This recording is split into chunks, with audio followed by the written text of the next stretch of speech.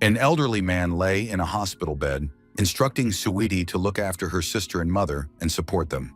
The boy himself walked into the room, brought his father his favorite omelet, and also told him that his mother had taken on another part-time job, so there was no need to worry about money. He should focus on his studies instead.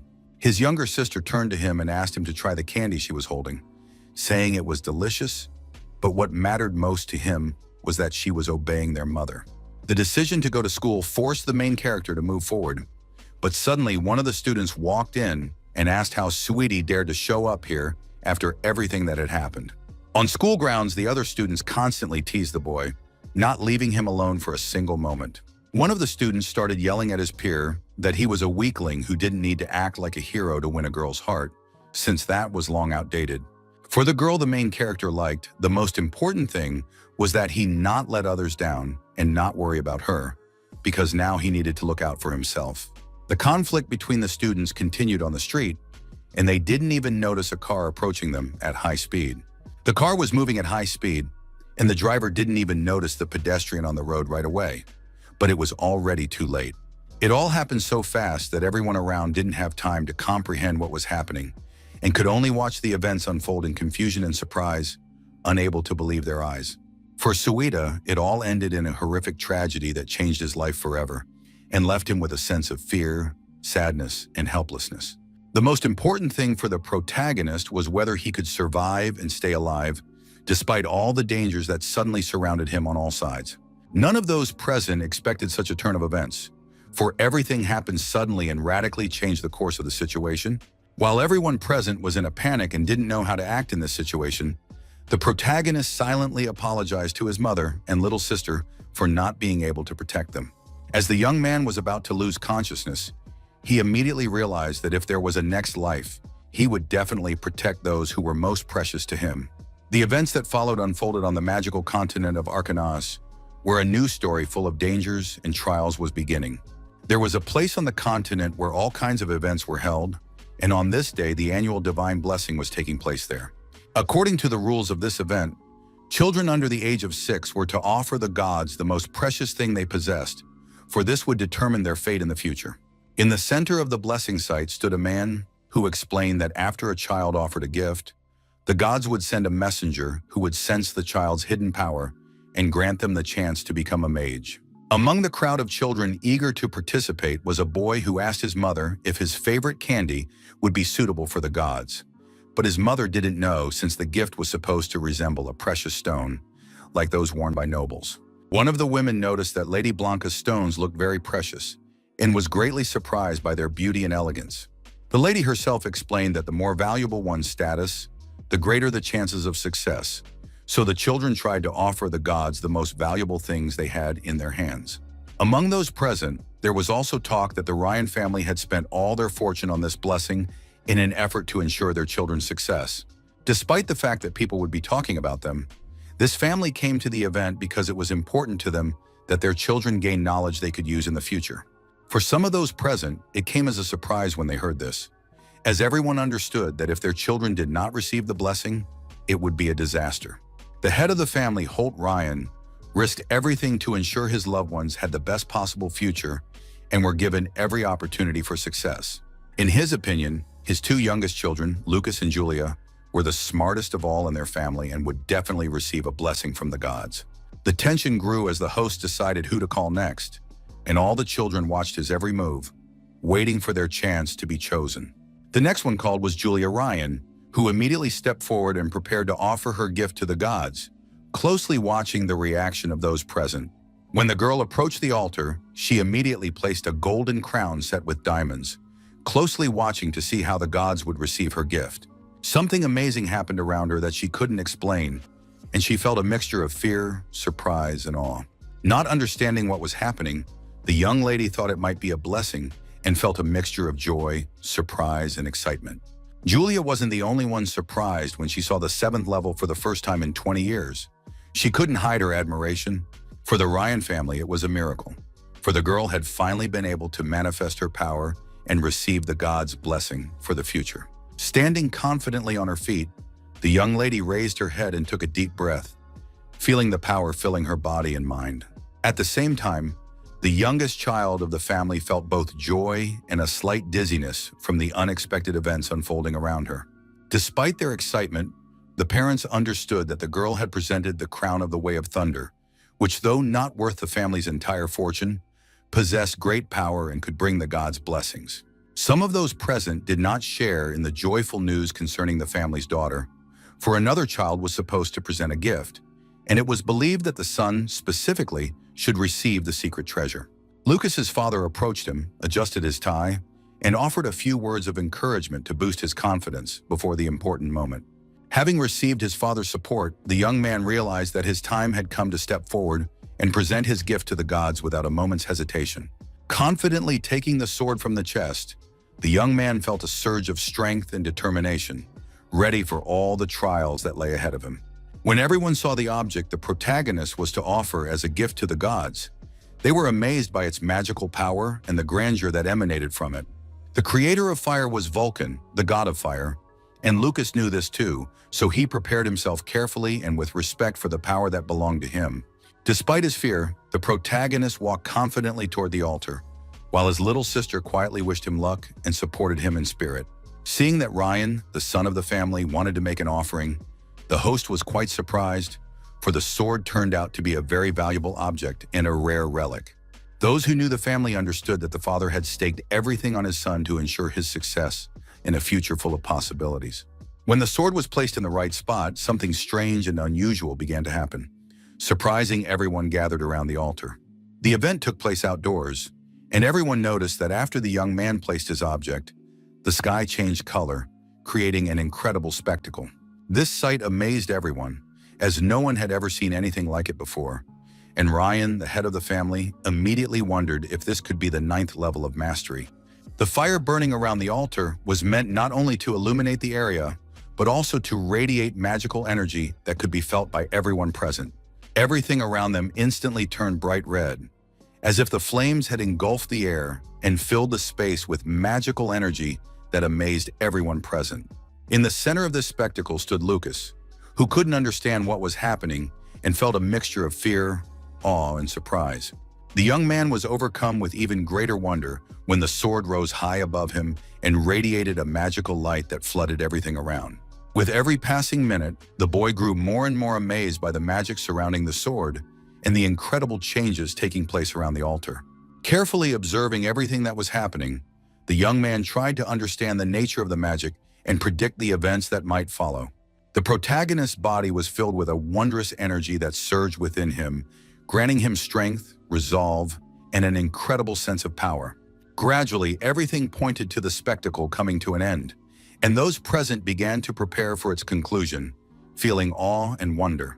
The sky, which just a few minutes ago had an unusual color, returned to normal as if nothing had happened, and everything reverted to its natural state.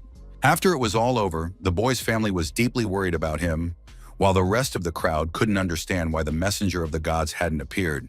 Suddenly, a little girl looked at the altar and asked everyone to turn their attention to it, watching closely what was happening. What they saw both shocked and frightened everyone, for Lucas was not holding on with his hands and was suspended in the air, radiating magical energy. A few minutes later, the young man was already lying on the floor, feeling exhausted after the incredible ordeal and the powerful magical energy. At the sight of this, Julia dropped her lollipop, and tears of surprise, fear, and awe at what was happening welled up in her eyes. At that moment, the Ryan family rushed to the boy, deeply worried about his safety and wanting to make sure he was all right. Not understanding what was happening, the boy's mother prayed that her son would just wake up and be safe amidst all this magical danger. While the parents tried to bring Lucas to his senses, the host standing near the family suggested that the gods had rejected this child, and that was why nothing had happened. The man's assumption turned out to be true, for it was indeed the family's son Ryan, who had been rejected by the ruler of magic and had not received the god's blessing. Despite the circumstances, the parents held their child tightly, trying to comfort and support him after the failed trial.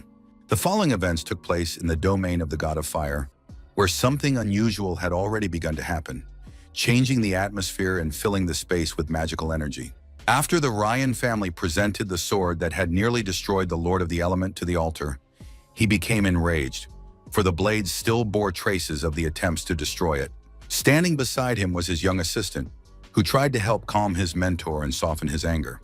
In the fire god's opinion, the Ryan family should have been grateful to him for simply destroying the boy's soul without resorting to a harsher punishment. When the assistant approached his master, he immediately noticed that a soul from another world had entered Lucas's body and asked if it should be destroyed again. Despite the messenger's explanation, the man added that it wasn't worth wasting his power on a parasite from the outside world. A certain object appeared before them, and they decided to examine it, as the item turned out to be quite decent and suitable for use. After the annual blessing was over, the boy was in a rather difficult state, feeling fatigue and the effects of the magical energy surrounding him. While surveying his domain, the god of fire came upon a celestial cave where the magic reached incredible power and filled the surrounding space with radiance and warmth. Suddenly, the man's eyes began to shine with a bright light, signaling the awakening of the power and inner energy filling his body. After that, the ruler began to descend cautiously, feeling the power filling his body and preparing to use it for his next actions. Every step the god of fire took was careful, precise, and confident, but his body continued to glow even as he moved, radiating power and majesty. Upon arriving at his destination, the man found the source of power that governed the entire world and radiated incredible energy. Despite such power and energy, the ruler decided to ask why this source did not allow him to move further into higher dimensions and was holding back his development. For this being, conversations with this man were of no consequence, and it immediately took action without wasting time on explanations. Gathering all the necessary strength and power, the creature directed them at the god of fire, preparing for a devastating blow in a decisive battle. After such a strike, which missed the man, the creature began to smile, feeling confident and preparing for the next attack. In the creature's eyes, it was clear that the ruler was beginning to approach it, but something made him freeze, sensing the rapidly growing danger. Despite all his fear, the man began to use all his strength, gathering energy and preparing for the decisive blow. Gathering all the energy of fire, he directed it at the creature, pouring all his strength and determination into this decisive blow that would determine the outcome of the battle. With a single powerful blow, the god of fire destroyed the monster, dispersing its energy and ending the dangerous clash once and for all. Despite the fact that the battle had just taken place, the man remained quite calm, feeling in control of the situation and his own power. After destroying his opponent, the ruler confidently moved forward, feeling his power and readiness for the next trials. After traveling some distance, the god of fire decided to test the strength of his energy, feeling it flow through his body and fill the space around him. After testing it, the man realized that the source was not as strong as he had imagined, and its energy was significantly inferior to the ruler's own power. Suddenly, he noticed a strange glow nearby that caught his attention and made him stop to take a closer look. As it turned out, it was an assistant shouting that the god of war himself was approaching, and his power could already be felt in the air around them. Stopping the divine messenger, the man decided to ask why he was disturbing him and what had caused his unexpected appearance. When the god of fire sensed something strange, he immediately asked if his former trainer, Ritsuku, had been destroyed. The man's main question was what was happening on the continent of Arcanas, and his little assistant tried to explain everything to him in detail. After the messenger's explanations, the man recalled that 1,000 years ago, martial arts were stronger than magic, but now the situation had changed drastically. Hearing the ruler's words, the little assistant said that if he hadn't been obsessed with martial arts, he wouldn't have let the little god escape. The man himself realized that it would be difficult for him to spread the martial arts on his own and find those who could carry on his legacy. As the young messenger watched the fire intently, he suddenly realized that he had no interest in developing this art form and chose a different path. It was important for the master to pass on his knowledge to the next generation and find a worthy student who could carry on his work and preserve the traditions. In the opinion of a creature as small as he was, there is always something to strive for and grow toward by overcoming one's own limitations. Unexpectedly, the protagonist began to hear voices and at the same time realized that everything was fine with him, although it alarmed him. Before his eyes, the young man saw many little men trying to tell him something through gestures and voices, drawing his attention. Trying to come to his senses, the boy did not yet fully realize everything happening around him and felt confused. As it turned out, standing before Lucas was a messenger of Mars, the god of war, who had come to bestow a blessing upon him and inform him of a new power. After the man spoke, The protagonist couldn't come to his senses for a long time, thinking he was hallucinating because he saw several small glowing rays in front of him. From the very beginning, the young man didn't quite understand what was happening, and the assistant to the god of war tried again to explain who he was and why he was standing by his bed. For Lucas, Mars's behavior was quite unusual and frightened him greatly, as he did not understand the messenger's motives. At that moment, the protagonist was knocked down by a blow to the head, feeling a sharp pain and temporarily losing his sense of direction. From this blessing, the young man attained the 9th level, in which there were no limitations on martial arts, and he was also filled with the special energy of autumn. Despite his weakness, the young man tried to stand up, gathering strength and resolve after the ordeal he had endured. When the protagonist sat up on the bed, he didn't understand what had happened or who this god of war really was, remaining confused and astonished. Another question that intrigued the young man was why these spirits were so powerful and impressive, possessing incredible magical power and authority. For a moment, Lucas pondered what was actually happening and tried to make sense of the strange events unfolding around him. When the young man remembered that he should have been dead, he had no idea what was happening to him and felt a mixture of surprise and fear. The boy's understanding gradually took shape, and he began to realize that what he had experienced was not a dream, but a real magical event that had changed his life. The only thing preventing him from getting the full picture were those memories in which he was just a child in the large Ryan family and didn't understand all the events around him.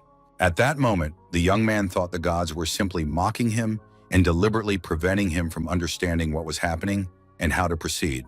Suddenly, Lucas realized that he had been reborn as a young man whom the gods had turned their backs on, and if his family disowned him, this life would be far worse than the previous one. When the protagonist looked at his hands, he immediately thought of his mother and sister Azusa, who might depend on his support and protection. But when he thought again about the messenger's words, he immediately realized that he knew nothing about martial arts and was not ready for their power and complexity. The protagonist's thoughts were interrupted by the sound of a candy falling to the floor, catching his attention and distracting him from his worries and the few moments he didn't understand. He was even more surprised when he looked at the front door and saw something completely unexpected that disturbed his peace. Standing before him was a little girl with eyes full of tears, and she spoke to him in a quiet, pleading voice. When Julia saw her brother in bed, her eyes filled with tears even more, and she could no longer hold back her emotions. Even though her brother was still weak, the young lady quickly ran to him, hugged him tightly, and was overjoyed that he had woken up. For the little girl, this was wonderful news because she immediately decided to tell her brother what she had heard, that Jeremy and others had said he would never wake up again.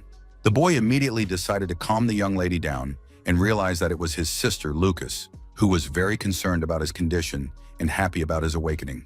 When the young man recalled the person closest to him from his past life, he could only guess that she was deeply saddened by his death and the hardships he had endured.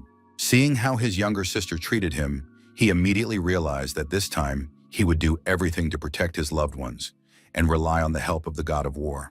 The following events unfolded at the altar, where magic and atmosphere created a tense and unusual space for such occasions as a divine blessing. It all began quite unexpectedly, for all around was quiet and peaceful, as if nothing foreshadowed the changes and events that were approaching. Just a single drop on the statue's face changed everything instantly, triggering a chain of strange and dangerous events around the altar. Then blood began to flow down the sculpture, flooding its surface with a red glow and creating a chilling and ominous atmosphere around the altar. A creature began to emerge from beneath the ground, slowly breaking through to the surface and filling the space with fear and tension. This strange creature immediately sensed that there were no abominations nearby and that its space remained clear and calm for action. From the reflection the monster saw, it realized that the creature from which it had been hiding had either left this world or been destroyed. At the same time, the creature sensed that it had very little strength left and could barely withstand the events approaching. Despite her weakness, the woman decided to straighten her back and think through her next steps so she could act decisively and with focus. The most important thing for her was that soon the world would belong to them, and everything else was irrelevant and could wait without harming their plans. 9 years had passed since those strange events, and the following events unfolded at the Ryan family residence, where the atmosphere was filled with calm and anticipation. In the courtyard of the estate, the protagonist decided to take a walk, feeling at peace and enjoying the silence and atmosphere around him. The weather in their region had improved significantly, and the young man wondered if Julia's magic lessons were over and if she was already home. It was important for the young man to go meet Julia and spend time with her, enjoying her company and conversation after a long day. Unexpectedly, the young man heard unusual sounds behind him that caught his attention and made him turn around faster than he'd expected. In an instant, the vine grabbed Lucas's hands and lifted him up, forcing him to struggle against its strength and balance. Realizing it was the same person again, he couldn't believe she was capable of such nonsense and acted shocked and surprised. Behind the young man stood Jeremy, watching his actions and ready to intervene at any moment to protect or help him in a difficult situation. For the young man, this encounter was not unexpected, as arguments had arisen between the boys on more than one occasion. But it was Lucas, in his brother's opinion, who was the only one rejected by the gods. In Jeremy's opinion, only the family's mages could be in the backyard of the house. And it came as a shock to the maid that the boy hadn't yet been expelled from the estate. The vine tightened its grip on the protagonist's body even more, but he didn't let his brother know he was in pain and remained calm and focused on finding a way out of the situation. It was important to Jeremy that the boy learn the lesson his brother had taught him and understand the consequences of his actions and mistakes for his future development. Despite all the circumstances, the protagonist did everything he could to avoid being taken advantage of and to protect his dignity and standing. Jeremy looked at the boy with a surprised expression when he began to say that his sister could show up at any moment, since her class was about to end. Calmly explaining that he could be struck by lightning, he asked the fourth child of the Ryan family to let him go immediately without causing any harm. When Jeremy heard threats from the worthless brother, he immediately made it clear that he wasn't afraid of anything, not even a huge lightning bolt, and remained calm. At the same time, just as he refused to believe that this empty talk could be true, the boy was struck by a sudden, bright flash that made him flinch. A few minutes after the powerful discharge, the girl standing next to the young man began to scream and was very frightened, as she was worried about Mr. Jeremy, who was lying on the ground and not moving. Realizing who was behind it, the protagonist understood that his younger sister was standing behind him, watching everything that was happening. The closer the girl got, the more she wanted to strike another blow with her wand and unleash the full power of her magic. With confidence in her voice, Julia said that if he dared to insult her brother again, the consequences would be far worse than what had happened today, and he would feel the full force of her anger and her determination to protect her family. For the young lady herself, this was not just a warning, but something much more serious, a signal that she was ready to act decisively to protect her brother. After that, the sister decided to help Lucas free himself from the branches, carefully untangling them and supporting her brother so he wouldn't get hurt. All the shoots were already lying on the ground, and the young man was exhausted but happy that he had managed to free himself and remain unharmed. When the protagonist was able to move his arms, he hugged his sister tightly, feeling grateful for her help and support in a difficult situation. The first thing Julia asked was whether her brother had learned his lesson, because she didn't want him to get into similar, dangerous situations. Meanwhile, Jeremy, trying to get to his feet, felt tired and in pain, but he gathered his strength to stand up and not give up, since he still had some business to attend to. Although the maid helped the young man get up, he had no strength left, but she took matters into her own hands and they ran as fast as they could, as far away from danger as possible. After their lightning-fast escape, the protagonist wondered if his little sister had really spared him and why she hadn't used her full strength against him. The young girl wondered why her brother hadn't wanted to strike back, but the secret of his abilities was known only to the two of them and no one else. In the boy's opinion, Julia was not only protecting her closest relative, but also honing her skills and improving her mastery of magic. Watching the girl closely, he realized how deeply he loved her and how important it was for him to protect and support her. During a walk with Julia, the protagonist realized that 9 years had already passed since he was reborn and recalled his first conversation with his father. Recalling the moment when his father first entered the room, the boy was certain he would be kicked out of the house for failing to live up to his family's expectations. A few minutes later, the man's cane fell to the floor with a dull thud, and a tense silence fell over the room, a silence that seemed endless and heavy for everyone present. Hugging his son, the head of the family said that the most important thing was his awakening and return to life, and that everything else had lost all significance. After hearing his father's words, he realized that what mattered to his father was not just the status he held, but his own children and their well-being.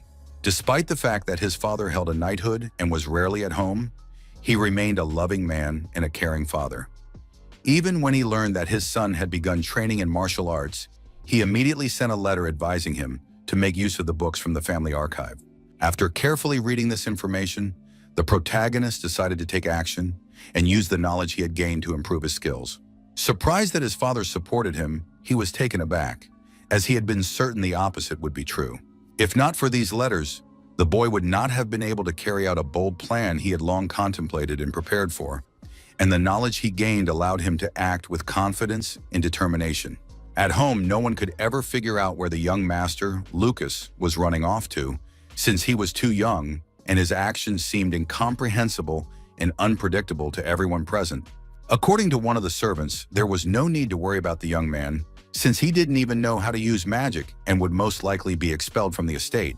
During their conversation, the women sensed something strange, as the atmosphere around them suddenly changed and something invisible caught their attention. In their opinion, the protagonist might be practicing earth magic, since lately it seemed as though the ground beneath their feet was constantly shaking and shifting. Despite his fears, the boy continued to train in secret, improving his skills and honing his abilities away from prying eyes. For Lucas, working out and clearing the area was absolutely essential, as it helped him hone his skills and maintain control over his surroundings. After finishing digging the secret room, the boy realized that this area was more than enough for him, especially since it had taken a full 4 months to create the training ground, and he had put a lot of effort into it. The secret training ground consisted of 4 zones: a classroom, a training area, a storage room, and a bathroom for recovering after sessions. To set up all 4 training rooms, he spent all his savings, so for a while, a cheap bathroom for recovery would have to do.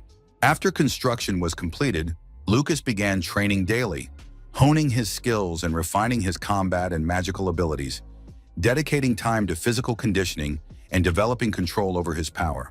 In the protagonist's opinion, taking therapeutic baths was the most effective way to relieve tension after martial arts training, restore his strength, and prepare his body for the next sessions. 3 years have passed since the young man found the book in the archives that he used to train by, and now 5th level magic and below leaves not a single scratch on his body. Realizing that his defenses were improving, Lucas didn't know how he would fare when stronger opponents began attacking him or how resilient his body would be. At that moment, the young man decided to try one method to test his abilities and find out how effective his defense had become. To carry out his plan, the young man would need a sword to help him hone his skills and confidently execute his plan. For some time, the protagonist trained daily, honing his skills and gradually improving his strength, endurance, and control over magic. His confident and determined gaze showed that he had no intention of stopping and was ready to face any trials for the sake of his goal. For his training, the protagonist used not only swords but also spears, honing his combat technique and improving his skill in various styles and at different ranges.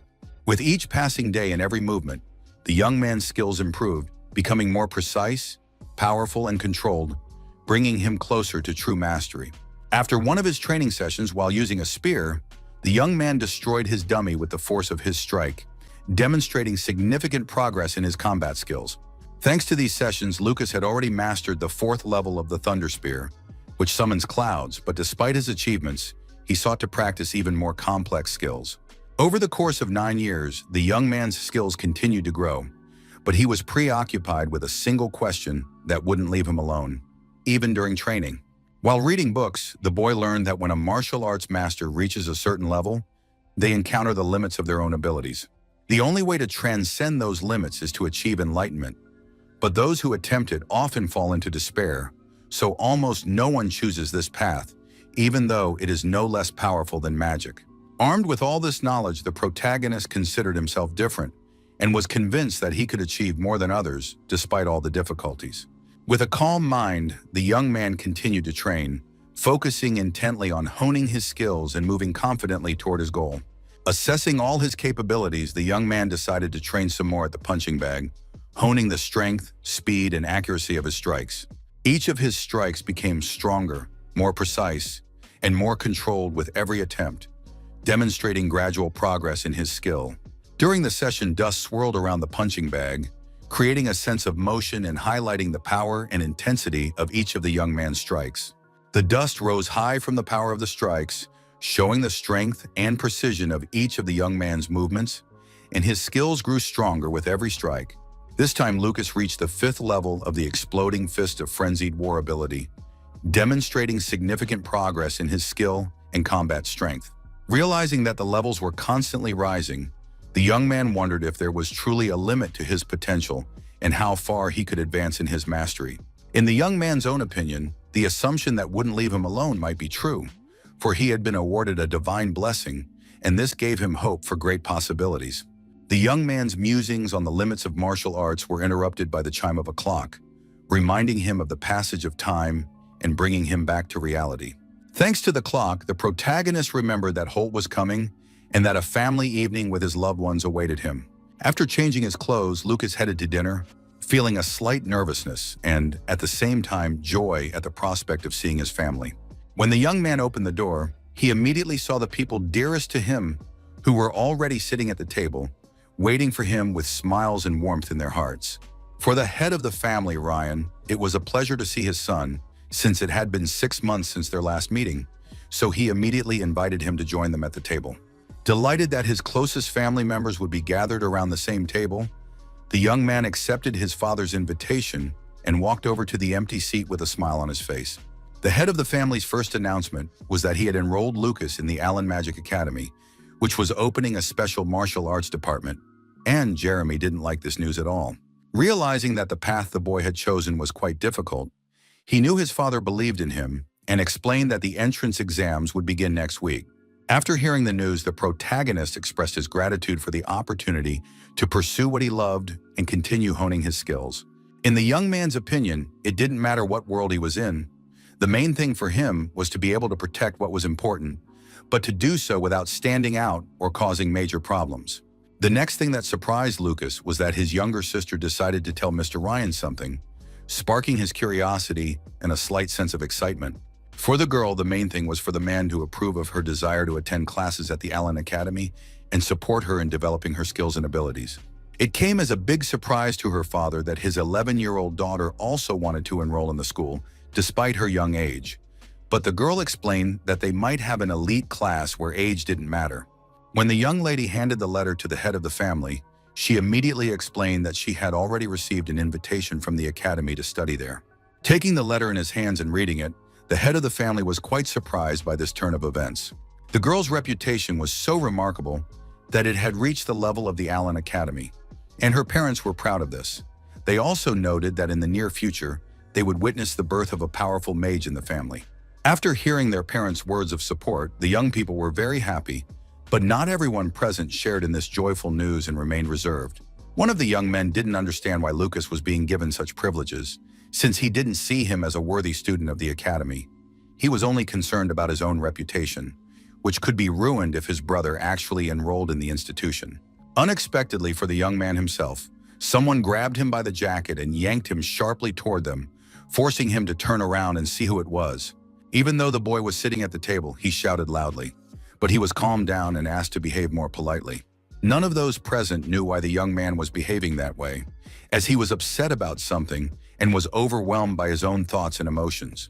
Sitting next to Jeremy was his mother, Jessica, who was the second wife of the Ryan family, and it was she who was trying to calm her son down. With a small smile on her face, the woman explained that it might happen that his brother wouldn't get into the Allen Academy, and there wouldn't be any problems. A week after the family dinner, it was time to head to the entrance exams for the martial arts department at Allen Academy, where they could demonstrate their skills and abilities. Before sending the children off to school, their mother wished them luck and added that once they had settled in, she would come to visit them to offer support and help them adjust. Almost forgetting, the young lady remembered the gold coins that the head of the family had given his children so they could use them during their stay at the academy. These coins belonged to the Boone dynasty, which declared peace about 10,000 years ago, and their father received them after subduing a magical beast. Before giving the coins to the children, the man explained that the coins depicted Mars, the first emperor, on the front and his weapon on the back. Upon seeing the image on the coin, Lucas recalled that it was the same mighty spirit he had seen before.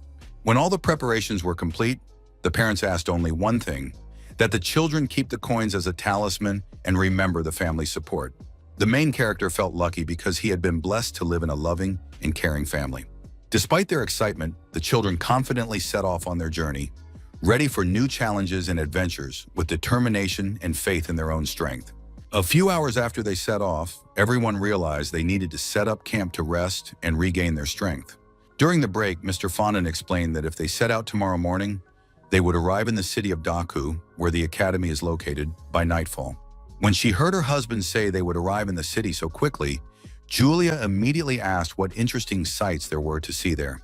The first thing the family's assistant thought of when he thought of Dhaka was the annual kickboxing tournament held in the spring, which attracts many participants and spectators. The next thing that can impress not only the city's residents but also visitors is the cuisine, which is famous even beyond its borders for the variety of dishes and unique flavors. As Fondant talked about the local food, Lucas noticed the first signs of interest and mild excitement appear on his sister's face. Unexpectedly, the young man sensed a strange noise near the camp, and this alerted him, forcing him to listen intently to every sound around him. Thanks to his unique abilities, the boy determined that about 2 kilometers away, 12 horses and 13 people were rapidly approaching the camp. Lucas decided to share his suspicions with his assistant, but the latter made it clear that an encounter with bandits was highly unlikely. The chaotic ambush technique gave the young man not only the ability to defend and attack, but also a strong intuition that never failed him, and he could not be wrong. For the protagonist, the main thing was to act cautiously since there were only 5 of them, and among them was a child. At his own risk, the boy nevertheless reported that an unknown group was approaching their camp, and they needed to come up with a plan of action as quickly as possible. No one understood what he was talking about, since they couldn't even hear the birds chirping and sensed no threat around them. The first to raise his weapon was Fondant, who didn't quite understand what was happening himself and acted quickly on instinct. When the man stood up and saw that the guards were sitting there doing nothing, he immediately ordered them to prepare their defenses and be ready for an attack. In Fondant's opinion, it was better to play it safe, even if it wasn't clear where the man had gotten this information, to avoid unpredictable consequences.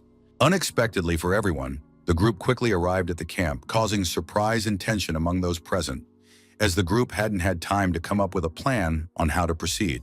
They couldn't believe that the young man's words had come true, and the threat was real, forcing everyone to quickly prepare to defend the camp. With great joy, the men discussed their new victims, for their boss had been right when he said there would be many nobles in the area due to the academy entrance exams. Before they even had a chance to do anything, the bandits had already started planning who they would sell and whether there would be a demand for the young man. First, Fondant decided to ask the people he disliked if they knew what would happen if they interfered with the nobles. No one cared about the rich people. For them, the main thing was how much they would get from selling the 2 children. The first to rush into battle were 2 guards, determined and without hesitation, ready to defend the camp and repel the bandits' attack, using all their skills and strength. Regardless of how the battle would end, the bandits strode confidently toward the nobles, ready for any confrontation and not hesitating to act decisively. The blades of the 2 knives clashed, sparks flying with every movement, revealing the tension and skill of both opponents. One of the guards confidently and decisively struck his opponent, leaving him no chance to escape or defend himself. What surprised the bandits most was that anyone who approached the small camp had absolutely no chance of survival and was instantly struck by the guards. The family's assistant also tried to repel the attack, resolutely joining the fight and supporting his colleagues in defending the camp. Using magic, Julia did everything she could to hasten victory, but Fondant asked the girl to leave it all to him and not to intervene directly in the battle. The battle between the 2 small groups was in full swing. Every move and strike determined the outcome of the confrontation. Taking a moment to breathe, the family's assistant Ryan asked Lucas and his sister to flee as far as possible from the battlefield to avoid danger and save their lives. Suddenly, the protagonist heard a strange sound that greatly alarmed him and made him alert and listen more closely. Suddenly, the young man noticed that flames had erupted all around him, instantly engulfing the area and creating a chaotic and dangerous situation.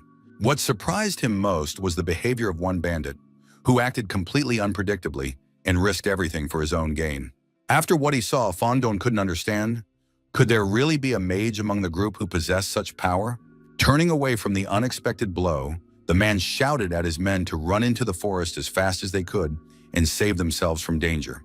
The unexpected blow caught the family's assistant off guard, forcing him to react instantly and look for a way out of the dangerous situation. When the protagonist saw what had happened, he felt intense fear, and at the same time began to worry deeply about Fondin's condition, trying to figure out if he was safe and how he could help him as quickly as possible. The wounded man was surrounded by the gang, who watched to see what would happen to him next, assessing his every move and waiting for a sign of weakness. Despite the fact that his opponent was already wounded, the ringleader tried to do everything to ensure nothing remained of him, for only in this way could he avenge his comrade's death.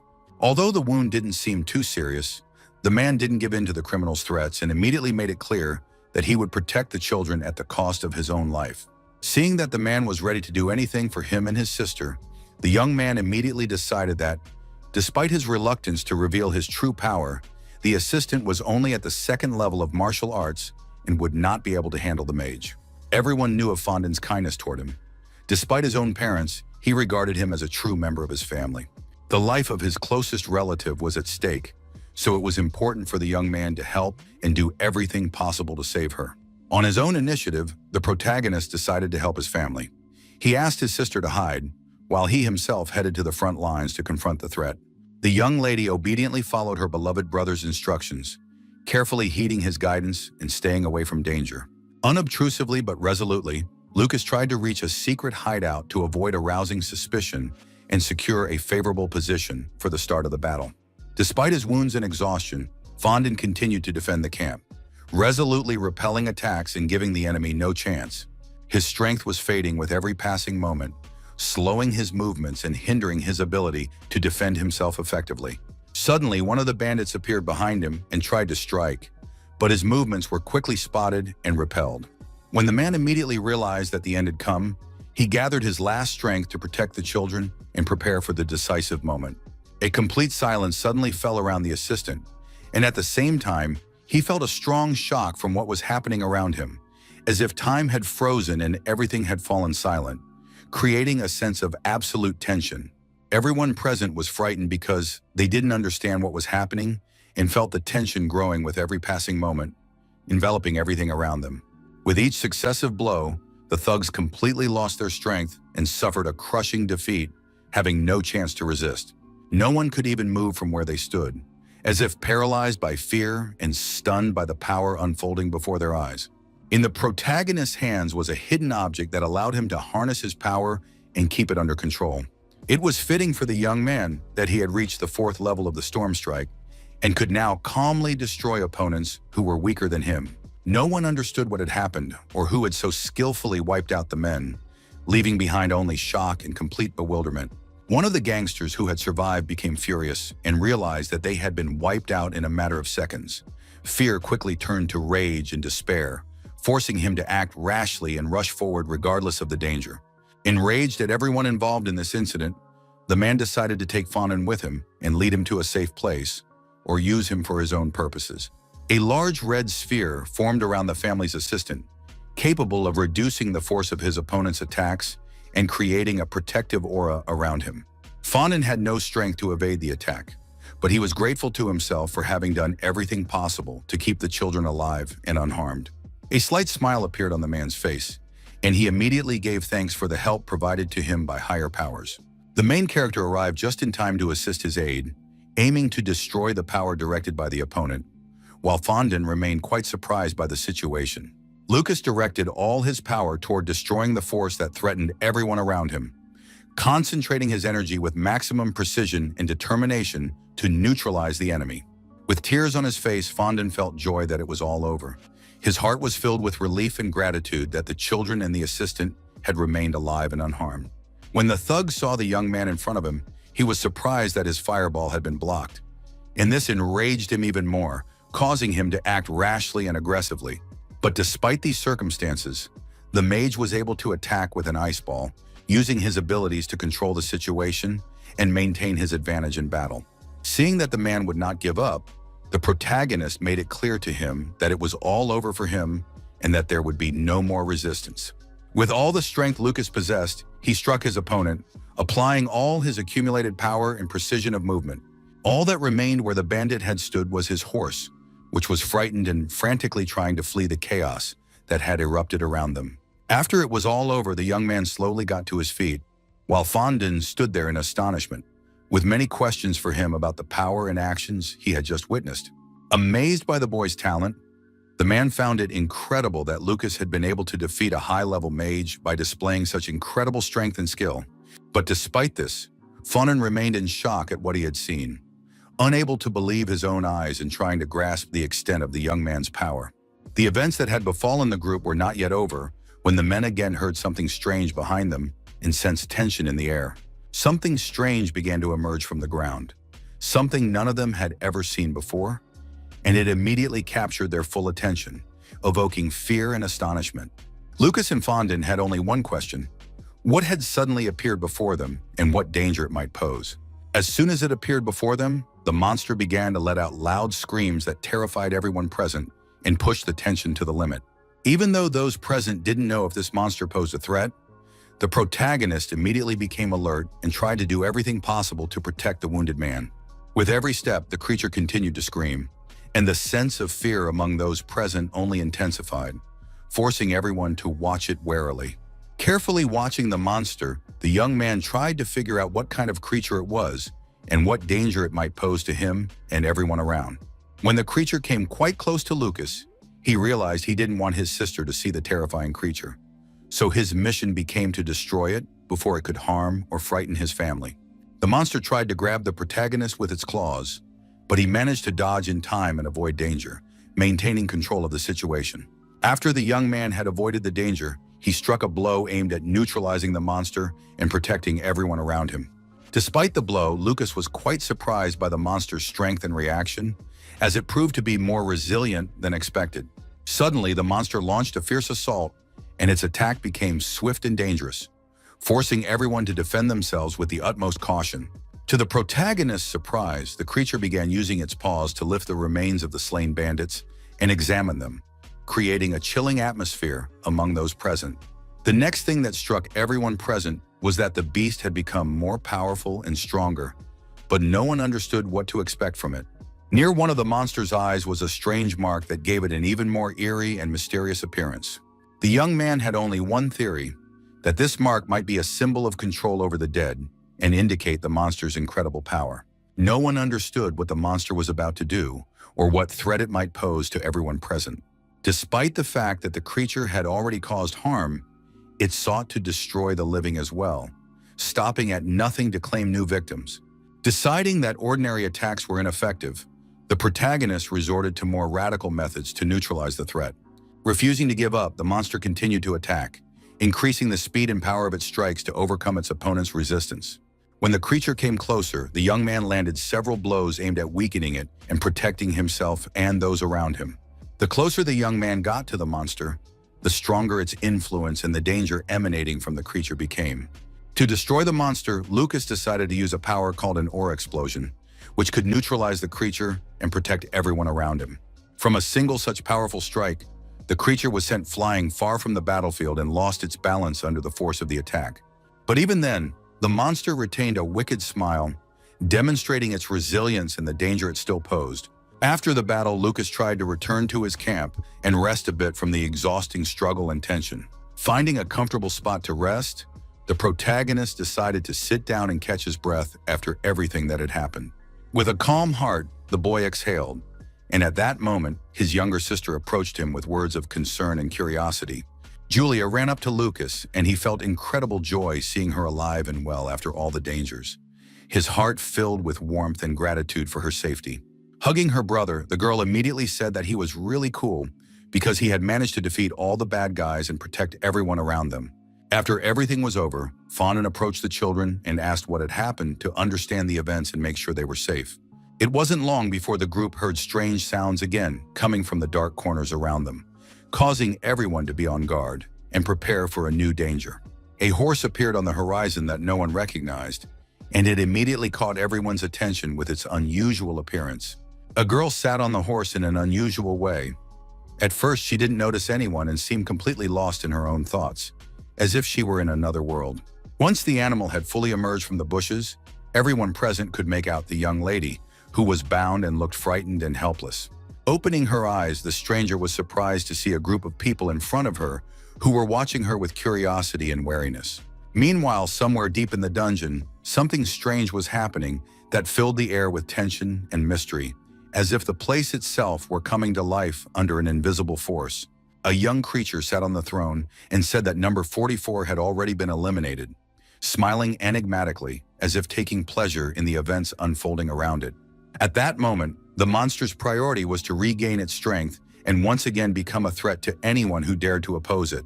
Despite the late hour and her fatigue, Julia decided to ask her companion if her name was really Maya Rasta. The girl's name sounded familiar to Lucas, but he couldn't figure out where or when he'd heard it before, feeling a strange sense of familiarity that seemed to touch his memory and his past.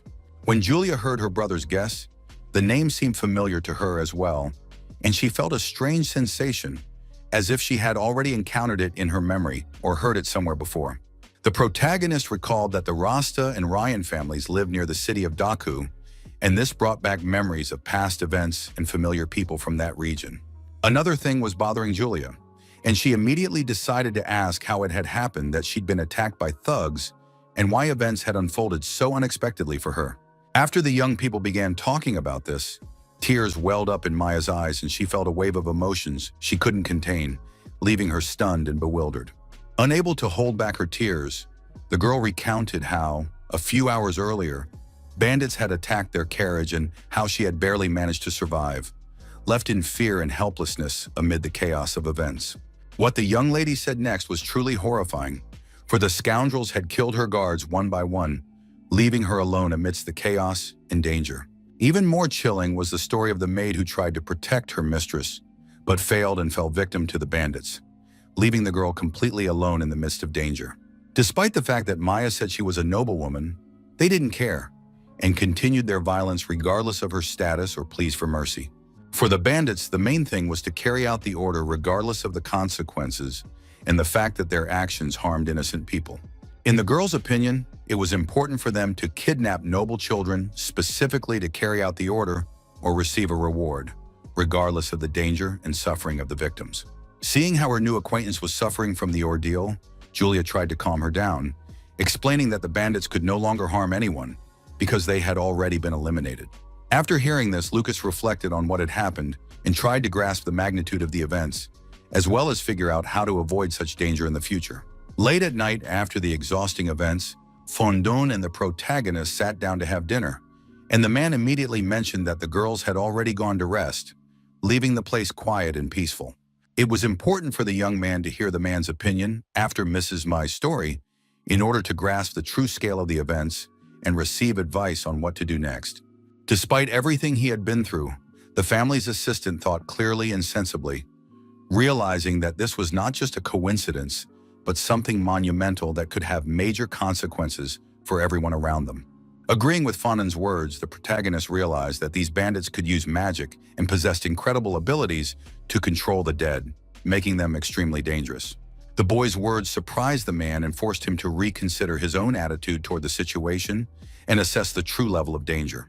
In the boy's opinion, everything was being controlled by a terrible demon that was pulling events toward a dark and dangerous path and directing the actions of the bandits and other forces around them. Immediately after the young man spoke, Fonen said he would definitely tell the master about the events, and also noted that if they informed Mai's parents about the situation, they could begin cooperating with the Rasta family for further protection and coordination of actions. Lucas really liked the man's suggestion and immediately decided to propose his own idea that could help get rid of the problems and turn the tide of events in their favor. The next day, the group reached the Carmina Empire, located in the Carmina region of Baku, and immediately suggestions began to surface to change all their plans so they could explore the city and rest a bit after the journey. For their own safety, the protagonist suggested heading straight to the academy, since the bandits might still be roaming the city, but Julia wasn't too keen on the idea. Although very upset, the little girl still listened to the young man as he tried to explain that it was for their safety. After hearing the young man's words, Maya agreed with him, realizing that safety had to come first right now and that any rash actions could lead to even greater danger for all of them. Despite the events that had taken place that night, Julia was still very upset that she wouldn't be able to see the city and experience its atmosphere as she had dreamed of before. Suddenly, Lucas had an idea that could change the situation without putting everyone in unnecessary danger, allowing them to balance caution with Julia's wishes. Hearing the children's conversation, Fonen immediately announced that they had already entered the city and could now open the window to breathe in the fresh air and look at the surrounding buildings. Julia's eyes lit up immediately because these were new experiences for her, and she and her brother agreed that they would buy some food at the next stop to keep their energy up during the trip. This trip made a tremendous impression on them and left a deep mark on their memories, filling their hearts with wonder and curiosity. The city impressed with its grandeur and beauty. The narrow streets and majestic buildings created an unforgettable impression for everyone present.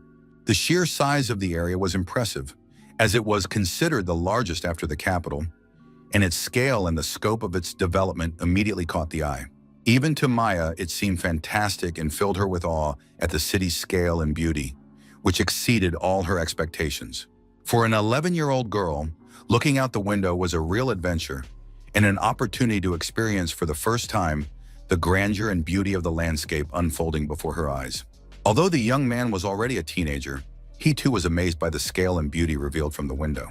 When the boy saw the city from the window, he immediately realized that its atmosphere resembled the one he had felt where he had lived in his past life, evoking a wave of familiar emotions and memories. On the way to Allen Academy, they stopped at specific spots, as Lucas had promised, to rest and have a snack, taking their time and enjoying the journey.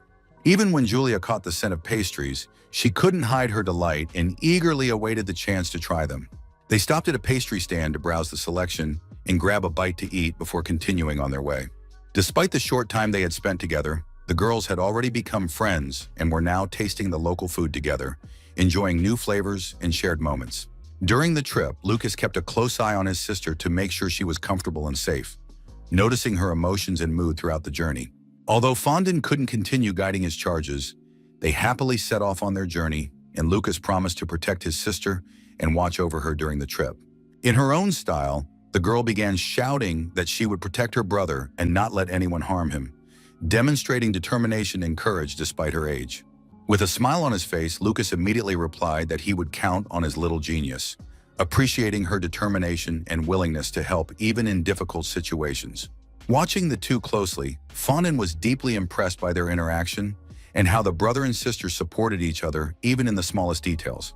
What surprised Maya the most was that the young man was being defended by his younger sister, who was demonstrating courage and determination despite her young age. Setting off on their journey, the young people eagerly anticipated the adventures ahead, opening up new horizons and hoping for exciting experiences along the way.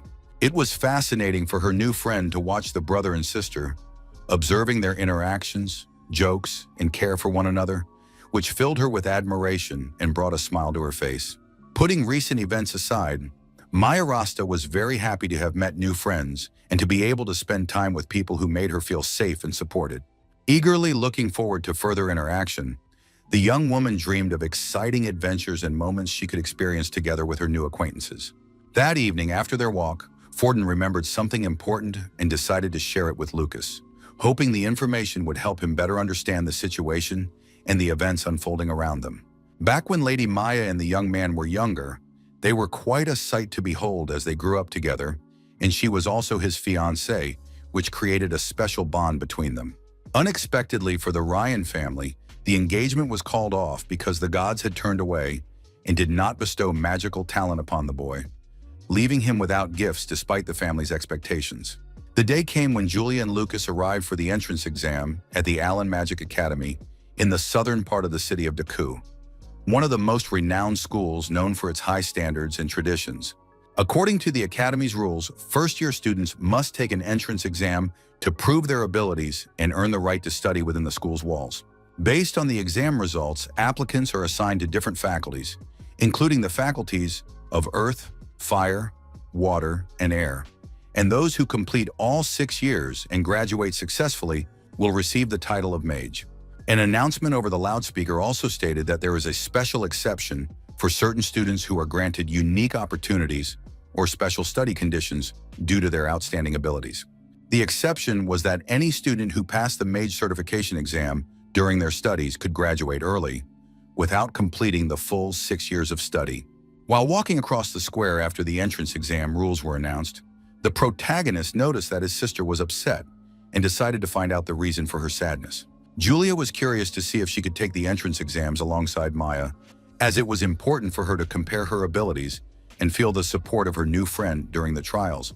In the end, her new friend went to the entrance exams accompanied by her parents. And that was the most important thing, since they ensured her safety and support during the exams. To cheer his sister up, Lucas said that if they passed all the exams, they would become classmates and be able to see each other every day. But first, they needed to focus on the test. The girl didn't want to give up, so she confidently went with her brother to find the registration desk for the entrance exam, determined to succeed and start a new chapter in her life. After Julia and the main character found the admissions office, everyone started talking about her because no one believed she had come to apply to the academy due to her young age. There was also talk about Lucas himself, because as soon as they appeared, everyone's attention immediately focused on them, sparking surprise and curiosity. Before they had a chance to take in their surroundings and figure out where to go, the young people were suddenly stopped. While the brother and sister were looking for where to register, Mina, the vice president of the Magic Academy Student Council, unexpectedly approached them. The most important thing for the girl was to find out whether Julia and Lucas were strangers on the school grounds. Looking at Mina in surprise, the young lady explained that they had come to take the entrance exams together and were not strangers on the academy's grounds. After hearing Julia's words, the student was very surprised, as she couldn't believe that she had been invited to take the entrance exams for the academy's elite class. Without hesitation, the vice premier smiled, hiding her surprise, and politely continued the conversation with the guests. The next question Mina asked was whether the young lady was indeed the daughter of the Ryan family and whether she had official confirmation of this status. Julia's surprise knew no bounds, as she hadn't expected that there would be students among them who knew her name and would address her directly. Mina didn't answer the question and immediately said she would take them to the registration desk to speed up the process and avoid unnecessary questions and delays. Realizing that the girl had forgotten about Lucas, they immediately decided to remind her of the young man and continue on without delay. The student herself had forgotten about this, so she asked whether Lucas Ryan was really enrolling in the combat arts department and whether he would be able to pass the trial successfully. It was surprising to everyone present that there were still people who were passionate about martial arts and traveled such a long way just to study this discipline. All the students who come to study at the academy in various departments related to magic believe they are superior to martial arts masters. In reality, the mages consider such students to be a bunch of weaklings, underestimating their abilities and deeming their skills insufficient for serious trials. In the eyes of others, Jeremy was considered a weakling because his abilities and skills seemed insufficient compared to the talent and strength of the other students. According to others, defeating monsters is impossible without magic, yet they are in no way inferior to martial arts masters in strength and agility. In the protagonist's view, all mages seemed like insects to him, but if it weren't for his parents' kindness, he wouldn't have wasted his time on any of this. After Julia reminded her that they had come to the exam together, Mina was at a loss and didn't know what to say. Sighing heavily, the student thought that everything had happened because she had said it out loud, and now she didn't know how to fix the situation. Without hesitation, the girl immediately called Lucas to tell him all the details of the registration and make sure they hadn't missed anything. Despite the misunderstanding, the deputy prime minister added that she would escort the young man to the exam hall as soon as he completed all the preparatory steps. In the young man's opinion, this girl was different. She didn't look down on him, and he also thanked her for her help. After filling out the registration forms, Mina told them where to submit them and provided student badges.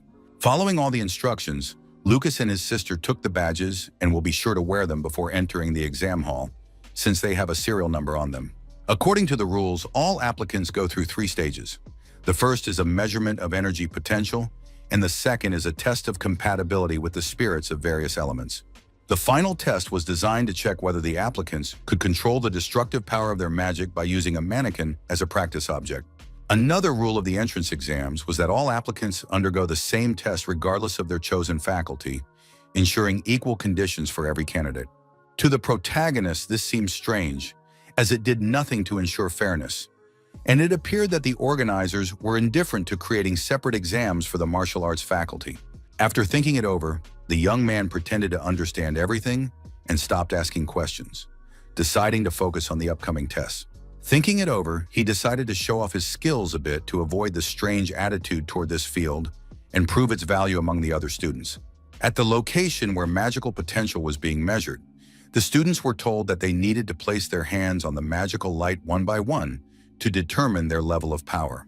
After the rules for the first test were announced, the man who had come down from where the magical light stood looked at the protagonist strangely, as if trying to understand or sense something in him.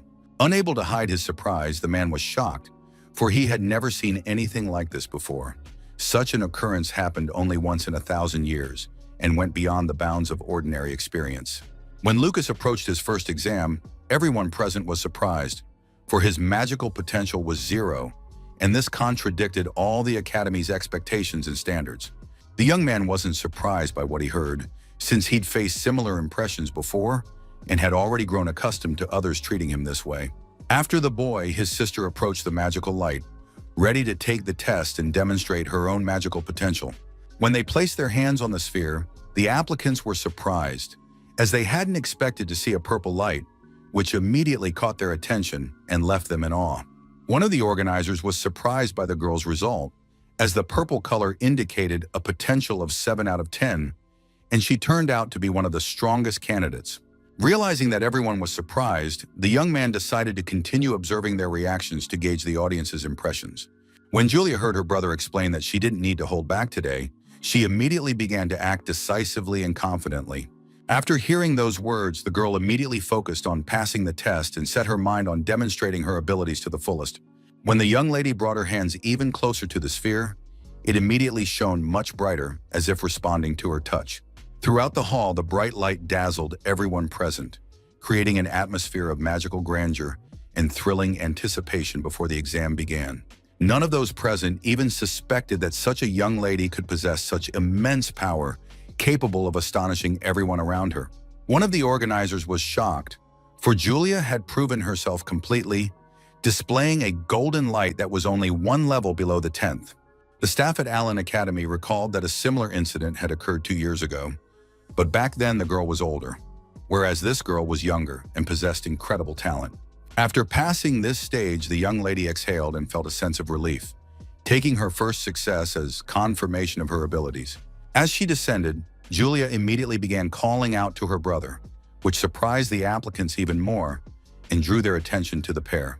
Among everyone present, the young man was the only one who knew about his sister's unmatched talent and immediately decided to support her, because in time she could become a great magician. The two boys began discussing the brother and sister. One of them couldn't understand how she could have such talent while he remained a failure, but the other asked him to keep quiet because no one knew what would happen if they found out. No one wanted to stop the discussion, but one of those present explained that it wasn't worth making an enemy of a genius because of some loser. But despite this, the main character didn't care about their opinion. They didn't realize that Julia was standing behind them and had overheard their conversation. She politely explained that anyone who dared to mock her brother would feel the full force of her power. Recalling all his efforts in training, aimed at fulfilling a single dream, the boy felt a sense of determination and a desire not to stop on the path to his goal. The efforts to develop his sister's talent were not in vain, for she is only 11 years old and already possesses unmatched abilities. The loudspeaker once again announced the start of the second stage of the exam, which would take place in the spirit hut. After the next tasks were announced, the young people confidently moved on, paying no attention to those present and calmly prepared for the new stage of the exam. The next task takes place in the ability testing hall, where students have already gathered and are preparing to demonstrate their skills and talents. The spirits who would assist in conducting the exam were already present on the grounds, and the applicants were preparing to demonstrate their abilities and control their magic. The presence of the spirits immediately caught the attention of everyone on the grounds and sparked interest and awe at their magical power. To the youngest student, these creatures seemed beyond the realm of fantasy and evoked in her both sincere admiration and anxious wonder at the same time. With a smile on her face, the young lady watched these beings intently, marveling at their magical beauty and extraordinary abilities. What was shocking was that all the elemental spirits approached Julia, which testified to her exceptionally high level of compatibility with all the magical beings in the hall. Even to her own brother, the girl proved to be the most talented among all those present and exceeded expectations regarding the student's abilities. The skills the boy had created, known as the magic meridian technique, safely boosted his sister's potential. Though she was still at the second level, it was enough to pass the exam. Julia had the highest match at 9.6, which was the best result among all the applicants present. Unexpectedly, the girl felt invisible among everyone present, even though her abilities had always attracted attention before. All eyes were on the young lady, and everyone wanted to befriend her, admiring her abilities and charming demeanor. Seeing the looks from the future students, Julia immediately ran to her brother and began hugging him, rejoicing in the support and closeness of a loved one. It was important to the boy that his sister felt confident and remained safe, and he tried to support her and create a calm atmosphere around her. In reality, Julia felt uncomfortable when people looked at her that way, as she felt fear and awkwardness in front of everyone present.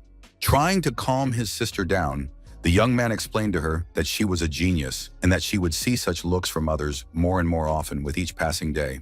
In Lucas's opinion, she shouldn't pay attention to other people's opinions, but should simply do what she truly enjoys.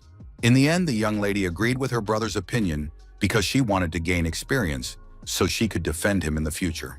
It came as a surprise to the young man that his sister cared so much about what others thought, so he decided to help her become more confident and courageous. When the boy walked past, people were talking about him again, but it seemed like he didn't care what others thought and wasn't paying any attention to it. No one understood why Lucas had come to apply to the academy, since his skills were at a very low level and didn't meet the academic requirements. The protagonist hadn't checked his compatibility level yet, so he could only guess what his result would be in the next stage. In the second stage, the spirits tried to flee from the young man as soon as he entered, and some students believed that the creatures found it repulsive to be near him. As they continued discussing the second test, one of the students felt that something strange and incomprehensible to everyone present had happened.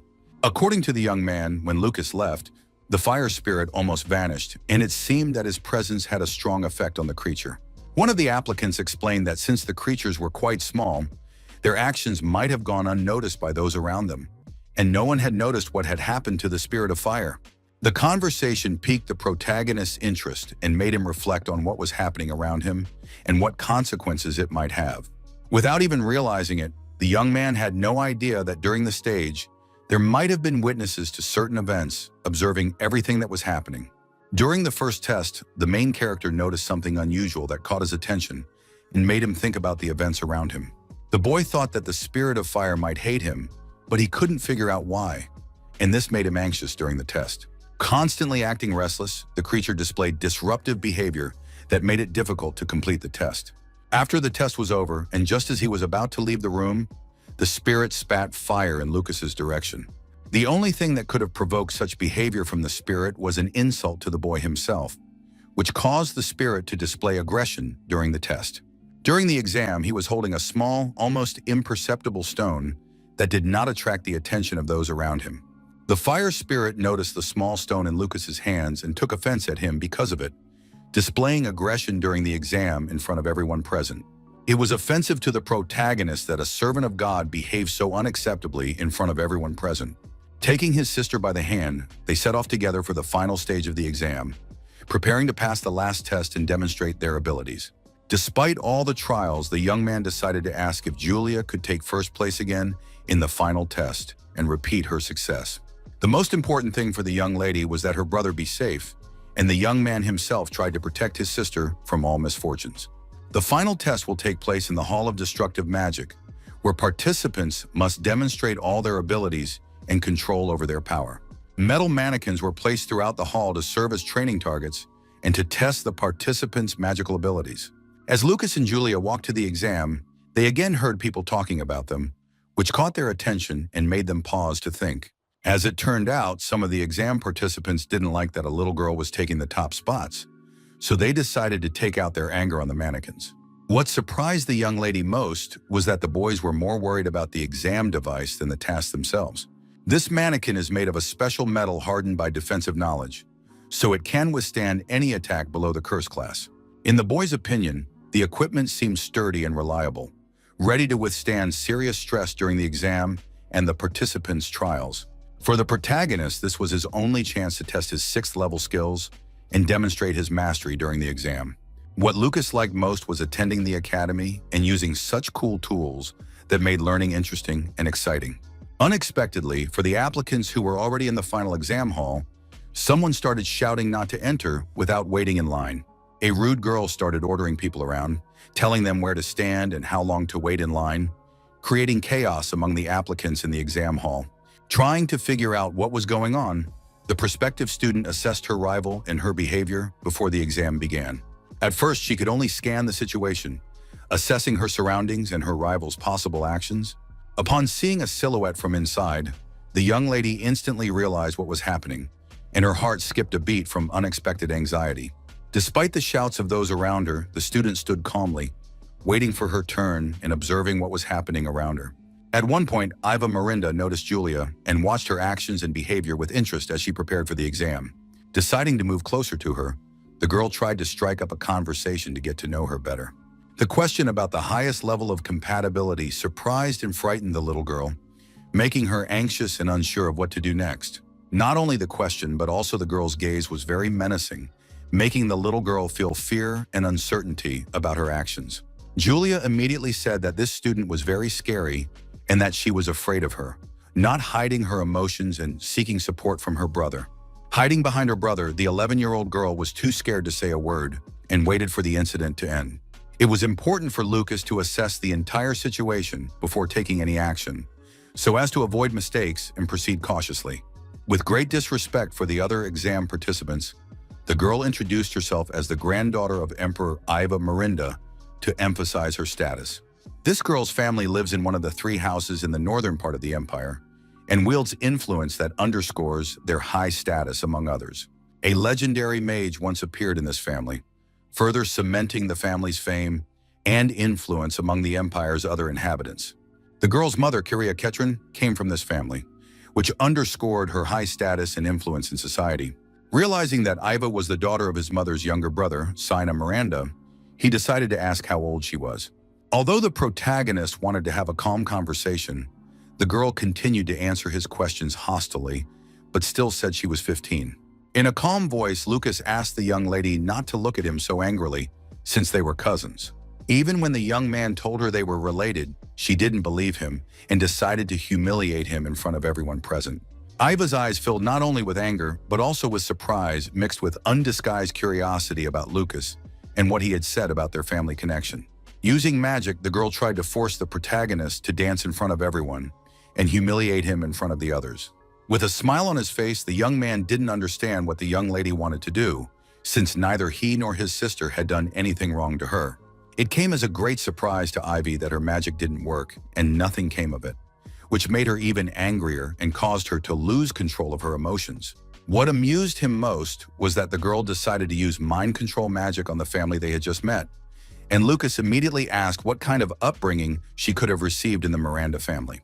Using her best spell, the girl believed she could control the martial arts master's will and bend him to her will. The next person called to take the final exam was Lucas Ryan, who immediately hurried to the testing hall, preparing to demonstrate all his abilities and skills.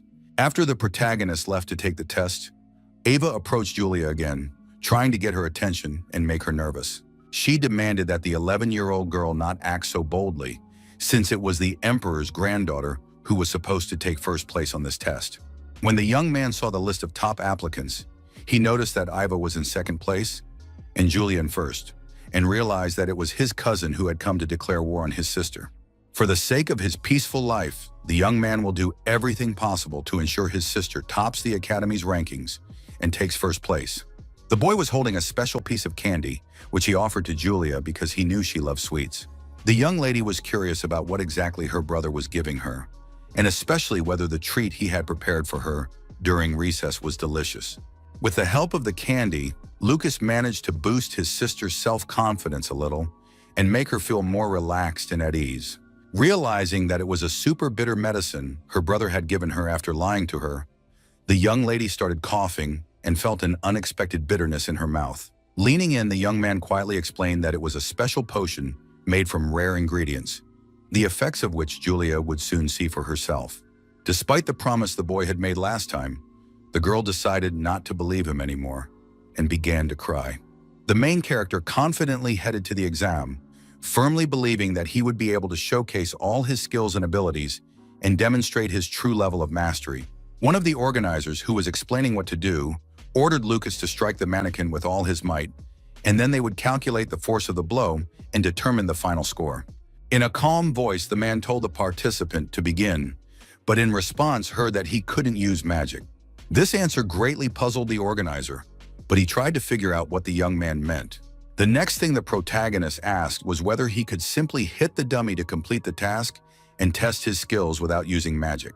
To the applicants waiting for the results, it came as a surprise that Lucas had to destroy the mannequin by hand, and they also believed that martial arts were barbaric to him.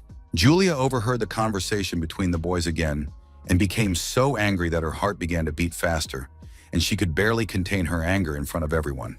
Remembering that her brother had asked her to behave well, the girl stuck to this as her only rule and tried to keep her emotions in check.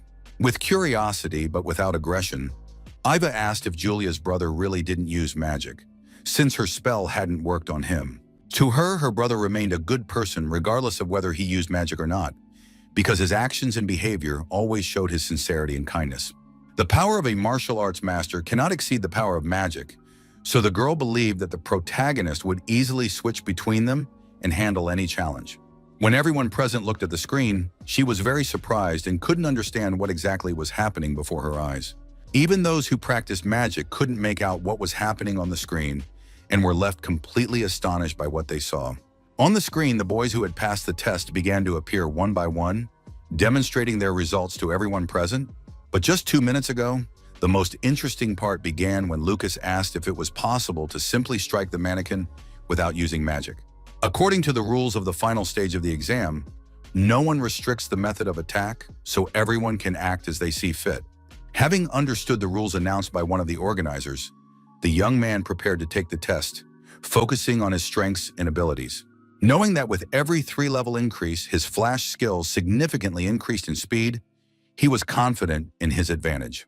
Having now reached the 6th skill level, Lucas felt a significant increase in power and was confident he could handle this trial. Therefore, in this trial, the protagonist will be able to fully prove himself and demonstrate all his capabilities. Using all his strength and skills, the boy impressed everyone with his abilities during the exam, demonstrating a high level of mastery. Concentrating all his strength into a single strike, he struck so hard that the dummy flew to the side, demonstrating the power and precision of his technique. As the exam tool lay on the ground, a current emanated from it, indicating its activation and dangerous energy. Without even noticing that the test was already over for him, he continued to watch the mannequin intently and assess his own strength. The speed Lucas used was on par with high-level wind magic, and the dummy glowed gold, meaning the attack had reached the level of a curse and was quite noticeable to everyone. Surprised by what she saw, Iva was the only one among those present who could discern the protagonist's true power and understand what he was capable of. Watching Lucas closely, the girl realized from certain actions of his that the boy was trying to hide his skills. For the first time in 1,000 years, someone had managed to break the mannequin and receive a high score. But even under these circumstances, the young man did not remove the remnants of the tool that could be eliminated with magic. On the screen, along with the results, the boy sent greetings to his sister and showed his joy at successfully passing the test. When Julia heard her brother's result, she was immediately happy for him, but Lucas himself managed to avoid unnecessary attention and conceal his powers discreetly. During the exam, fewer and fewer students focused on the protagonist's destructive power, but there was one moment that kept them on edge. At the moment Julia was taking the exam, everyone present was amazed by her extraordinary talent and skill. The girl herself was focused on what was most important to her at that moment and on what she wanted to concentrate all her energy. Something amazing was happening around the young lady that caught everyone's attention and aroused admiration. During the exam, Julia used a lightning strike, demonstrating her power and precision in controlling magic. Julia directed all her power at the mannequin to show the power and precision of her strike, impressing everyone present and highlighting her level of mastery. The red strike the girl used was second in power only to the highest level gold strike, so it's no wonder that lightning magic is considered the most effective for attacks. What amazed those present was that with skills like Julia's, students could earn scholarships and achieve high academic results. What surprised the girl standing nearby the most was that during the exam, the young lady's legs gave way, and she was able to perform a complex maneuver effortlessly. This situation also surprised Julia, who was sitting on the ground and watching the young lady's actions. As it turned out, the girl scored 9.5 points, which was the highest score among all participants. Julia immediately shared her fears with her brother, as she had been very frightened while using the red weapon. Previously, the girl had been able to generate only purple lightning at full power, and this greatly unsettled her, causing her to doubt her own abilities. Wondering whether she should tell her sister, she hesitated for a long time, trying to figure out how it would affect her and whether it would harm their relationship before making a final decision. Thanks to the candy the main character gave the girl, she received a temporary boost in power and was able to feel much stronger. In this world, mages and martial arts masters possess alchemical abilities that allow them to create potions and enhance their powers. The difference between mages and martial arts masters is that the former create magical potions, while the latter create alchemical elixirs. Magical potions require special items to use, whereas alchemical elixirs can be taken directly. In the past, many medicines were created, but after a certain incident, the popularity of martial arts grew, and practicing alchemy became much more difficult. Many modern martial arts masters can create potions to store mana, such as those that enhance Julia.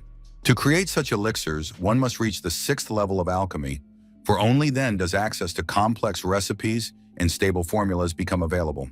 In this era, there is one other person besides Lucas who can create this, and that is the Imperial Minister and the only 9th level martial arts master, Duke Retsuzan, before whom even powerful mages bow their heads to obtain potions for storing mana. In the boy's opinion, if everyone found out that he could create elixirs, it would cause serious problems, so he decided to keep this ability a secret. After completing all the exam stages, Julia and Lucas decided to sit down, relax, and wait for the results to be announced so they could be assigned to their respective faculties and head to the dorms to get some proper rest. Unexpectedly for the brother and sister, they were called over by one of the students who was supposed to announce the results and inform them of their further assignments. With the results in hand, Mrs. Minna was ready to announce them to everyone present so the students could learn their faculty assignments. This encounter came as a complete surprise to Lucas and made him feel surprised and slightly nervous. Explaining that she had come to announce the results by class, the girl informed them that they had earned the top spots in the elite class in the martial arts department. Overjoyed, Julia felt proud of herself for securing first place in the elite class and delighted by her achievements. Even though the brother and sister would be studying in different departments, they were happy that they had achieved what they wanted and realized their goals. When students begin their second year, they must choose the faculty they wish to transfer to and continue their specialization. At Allen Academy, there are 5 faculties: fire, water, earth, wind, and one special one. But after the first year of study, each student is assigned based on their exam results. After reflecting on Mina's words, Julia chose the faculty that suited her best, the faculty of wind. The student from the parliament was the happiest. She had been waiting for the start of classes and was delighted to see her classmates' results and achievements. After the results were announced, the girls headed to the women's dormitory to settle in and rest after a stressful day. The only thing Lucas asked was that they keep an eye on his sister while he went to the martial arts faculty.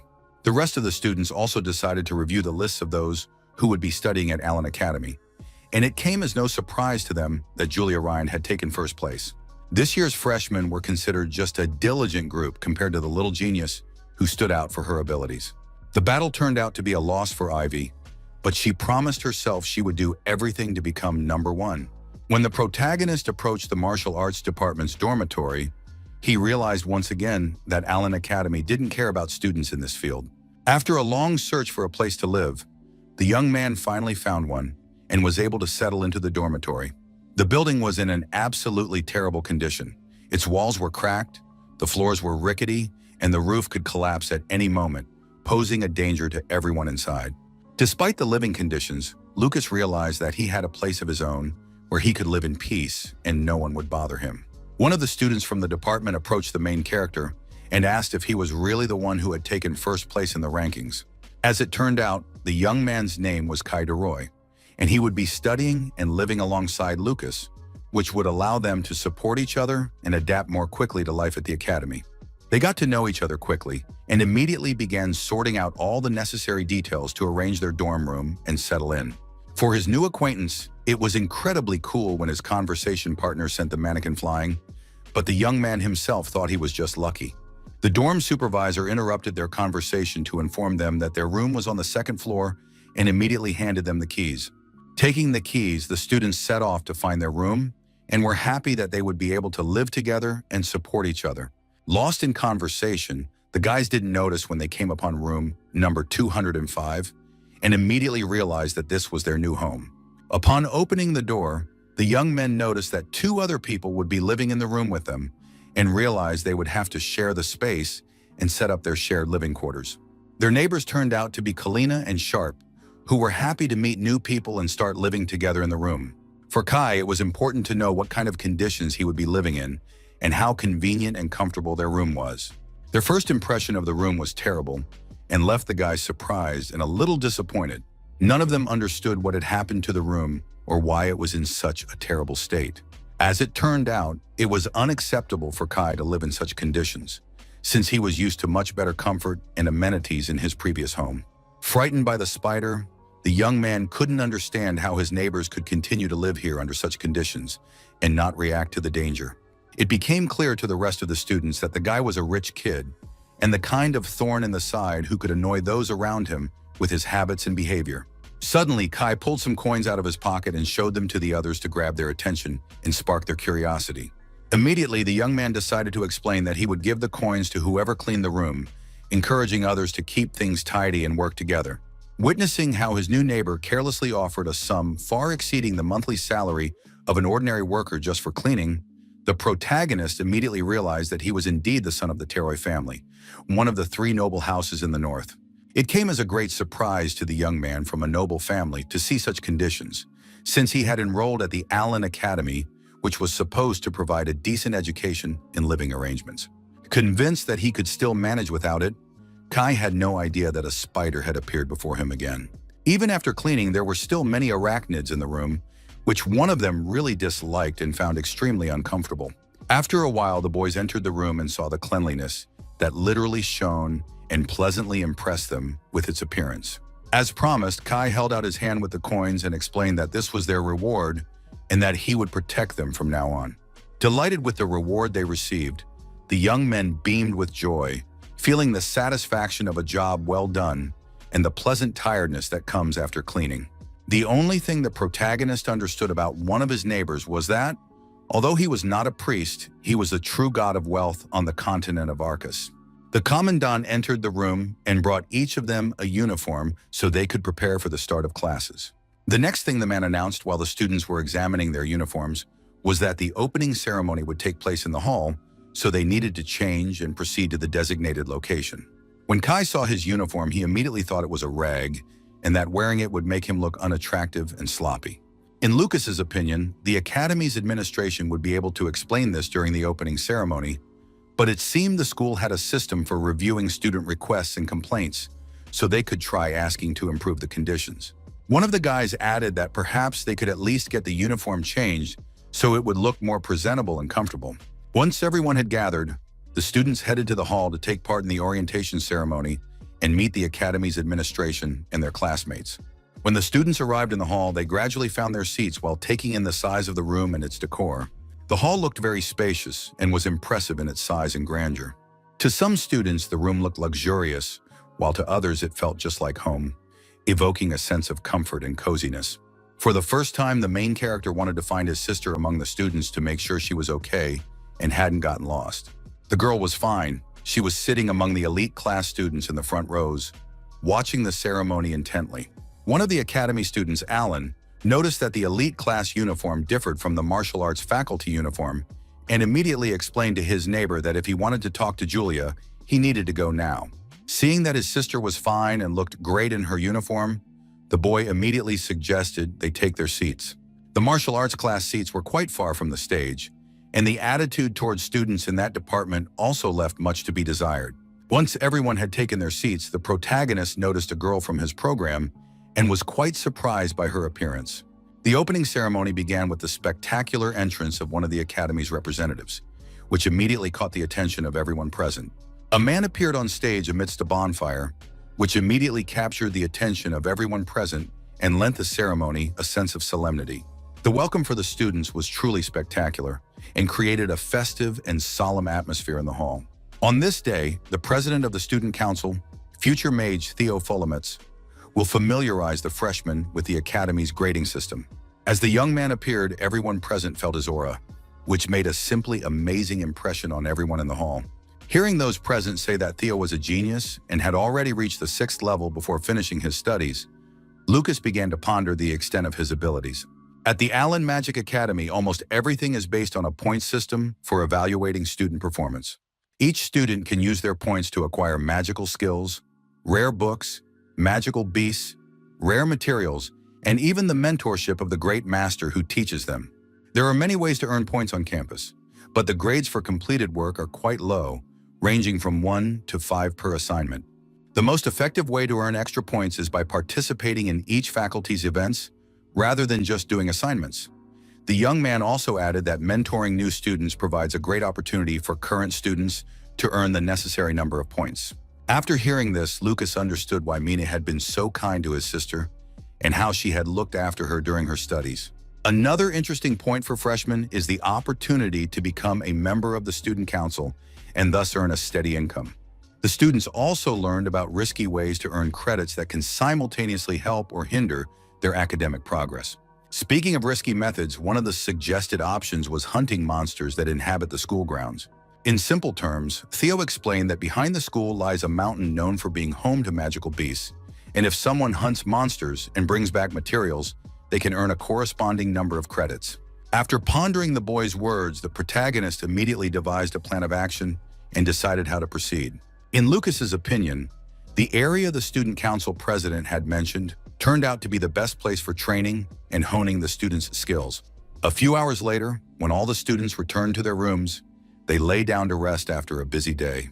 In the room where the main character lived, there was a candle that gave off a soft, warm light and created a cozy atmosphere. Since the young man had lit a candle scented with silence, his roommates would sleep soundly, and he would be able to go hunting in the very spot they had told him about. Knowing that the martial arts department was located behind the academy, it was clear to the young man where to go to begin his training and the hunt. To get to the mountain with the monsters, Lucas had to climb over the high wall behind the dormitory. Using a method he had never tried before, the protagonist managed to climb over the wall. With great speed, the young man made his way to the other side of the school grounds and felt the thrill and satisfaction of a successfully executed maneuver. Skillfully applying the technique, the boy continued moving toward the mountain, feeling in control of the situation and getting closer to his goal. Once on the other side, Lucas kept running at full speed, wasting no time as he approached the mountain with the monsters. It wasn't long before the protagonist came across the first magical beast inhabiting the mountain slopes. When the young man noticed a strange horn on the animal, he immediately decided to grab it and take the chance to earn materials and points. As soon as the boy grabbed the horn with his hands, the creature fell to the ground at great speed and didn't move anymore.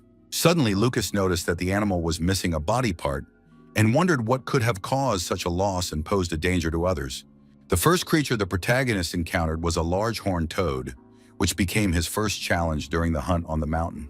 Realizing he had obtained the beast's poisonous horn, he immediately recalled that it was used to brew potions and could earn him a lot of points. Rumor has it that the Allen Academy houses a legendary collection on martial arts, so the young man wants to earn enough points to acquire the skill of the so-called god of this art.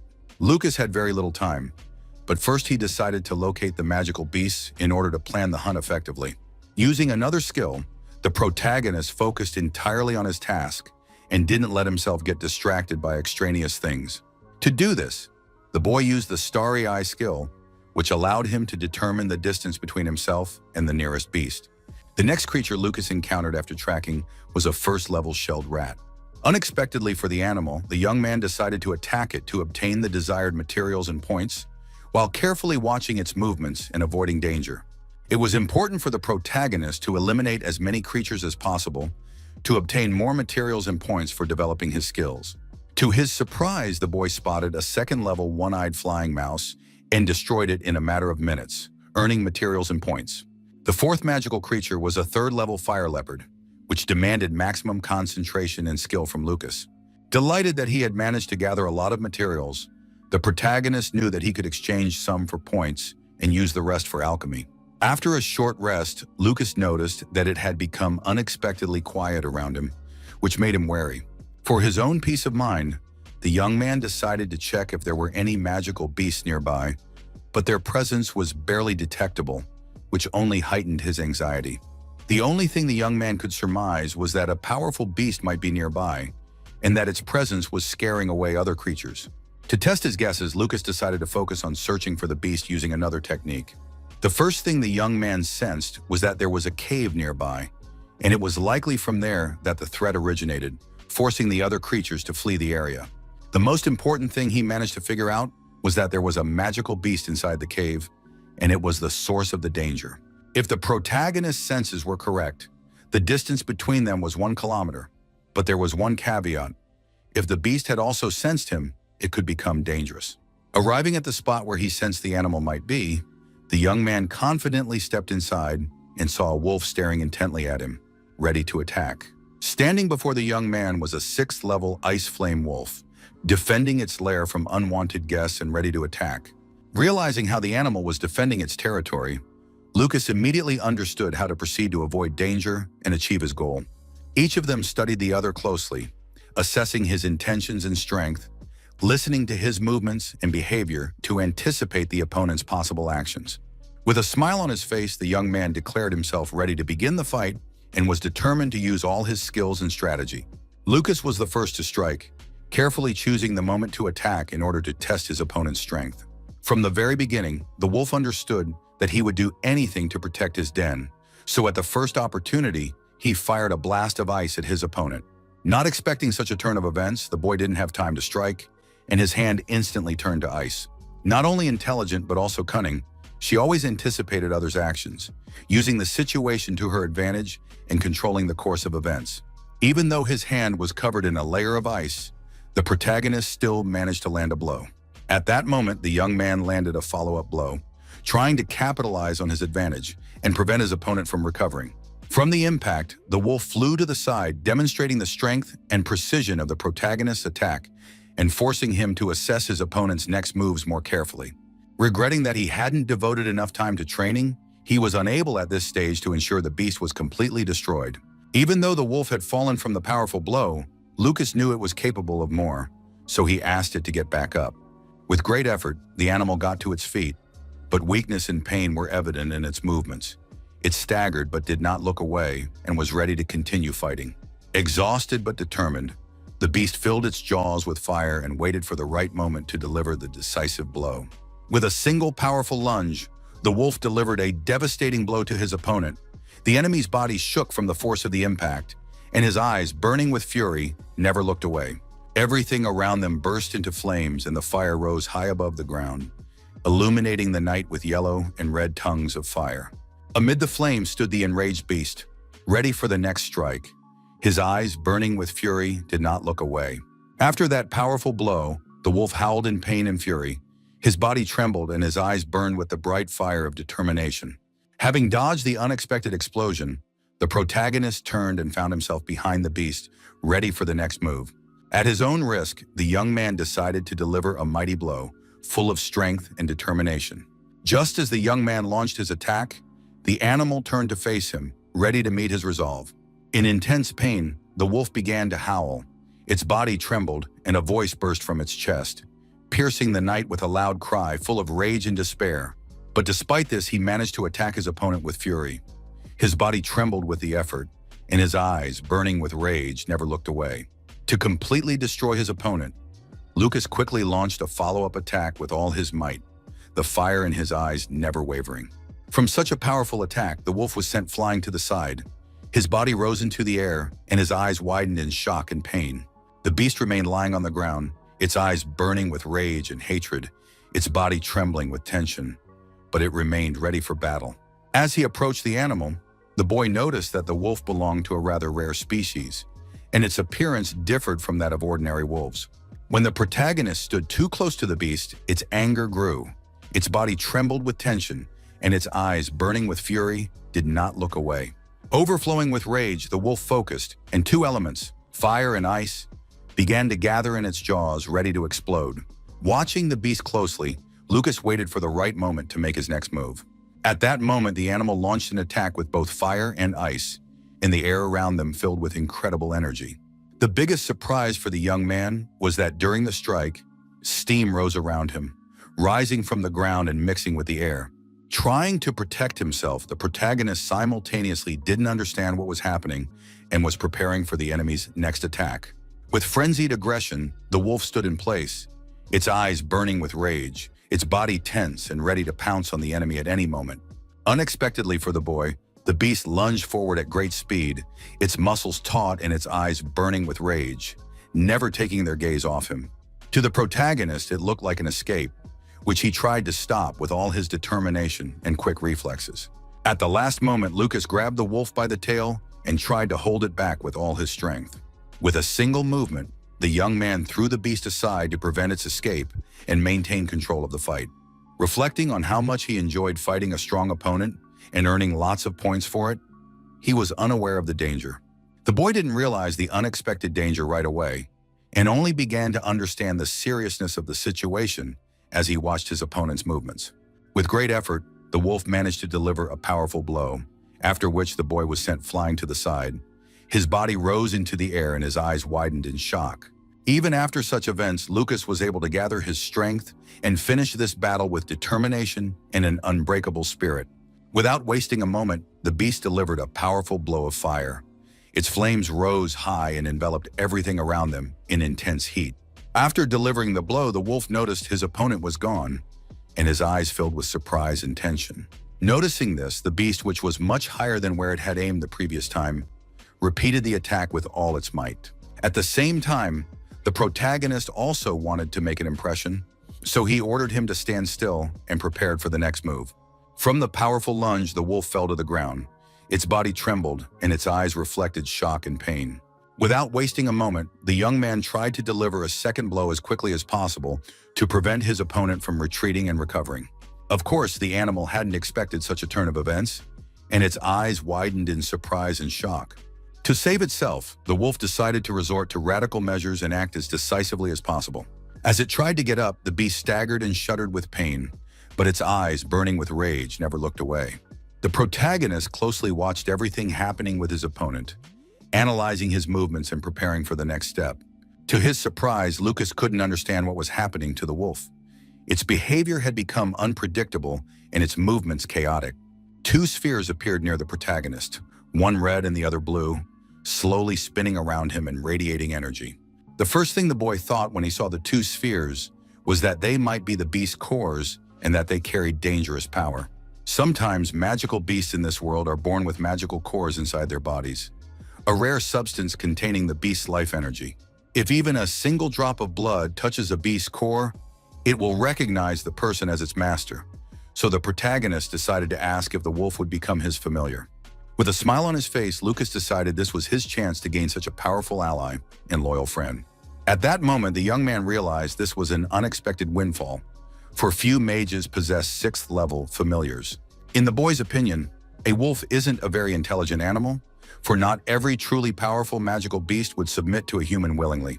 Without hesitation, the protagonist did everything necessary for the animal to recognize him as its master and accept his power without resistance. The next step was to give these two orbs to the creature he wanted to tame in order to complete the establishment of the bond and subdue its power. The final stage of taming the animal was returning the spheres to the center of its body, which completed the process of establishing a connection and subduing its power. Suddenly, Lucas heard someone calling him and addressing him as master. The voice sounded close by and made him listen more closely. After scanning the area several times, the young man still couldn't figure out who could be calling him or where the voice was coming from. When the beast spoke again, the boy realized that he was able to understand the wolf's words and grasp their meaning. To improve their mutual understanding, Lucas decided to name his charge Yule, so they could communicate more easily and feel a connection between them. What interested the protagonist most was whether the land guarded by the beast would belong to him and whether he would receive anything from his hunts. The wolf himself watched his master closely, listening to his every movement and action, trying to understand the man's intentions and emotions. At that moment, Yule tried to establish a trusting bond between them and show that he was ready to obey and cooperate. The next thing the wolf did was decide to show his treasures and thus prove that he was clever and intelligent. Descending deep into the cave, the beast led his master to his secret hiding place, where he kept his most valuable possessions. With every passing minute, they went further and further, delving deeper into the darkness of the cave and drawing closer to the secret hiding place. The closer they got to the mysterious place, the stranger the sensations the young man felt, and an unknown excitement gripped his body. After the boy saw what Yule had hidden, he was greatly surprised. He was most struck by the bones of a mighty monster, the hide of a 6th-level beast, and even precious stones. For the protagonist, it was astonishing, but he had to find everything necessary to earn extra points. What surprised the beast the most was that the boy started looking for something, but immediately explained that these weren't his treasures. So captivated by the find, Lucas didn't even notice what his assistant was pointing at. For lying before him were cores, almost all at least 3rd level and 2 6th level. Stepping closer to the young man, the wolf explained that he had eaten the water and fire element cores to raise his level. To level up, one must eat the core of a magical beast of the same level or higher, which meant that Yule had defeated at least 2 opponents of the same strength, and that was quite impressive. At that moment, the boy decided that his familiar deserved a reward and gave him a few more orbs. The beast was pleased with Lucas's decision, and its eyes sparkled with joy and gratitude. Later, the boy explained that he had given him medicine that affects magical beasts, so he needed to rest and guard the treasures. Delighted with his first mission, the beast showed that his master could rely on him, trust his strength, and count on his help at any moment. Thinking about what to do next, Lucas considered his next steps and planned his actions, carefully analyzing the situation. Since the protagonist didn't have time to look for other beasts, he decided to return to the dormitory. The young man's morning began with a trip to class, where new lessons and introductions to his classmates awaited him. Gradually, students began arriving at the martial arts department's classroom for their first class. After a whole night of adventures on the mountain, the boy felt tired, but thanks to the soothing scent of incense, he felt rested. While Lucas was in the cave, he tried to count the number of treasures, but Yule wouldn't leave him alone. In the building where classes were held, the first bell rang for the students, and they waited for their instructor. The students didn't understand why there was still no teacher in their classroom, since he was supposed to be waiting for the freshmen to get to know them. Kaya was the most dissatisfied. He believed that everyone had forgotten about the martial arts department and the appointment of a teacher for it. Alan, the teacher, was walking down the academy hallway, barely able to stay on his feet. His steps were heavy, and every movement required great effort. When the teacher finally reached the classroom door with great effort, the students were sitting there, not understanding what was happening or why everything was taking so long. Although something strange was happening to their teacher, no one dared to ask what was going on, and everyone sat silently watching him. Holding his head, the man explained that his name was Sigurd, and that he was the department head of the martial arts faculty. When Lucas noticed the teacher, he pondered his condition and tried to understand the reason for his strange behavior. The first thing the man did in class was write his last name on the board so the students could remember it and know who their teacher was. The next step was to take attendance and make sure no student was missing from the class. When Kai saw his teacher, he immediately felt a dislike for him and realized he wouldn't like him. Considering his homeroom teacher a slob, the young man vented all his dissatisfaction to his neighbor during class. Unexpectedly, just as the boy was talking about Sigurd, he was struck, and he barely managed to dodge the blow without losing his balance. But what worried the student most was why the man suddenly shouted and at the same time clutched his head, not understanding the reason for such behavior. Assessing the speed of the object flying toward his neighbor, the protagonist immediately realized that something was wrong with the teacher. After the strange incident, the man immediately realized that talking during class without his permission was not allowed, and promptly began checking attendance. The man called out the name of the first student, a girl named Tasha, who was in class, and everyone present listened attentively to his words, watching the class's reaction. Next, the man called out the name Lucas, and he was also present in class. After his response, the protagonist immediately recognized his classmate, having seen her at the ceremony. The protagonist noticed that during the concert, everyone was thrilled by what they saw, while the girl sat quietly, which made her stand out from the rest. Closing his notebook, the teacher took attendance and decided to get straight to the point. Trying to recall the topic of the class, Sigurd realized he had forgotten his textbooks, so he immediately decided to appoint Taishi as class representative and instructed her to bring the materials from his lab. Taken by surprise, the girl was flustered and couldn't figure out what was happening. Her gaze wandered around the classroom, and her heart was beating faster than usual. When the girl asked if she would really be the class representative, the teacher confirmed her words, and all the students watched the class's reaction closely. Kai didn't like this decision, and he explained that the class representative should be chosen through a fair election among the candidates.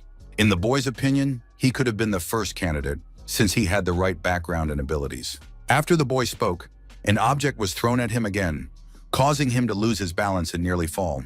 Pointing at Kai, the man decided to remind everyone once more of the rules for his classes. With a serious expression on his face, Sigurd repeated that students were not allowed to talk to each other in class without his permission. Before leaving the classroom, the teacher informed the class monitor that after the textbooks were distributed, all students were to study the given topic on their own. Delighted that she had not only passed the entrance exams but also become class president, the girl decided to seize this opportunity and change her life. To the students, their teacher seemed strange, and to some even cruel. His manner of behavior caused surprise and anxiety in the classroom. When Lucas looked closely at the man's gait, he could only guess that he had suffered a serious injury. One can only guess how strong Sigurd had been before his injury and what abilities allowed him to control the martial arts class. A disagreement arose between Lucas and Kai over whether they should report the teacher for his actions or not. A few hours later, the boys decided to take a walk near the cafeteria, but during class, the protagonist realized that with a teacher like this, things would be much more interesting than he had imagined. Despite what happened in class, Kai still didn't understand why they had to work on their own all morning. As the boy was explaining that what he disliked most was the teacher's decision to appoint a class representative based on his own criteria, Lucas's sister approached him at that moment. The most important thing for the main character was how Julia was feeling and how her first day of school had gone. As she recounted her day, the young lady noted that her homeroom teacher, Miss Linda, was a very pleasant woman and had encouraged her to become class president for the coming school year. Suddenly, Julia asked if the martial arts department had already chosen a class representative and if her brother would be it. With a smile on his face, the young man said he wouldn't be in charge of the class since they'd chosen another student, and immediately suggested they go to lunch because everything at the cafeteria was delicious. As it turned out, at the academy, even meals are subject to strict evaluation, and this policy meant that freshmen could exchange funds for credits only once, with the amount depending on the department. Despite the information about the credit system, the protagonist decided to treat his sister to a delicious meal. The girl's eyes lit up when she tasted the food and immediately offered her brother a taste as well. Not understanding what the two were talking about, Kai watched their actions closely, trying to make sense of their conversation and figure out why they were behaving that way. Another source of the boys' outrage was that everyone had paid the same fee, yet the elite class received 100 points while the martial arts department got only 10. One of the martial arts students approached to complain about why so few points had been awarded, but he was told to go outside the building and vent his anger there. According to a staff member, status didn't matter, but the dismissive attitude towards students who were supposed to be earning points was quite obvious. Realizing that their field was being treated with neglect, Kai began to feel that after entering the academy, he had lost his rights. When the young lady noticed the new acquaintance's gaze, she immediately offered him a taste of the food. The young man's reaction was very emotional because he saw that the girl was exceptionally kind. During lunch, the group had no idea about future encounters and continued to enjoy the food, conversation, and friendly atmosphere. The main character sensed someone approaching them and tensed up, preparing for a possible interaction or conversation. Maya approached their table. She was very happy about the new meeting, and her face beamed with delight and joy. The meeting turned out to be very unexpected, as Julia wanted them to study together and immediately suggested having lunch together. After thanking her for the invitation, Maya declined and mentioned that, as a token of gratitude for being saved, she had baked cookies that the little girl really liked. Lucas tried one too and immediately sensed the incredible taste of the cookies. His face lit up with delight, and the aroma lingered in his memory for a long time. The girl was very embarrassed by the unexpected praise and didn't know how to react to such warm words. Kai joined the tasting and immediately said that the cookies were incredibly delicious. Without hesitation, he decided to get to know the charming lady. The conversation between the two didn't last long, but it stayed with them for a long time and left a pleasant impression on both of them. In Lucas's opinion, you can run into many acquaintances in the cafeteria, and chance encounters always pleasantly surprised him. What alarmed him most was why Mrs. Minna was taking such close care of his sister. The young lady had no connection to the young man from the martial arts department, and she wasn't interested in anything about his studies. On more than one occasion, Theo had used his good looks to attract the girl's attention and try to get to know her better. Realizing that even in such a situation, his neighbor was flying with the help of fire magic, he understood that to everyone else, the young man remained extraordinary. To get the upperclassmen to notice him, the young man decided to use 6th-level magic. Until the protagonist heard a strange muttering from one of the students, He too considered himself very cool. Suddenly, a man walked past the group, tripped over a rock, and it rolled forward, nearly hitting someone nearby, causing surprise. The sound caught Lucas's attention. He had been completely lost in his thoughts and instantly looked up to see what was happening around him. Seeing Professor Sigurd, the young man wondered where he was heading in such a state and what could have caused his strange behavior. The man was in poor condition, but he walked confidently toward his destination, ignoring the difficulties and fatigue. When the teacher left the cafeteria, he headed outside the building, barely able to stand, and intently watched the path ahead of him. Opening the door in front of him, the man tried to stay on his feet, but it was difficult for him. The academy teachers, Alan, were already in the office, and they immediately realized that Sigurd had arrived last again, slightly late for the start of class. One of those present believed that the martial arts department administration could have replaced the man, but after what had happened, there was nothing that could be done. After taking a vacant seat, the professor's behavior improved slightly in the director's presence, and he became more restrained and attentive to everyone present. The woman watched the teacher closely and could do nothing, feeling powerless in the face of his actions. After all the teachers had arrived, the director proposed to begin the meeting, and everyone present took their seats, ready to discuss important matters. As the Academy's president, Alan, reported, today's event was a training tournament, and all participants were preparing for it with great excitement. As it turned out, in the territory of the Carmina Empire, which is frequently subjected to attacks by magical hordes and magical beasts, the ability to train such creatures is in high demand, and all first-year students will participate in the tournament. 200 first-level magical beasts have been allocated for the tournament's preparation, and the tournament itself will last 6 days. One of those present asked why waste time if the martial arts department couldn't handle the task at hand, since they wouldn't be able to deal with the magical beasts anyway. Not expecting such a reaction from Sigurd, the man who had just voiced his opinion was startled and felt a sudden wave of fear. The teachers strongly disapproved of the unfair treatment of their department, so they wanted everyone to be on equal footing. In a calm voice, Mrs. Linda expressed her support for the head of the martial arts department and emphasized the importance of equal conditions for all students. Even though everyone is against this department, they are first-year students at Allen Academy and therefore must participate in the tournament. Some teachers supported Mrs. Linda because it is necessary to treat all students equally. In Herge's opinion, were there really any teachers left who could agree with the head of the martial arts department? To the professor's surprise, it turned out that Sigurd was indeed at the 8th level, and his abilities far exceeded expectations. Despite their doubts, everyone agreed, but some believed that the martial arts students would run away out of fear at the first opportunity. The final decision rested with the Academy's director, Alan, and he announced that all faculties would participate in the tournament. After the meeting, some of the professors left the conference room and headed to their offices or other areas of the Academy. 2 teachers approached Mrs. Linda to make sure her decision was the right one. In the opinion of these 2 teachers, although martial arts involve a lot of training, the conditions of the tournament remain quite harsh.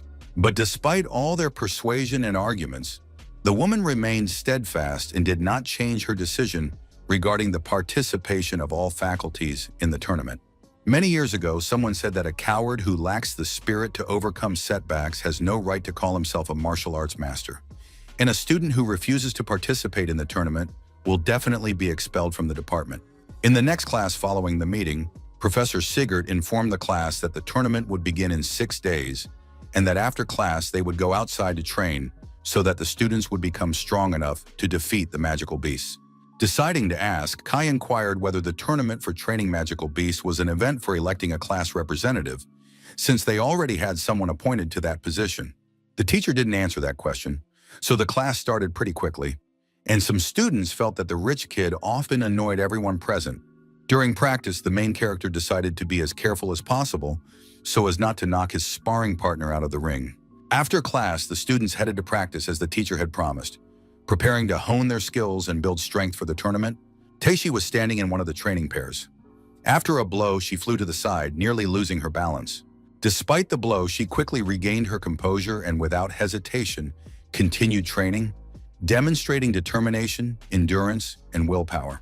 In the protagonist's opinion, the martial arts students had shown fairly good results after the entrance exams, though he considered them weak. Recognizing Teishi as one of the best, Lucas placed her second in his rankings and praised her skills and endurance. With a single blow, The young man knocked out his sparring partner, but he understood that Sigurd had a well-trained eye for such talents. During training, everyone present heard the teacher's voice announcing that they needed to rest and that the session would continue the next day. As always, Kai began to annoy everyone around him with his behavior and restlessness during training. As promised, Collins would bring food for his neighbors since they were heading to the cafeteria, and it came as a surprise to Carl that the boys had struck a deal again. Kai turned out to be the craftiest, as he used his neighbor to avoid spending his own points and asked him to bring food for 2 points, promising coins in return. To the main character, his neighbor's behavior seemed quite strange, since this rich kid was willing to do anything to stick to his own opinion. In the boy's opinion, Collins was quite smart, since he would both make money and keep his relationships on good terms.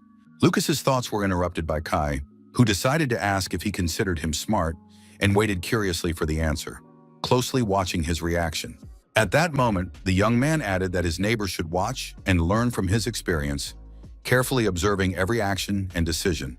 With a casual gesture, the protagonist tried to push his classmate away so that he would stop imposing himself and leave him alone. For Lucas, this way of keeping his grades wasn't appealing because he didn't see any benefit in it for himself. In Kai's opinion, his neighbor shouldn't worry about grades since his sister is in an elite class and can help if needed. During a hike up the mountain behind the dormitory grounds, the main character realized that his friend mistakenly believed he depended on Julia, but even without her, he wasn't worried about food. Thanks to nature's bounty, Lucas can provide for himself not only with points, but also with food, and feel confident even without outside help. This night was no exception, and the boy managed to find a way to get a nutritious dinner using his knowledge and observation skills. It was important for the young man to accompany his sister, since she was still too young to act on her own, and if not for that, he could have trained during dinner. The only thing that alarmed the protagonist was that Deputy Prime Minister Mina was again trying to get close to Julia, and on this day he couldn't afford to let his guard down. If the girl showed even a hint of malice, the young man would certainly make her regret it and show her the consequences of such an act. The young man was distracted from his thoughts by his tamed beast, which walked past, forcing him to pay attention to the world around him and shift his train of thought. When the wolf saw the meat roasting over the fire, he immediately took an interest and approached, never taking his eyes off the appetizing prey. Despite his desire to eat dinner himself, he offered Yulia some, and to the boy, the beast seemed quite cute. The wolf ate what he was given with great appetite and realized that being a familiar wasn't so bad as long as his master shared free food with him. When the beast heard about help with training, he was very surprised, for he knew well how strong his master was and saw no need for it. Meanwhile, events were unfolding at the Ryan family estate, where a tense atmosphere reigned and everyone sensed that important changes were approaching. The head of the family's wife was sitting on the terrace, calmly breathing in the fresh air as she gazed at the surrounding landscape. Looking sad, she seemed deeply troubled, though she tried to hide it and quietly gazed at the surrounding landscape from the terrace of the Ryan family estate. Her husband approached Catherine and stood beside her, observing her behavior and trying to understand her mood. Realizing she couldn't hide anything from her husband, she admitted that she was indeed thinking about her children. Her husband tried to comfort Catherine, explaining that their classes had already begun. When the woman heard that they could go and visit the people dearest to them, tears immediately welled up in her eyes. She immediately thanked him for his support, since he would be taking her along on his business trip. Overjoyed, Catherine realized that she would see her children again very soon, and thoughts of them filled her heart with warmth and happiness. At that moment, strange events were unfolding at the Grind family estate, causing unease and forcing everyone present to watch their surroundings intently. A woman in a black cloak entered one of the rooms and cautiously surveyed the space around her. Upon seeing her, everyone present began to smile, unable to hide their surprise and slight admiration at her appearance. Jessica also arrived at the estate, and her presence greatly delighted the hostess, who warmly welcomed her and embraced her with joy. Being a hospitable woman, she offered her guest a comfortable seat and invited her to make herself at home in the cozy room. Gladly accepting the invitation, the guest settled in comfortably and began to observe her surroundings. Next, Mrs. Grind offered a glass of wine, after which everything around seemed to begin to glow with bright colors. Jessica didn't refuse such a gesture, as she enjoyed spending time with this person and relishing the conversation. Before everyone present began celebrating, the hostess needed to add the finishing touches to make everything look perfect. Once all the necessary preparations were complete, everyone present enjoyed a pleasant evening in the cozy, festive atmosphere. The guests eagerly awaited the opening of the main reception and the start of the official part of the celebration, watching the hostess's preparations. When all preparations were complete, the hostess announced the start of the most exciting part and drew everyone's attention to the event. After the official part began, Mrs. Grind announced today's games as a miracle of alchemy and a bloody dream, capturing the attention of everyone present. Listening attentively to the rules of the game, the evening's guests tried to understand all the nuances and specifics of the event. Jessica was particularly attentive, listening intently to the rules and trying to memorize every detail of the game. The next day, Taishi thought they would have training again that morning and began preparing in advance. Some of the boys considered Mr. Sigurd a slave driver, simply because after the last training session, their bodies ached so much that they couldn't even sleep. Understanding her classmates' condition, the class representative tried to reassure them, explaining that it was necessary to become stronger. Noticing the girl, the boys immediately began to assure her that they were fine, which greatly surprised her. In agreement with Kai's words, everyone present unanimously declared that he was the strongest in their class and deserved recognition and respect from his classmates. Only the protagonist knew why his classmate had actually become stronger, for every evening he inhales a soothing essence that enhances his strength.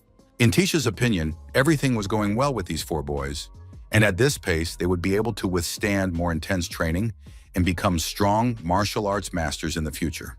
At that moment, Kai and Lucas began their training with maximum concentration and energy. With every movement, the boys' skills improved, and their confidence in their own abilities grew noticeably. During the next training session, the protagonist decided to take a break from one of the techniques, observing the other's form and regaining his strength. Using one of the moves, the young man aimed it with maximum precision at his opponent, who barely managed to stay on his feet. At that moment, while Kai stood waiting for the next strike, Lucas confidently directed another move straight at his opponent. Each of them tried to refine their strike and improve their accuracy and reaction speed during training.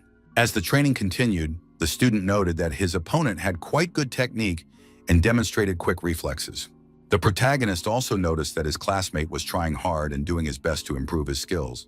Watching the students train, the academy director, Alan, closely observed their movements and technique. At that moment, Lucas sensed that someone was watching them and instantly tensed up, ready for an unexpected turn of events. It was important for the young man to find out who was watching them, and he focused all his attention on his surroundings. An old man was sitting on a hill near a tree, never taking his eyes off the young men as he closely watched their every move. Realizing that he was the one being watched, the protagonist sensed that the man was closely tracking his every move and not letting him out of his sight. Noticing Lucas's strange behavior, Kai instantly decided to attack, but the protagonist managed to dodge. Suddenly, the young man fell face first to the floor, feeling as if the world around him had instantly turned upside down.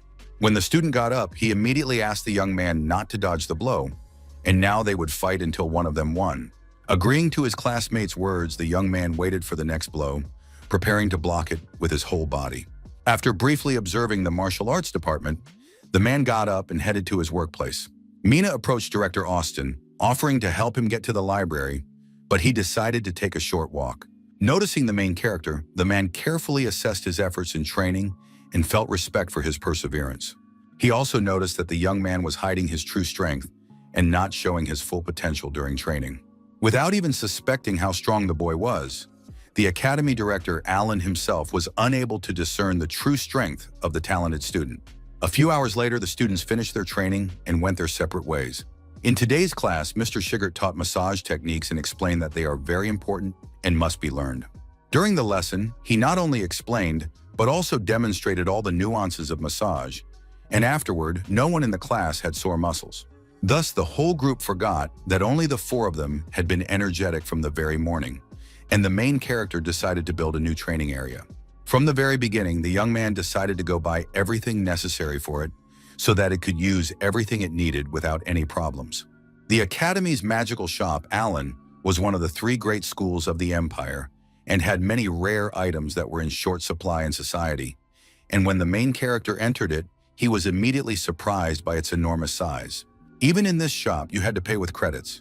Despite the wide selection, everything was quite expensive, and Lucas realized he would spend over 100 credits. Immediately thinking of his sister, the young man realized he couldn't count on her since she didn't have that many credits. To start with, the boy wants to buy some magic potions to use in the bathroom, and next time he might trade the materials from Yulia's cave for money. Approaching the cash register, the protagonist noticed that the saleswoman was asleep and decided to wait quietly until she woke up. When the woman opened her eyes, she noticed the customer standing before her, looking a bit confused. In a calm voice, the young man explained that he would take only this and handed her his card to pay. When the saleswoman sat up, she looked at everything carefully and said that the total was 5 points. To pay for the item, he had to hold the card up to the magic sphere and wait for the transaction to complete. After the woman noticed Lucas's uniform, she realized he was a martial arts student who initially received only 10 credits. As soon as the payment went through, the saleswoman handed back the card and gave a brief nod before returning to her work. Thinking about it, she still wondered if the young man would regret spending his earnings so freely. Confidently replying that he would be back, the young man calmly headed for the exit without looking back. Hearing the young man's words, she grew wary, for in her opinion, a student who knew nothing of potions didn't need that much. Recalling these strange habits, the woman became even more convinced of why she disliked the nobility. When evening came, the protagonist decided to restore his strength and prepare for new trials. In Lucas's opinion, it was wrong to throw away the potion just because its medicinal effect didn't disappear immediately after the bath. There was another option. The children could drink this water, but the boy couldn't force anyone to drink it. After Lucas took a bath, he immediately felt relief and decided to trade the ingredients for points. In the boy's opinion, the best way not to stand out is to take only standard second-level tools. Suddenly, Lucas heard strange sounds that alarmed him, and he tensed up, preparing for the unexpected. Noticing that Yule had come to him, the main character decided to ask what exactly he was doing. Suddenly, the boy realized that the wolf had drunk all the water from the tubs, and he would have to act quickly. Feeling guilty for his actions, the animal felt ashamed and lowered his head as a sign that he regretted what he had done. Approaching Yule, the main character said in a calm voice that the water had strengthened his body. Without hesitation, the young man decided to exchange materials 6 times a day every 3 days, and then carry everything he bought at the store to the cave. The first thing the young man was able to buy at the store was a training dummy, which the saleswoman considered heavy and offered to help with using magic. According to the shop owner, the boy is quite talented, and his family helps provide him with all the materials he needs for training. A magical creature training competition is coming up very soon, and Mr. Shigert was dissatisfied with his students' preparation. The teacher believed that his students were not taking the competition seriously enough and did not realize the importance of this test. First of all, during the final preparation for the tournament, he noted that Sharp was leaving himself open when lifting his leg, after which he turned to Kai. Despite the victory over his friends, the curator believes that his techniques remain imperfect and require further refinement. Noticing that Sigurd had struck a student between the eyes, the protagonist heard him continue to explain the mistakes made to everyone. First of all, the man said that Lucas strives to avoid problems, while Sharp and Collins are afraid of upsetting the god of wealth. In the man's opinion, the noble boys are a constant source of trouble, as their pride and stubbornness hinder discipline and learning. At that moment, the curator announced that Teishi must step forward to duel against Kai and prepare for a serious test. The other students watched closely what was happening on the field, awaiting the start of the duel and the unfolding of events. Although the young man has to fight a girl, he immediately warned that he would not give in and intends to prove right away who deserves to be the group leader. Teishi also has no intention of giving up. She is determined to fight to the end and showcase all her skills in the match. Each of them launched an attack simultaneously, demonstrating determination and speed, ready to use all their skills to gain the upper hand in the match. Despite his confidence, the boy couldn't figure out what was happening around him or how to react to the situation. Setting a fast pace, the group leader instantly struck, trying to outmaneuver her opponent and control the fight. Responding to the girl's attack, the young man stood his ground, demonstrating resilience and determination in the fight. At that moment, Teishi paid no attention to the fact that she was considered fragile and fought resolutely, demonstrating strength and confidence in the fight. The girl's next attack took Kai by surprise, forcing him to quickly assess the situation and find a way to parry the blow. From the force of the collision, the young man barely kept his balance and struggled to stay on his feet so as not to fall under the impact of the blow. With a smile on his face, the young man did everything he could to show that he was fine and fully in control of the situation in the fight. But at the same time, the student tried to show that he shouldn't be underestimated and that he was ready to withstand any blow. With her final attack, The group leader sought to demonstrate all her abilities and strength to show what she was capable of in combat. Unexpectedly, Kai was knocked aside by the powerful force of the strike, losing his balance for a moment and forced to quickly regain control of himself. It was surprising to the rest of the students and the instructor himself that their classmate, who had all the physical advantages, had lost, since no one would give in to an opponent during the tournament. At that moment, Sigurd was doing everything possible to ensure his students won and could demonstrate their skills to the fullest. Although the girl had won, she still approached to see if the young man was all right and to check on his condition after the fight.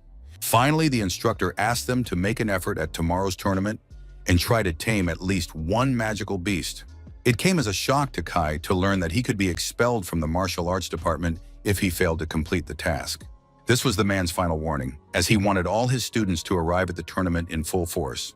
Suddenly, Lucas's friend approached him and began sharing important information that he felt needed to be conveyed immediately, without delay. At that moment, the protagonist explained that the young man's defense was significantly weak and needed to be corrected so he could win. But first, he had to identify his opponent's weaknesses. Kei's confession that he had fallen in love with Teishi greatly surprised Lucas and forced him to rethink his attitude toward his friend. For the first time in his life, the young man had been beaten by a girl, and while he continued to speak, his friend couldn't understand what was happening. The next day, the students arrived at the tournament, where they were immediately told that they would have to enter one at a time as soon as the gates opened. Seeing the huge stadium, the students were very surprised because they couldn't even imagine how many magical beasts were hiding beneath it. At that moment, students from another department began discussing their opponent's arrogant behavior, though they were certain that martial arts wouldn't stand a chance. To the surprise of these students, Sigurd immediately spoke up because he was convinced that his discipline was the best and deserved respect. No one could have imagined that their mentor would come to the student's defense, so Lucas even began to respect him more. At that moment, the young man sensed something strange around him, as if the air had changed and filled with an unknown energy that unsettled him. Seeing how Kai was struggling, the boy suggested imagining magical beasts as their mentor, to make it easier to focus and not worry. Accepting the boy's words with satisfaction, the student immediately felt a slight sense of relief, and it was as if the tension around him had eased a bit before the tournament. When the man overheard their conversation, he was greatly surprised that the students could speak so openly about him without fear of consequences. In the protagonist's opinion, low-level beasts wouldn't be able to break through the defenses, and if they focused on defense, they would definitely win. A crane appeared before the students, where they saw the tournament organizer announcing additional rules of the game. According to the rules of this competition, whoever tames 10 magical beasts will receive the maximum points, and if they destroy them, they will lose all their points. 10 minutes are allotted for the entire event. Additionally, if injured, one must call a teacher from outside. The tournament began, and the first pair entered the competition area. The students watched closely, preparing for their own turn. The first contestant was Julia, who was trying to get a sense of the layout of the area behind the barrier. Realizing that 50 animals were in a small space, the girl continued to look for a way to successfully pass the test. Among the animals present were magical beavers that moved nimbly through the water and tried to hinder the participants. Seeing an animal in front of her, the girl remembered that she had caught one like this before, so she decided to use her power right away to quickly finish the challenge. Moving closer to the animals, Julia directed a bolt of lightning at them, trying to quickly subdue the beasts and not waste precious time during the trial.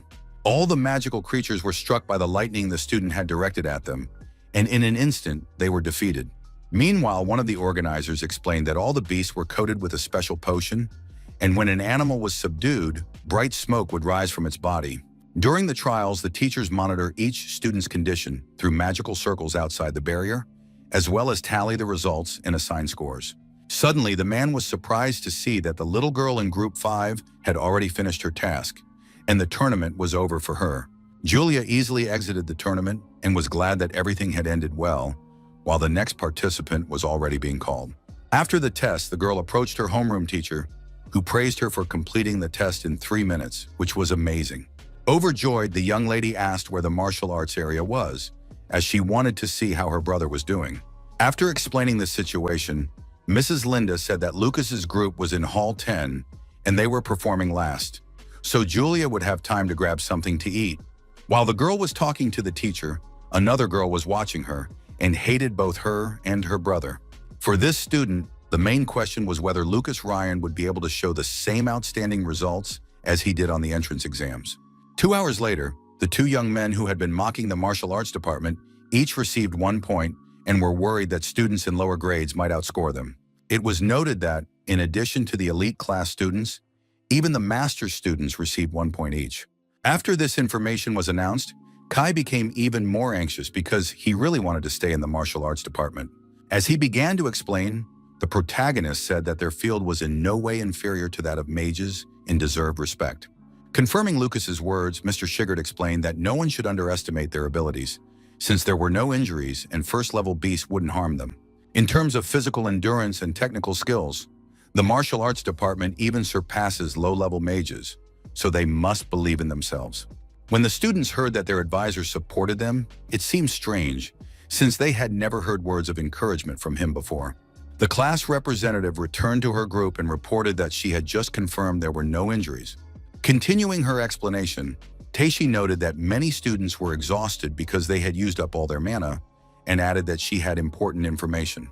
For safety reasons, the barrier restricts the animal's movement, making it impossible for them to surround a student. Therefore, if students are worried they won't be able to win, they can run away and look for a weaker animal. She also explained that they shouldn't overexert themselves and should take it seriously. That way, they could earn points. Immediately thanking her for the information, the martial arts students showed their respect. But for Taisha, it was simply part of her duties as class representative. With a smile on his face, the man thought he noticed imitators from their class, who had begun to copy their mannerisms and confidence. In Herg's opinion, the martial arts department lacked talent and could therefore only resort to underhanded methods to secure grades. When asked what he wanted, the man replied that he had come to warn them that their program's turn would soon come. As the instructor was leaving, he said with a laugh that the students in the department should try their best. Otherwise, their program might disappear altogether. Pondering the man's words, Shigert said nothing, but his expression grew more serious, and even the students nearby noticed it. Hirag doesn't care about the future of the department, but he believes it would be better if it didn't exist at all. Having witnessed the conversation, the protagonist was deeply impressed by the man's behavior. His words and tone left a deep impression on the young man's mind. After this conversation, Lucas recalled that Garega behaved just like the people from his past life. Realizing he needed to prove that the martial arts department was one of the best, the protagonist decided to be the first to participate in the entrance ceremony. With a sad expression, the group supervisor informed him that if he was worried, he could switch places with any of the other students. When the teacher heard that it was a matter of principle for the boy to go first, he was surprised, but he understood that this would give him a chance to show his skills and prove that the martial arts department deserved respect. While planning his performance, Lucas decided to go first to demonstrate his skills and prove that the martial arts department deserved respect. Confidently and decisively, the young man said he would definitely get high scores and show everyone who looked down on them that their program was worth it. The whole group supported the young man's words, and this gave him even more confidence because he felt that like-minded people were nearby and ready to support any decision he made. After Lucas spoke, the atmosphere changed dramatically, and even Shigert was surprised by his students' determination and confidence. Watching his students, the man didn't understand what was happening, for they were acting as a single team and supporting one another. 10 minutes later, the main character was the first to enter the space. He was determined and ready for the trial. When the young man entered the trial, he first tried to figure out how to proceed, assessing the situation and the behavior of the magical beasts around him. The first thing the boy saw was a magical detection circle, through which the teachers could see what was happening inside the barrier.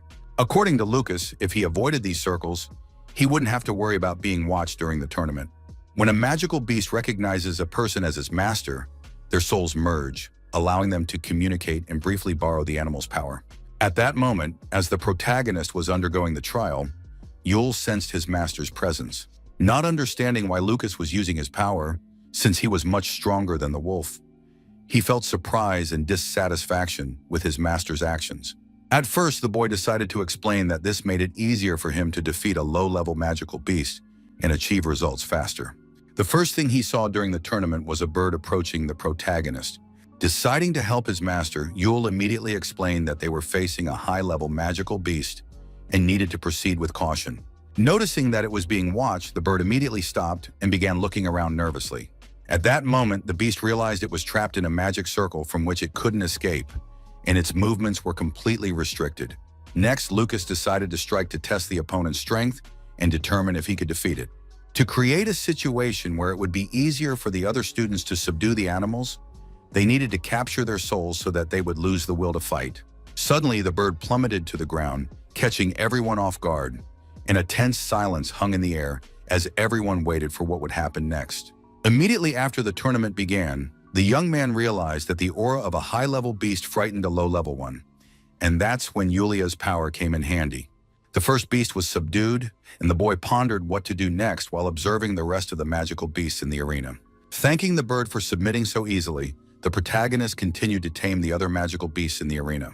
To continue the tournament, Lucas took measures to ensure the smoke from the beast didn't escape and didn't interfere with the other students during the battle. Slowly coming to her senses, the owl tried to understand what had happened and what was going on around her.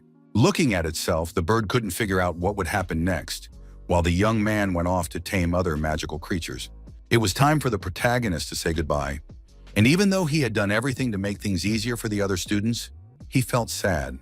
Although Lucas was strong, Kai was still worried because half the time had passed and his friend still had 0 points. One of the teachers was walking by and decided to check out the tournament to see how the students were handling the magical beasts. In the man's opinion, for a martial arts master, a 0 score meant he was incapable of defeating even the weakest beast. Even students from different departments confirmed that there was a big difference between the mages and Lucas's field of study at the tournament. Despite all the chatter between Herg and the students, Curator Shigart listened to what was going on. Julia interrupted the conversation and asked that no one dare mock her brother, because even if he cannot use magic, he remains extremely talented. The girl's words greatly annoyed the man, and he began to consider everyone around him out of their minds and incapable of serious action. Despite her convincing arguments, the teacher explained that the young man's score proved the opposite and did not justify his actions. Just as the students were arguing with the professor, an announcement came over the loudspeaker that Lucas Ryan had received only 1 point, which surprised everyone present. This news stunned Herg, while his classmates, on the contrary, were delighted that the young man would still remain in the department.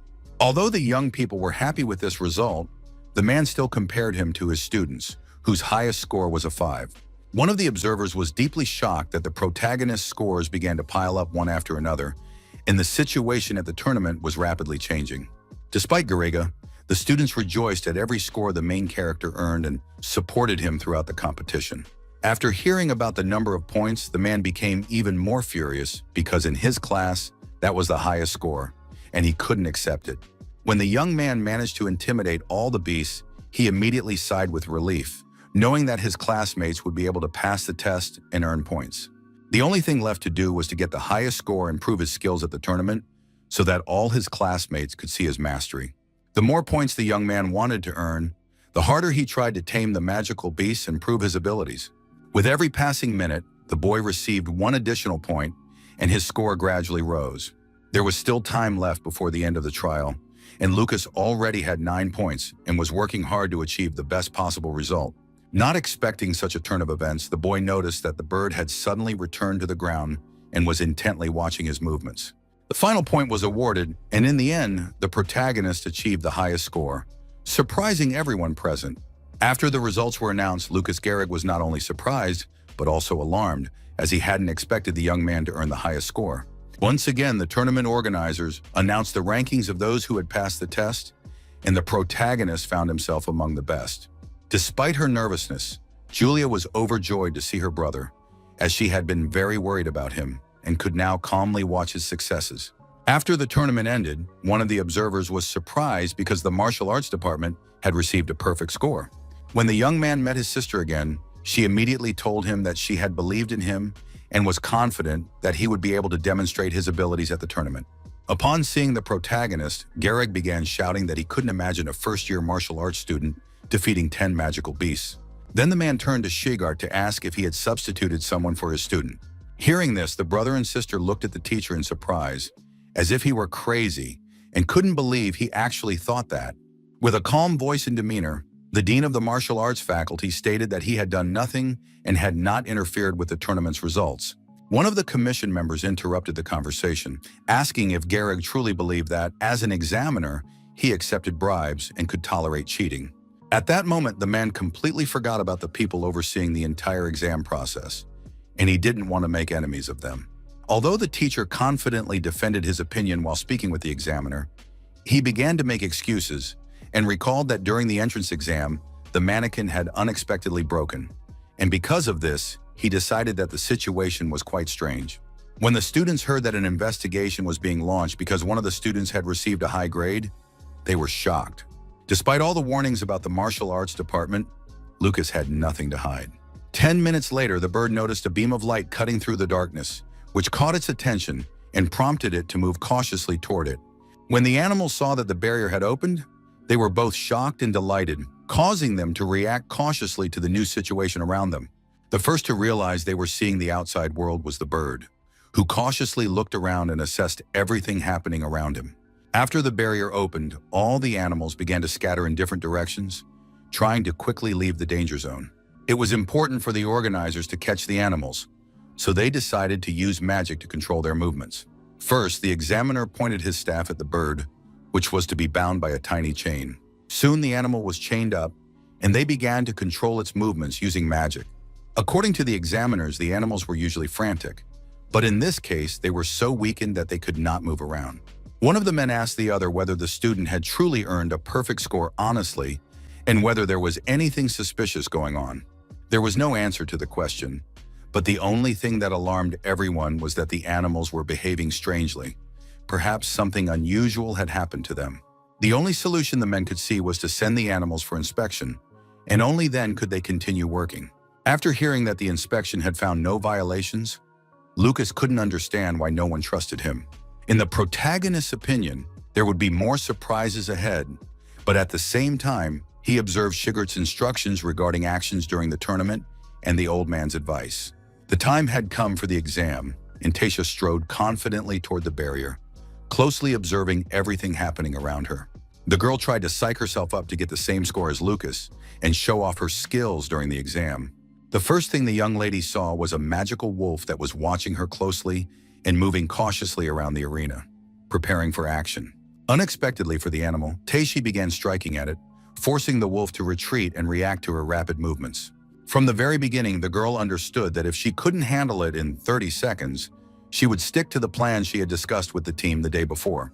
As she approached the animal, the young lady couldn't make sense of what was happening, since this was her first time dealing with such a situation. The wolf, upon seeing the group leader, began talking about the monster that was her companion and asked if it was still within the barrier's territory. Just as Teishi was about to strike, she suddenly saw that the beast had submitted to her and stood still before her, as if acknowledging her strength and superiority. This came as a surprise to the girl, since a third-level beast had surrendered so easily and offered no resistance to her actions. At that moment, the class representative couldn't tell whether it was just a coincidence or if there was something much more serious behind it. Realizing that the martial arts department might be stronger than the mages, the student felt a surge of strength and confidence in her own abilities. With each subsequent beast, Teishi's score rose, and she moved with increasing confidence in the arena, closing in on a high score. Even higher-level beasts could not stand against her and gradually succumbed to her strength and confident actions in the arena. When her classmates and mentor saw the girl's results, they were once again convinced that they were doing the right thing and that the path they had chosen was yielding results. Meanwhile, the young lady moved confidently toward her goal, undeterred by difficulties, and with every step she drew closer to the desired result. There was very little time left until the end of the test, and Teishi already had 9 points, with the final beast standing before her, the one that would determine her result. After the final strike, the beast submitted, and the examiner announced that Teishi Himmel had received a perfect score. Rejoicing for their classmate, all the students in the martial arts department realized that things weren't as bad as they had seemed earlier. When the girl returned to her group, the examiners were surprised that a perfect score had been achieved in this discipline once again. On the way back from the tournament, the young lady recalled Lucas's words that the beasts weren't as scary as they seemed, and that the martial arts department was in no way inferior to the others. Sharp participated in the third match, skillfully striking his opponent and demonstrating speed and precision in every movement in the arena. It came as a great surprise to the young man when he too received the maximum number of points for his performance in the trial. The next to take the test was Collins, who prepared for the fight by closely observing the beast and carefully planning each of his moves. The boy's efforts in training were not in vain, as he was able to excel in the tournament, demonstrating skill and confidence in his actions. The last of the four friends to compete in the match was Kai, who had already shown good results and confidence in his actions during training. When the young man subdued the first beast, he realized that he had worried needlessly before the tournament began and that his anxiety had been unfounded. Despite all his fears, the martial arts student also received a perfect score. When the first results were announced, everyone who had performed well was very happy to have completed the task. In the cafeteria, it was announced that during the competition, the students of the martial arts department had risen to the top of the rankings and achieved a perfect score. This news pleasantly surprised Shigart and gave him even more confidence in his students' abilities and the correctness of his chosen teaching approach. Despite this, he decided to celebrate the occasion with his students and honor their achievements in the competition. After the tournament concluded, the organizers conducted a re-examination of the beasts, which revealed no unusual phenomena in either the animals or the barrier. The only thing that concerned everyone present was why the results of the martial arts faculty turned out to be so unexpectedly high. One of the examiners thought that the animals had been frightened by the mages who had participated earlier and their stands during the tournament. During the conversation, the man heard them talking about this competition, which was held every year, but nothing like this had ever happened before. This tournament was the first of its kind since the Faculty of International Relations was established. Upon hearing this conversation, Director Austin realized that next year the martial arts department would come in first, and the results of this test would remain unchanged. When Herg spoke these words, he was annoyed because, if everything remained as it was, the program that had earned the highest scores would surprise the class of mages from the very first month and rival the elite. The other teachers strongly disapproved of the man's behavior and did not understand what he was trying to achieve. Alan, the head of the academy, confirmed Gehrig's words and decided to ask if there were any objections. The teacher himself had no objections, but doubts remained, since the martial arts department had likely won thanks to luck. Director Austin's words that luck is part of victory surprised Gehrig quite a bit and forced him to reconsider his own attitude toward the tournament results. In this situation, the students were not at fault, and therefore it was impossible to annul their results regardless of any doubts regarding the circumstances of the tournament. Despite his pride and desire to prove that something was wrong, the instructor agreed to announce the students' tournament results. When everyone present had gone about their business, the man still could not come to terms with the fact that it was not his students who had received high scores. Realizing that he would not see justice done, the man decided to focus on his own teaching methods and the further development of his students. After all the checks were completed, the two most experienced members of the academy, Alan, continued the conversation, carefully discussing the tournament results and the students' behavior. This situation remained serious and concerned the very existence of the martial arts department, so one of them decided to ask the 9th-level expert in this field if he knew the real reason. His colleague's words were true, for Director Austin knew the main reason, but did not want to reveal it to avoid trouble. Not much time had passed since the end of the competition, and Kai couldn't calm down because he was so happy and wanted to tell his family about his achievements. On their way back to the dorm, the young people discussed how taming magical beasts wasn't as difficult as they'd been told, perhaps because they'd become significantly stronger since the entrance exams. In Lucas's opinion, it was all thanks to Mr. Shigart and his special training, but he calmed down anyway because he knew no one suspected him of helping his classmates. When the young men returned to their room, Kai decided to ask what they would spend the 20 bonus points they'd earned for winning the tournament on.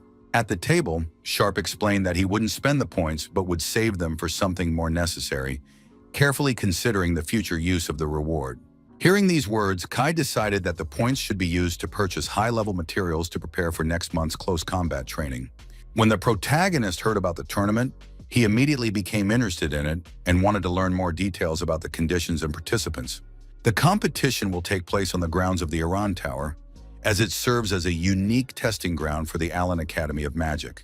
Inside the building, a virtual world has been created, filled with various creatures such as magical beasts, chimera humans, and giants. But they are not real, so a person will not die but will be able to learn how to fight them. Deciding to ask right away, Sharp clarified whether 100 students could actually enter and whether they would get in if all 12 from the elite class were definitely participating. After hearing this, Kai explained that participants are usually selected based on their rankings in training competitions, but given their perfect scores, they would definitely be accepted. Unexpectedly, Sharp and Colin stood up and said they were going to the store to buy training gear. As expected, all martial arts masters strove to become stronger by training constantly and honing their skills in every match. In the protagonist's opinion, it was the right thing to do to ensure that all students in their program received perfect scores. In his excitement, Kai tried to persuade Lucas to go to the store with him, but his roommate refused, deciding to stay in the room and rest after the tournament. At one point, the protagonist decided to show his neighbor a pendant that held a special power and could influence future events. After explaining why he didn't want to go to the store, the young man added that he wanted to take a closer look at the item Mr. Shigert had given him. When Kai saw the pendant, he realized it was the very item awarded to the top 3 finishers in the competition. For Lucas, the pendant was his greatest achievement and a symbol of good luck, but his neighbor also wanted to get a similar item. Feeling a little disappointed, the student decided to join Sharp and Collins to go to the store and buy the necessary training equipment. After a while, the overall rankings for the Magical Beast tournament were announced, and all the students closely watched their faculty's results. Some students were shocked that the entire martial arts faculty had received perfect scores and exceeded everyone's expectations. A student of Mr. Garriga entered the room where the list was posted to check her faculty's results. In Lila's opinion, their class was supposed to outperform the elite for the 3rd year in a row and achieve the best results among all faculties. No one knew how long the girl's father had been preparing her for this important moment or what efforts he had made to ensure her success. At that moment, one of the students' knives ended up near the scoreboard and accidentally brushed against the list, causing everyone present to watch the situation with alarm. Another of Garriga's students added that the martial arts faculty had received an additional 26 points for the Aaron Tower. In his opinion, these spots belonged specifically to them, the mages, and no one else had the right to take them, so all decisions regarding the distribution of points should remain with them. After that, the young man added that the teachers who had inspected the beast confirmed that the martial arts department had not cheated and had done everything fairly. Upon hearing that their rivals had bought up the last supplies at the store for Lila, it came as a shock. So the girl decided to suggest adjusting their path to success in order to outpace their rivals and ensure the best results for her class in the future. Unexpectedly, a group of students from the Faculty of Magic attacked 2 other people, creating chaos and a tense situation around them. Among these students was Sharp, who had to endure the most terrifying moments and trials during the clash. When Colin saw the state his friend was in, he wanted to help him immediately and heal him. At that moment, the young man decided to do everything he could to buy more time to save his classmate and offered the points he had earned for winning the tournament. But in response, the young man received only an unexpected blow, which forced him to retreat and reconsider his plan to save his classmate. After such a blow, the martial arts student was injured and needed immediate help to avoid serious consequences. Those who inflicted these injuries didn't even try to do anything to save the victims, leaving them helpless and in danger. According to Lila, they were quite loud, but she explained that they didn't need their points and could keep them to themselves without disturbing the other students. Despite the pain, Sharp decided to ask why Herg's students had treated them that way and tried to understand the motives behind their actions. For the girl, the demands were quite simple and easy to fulfill, so she could handle them without extra effort or unnecessary stress.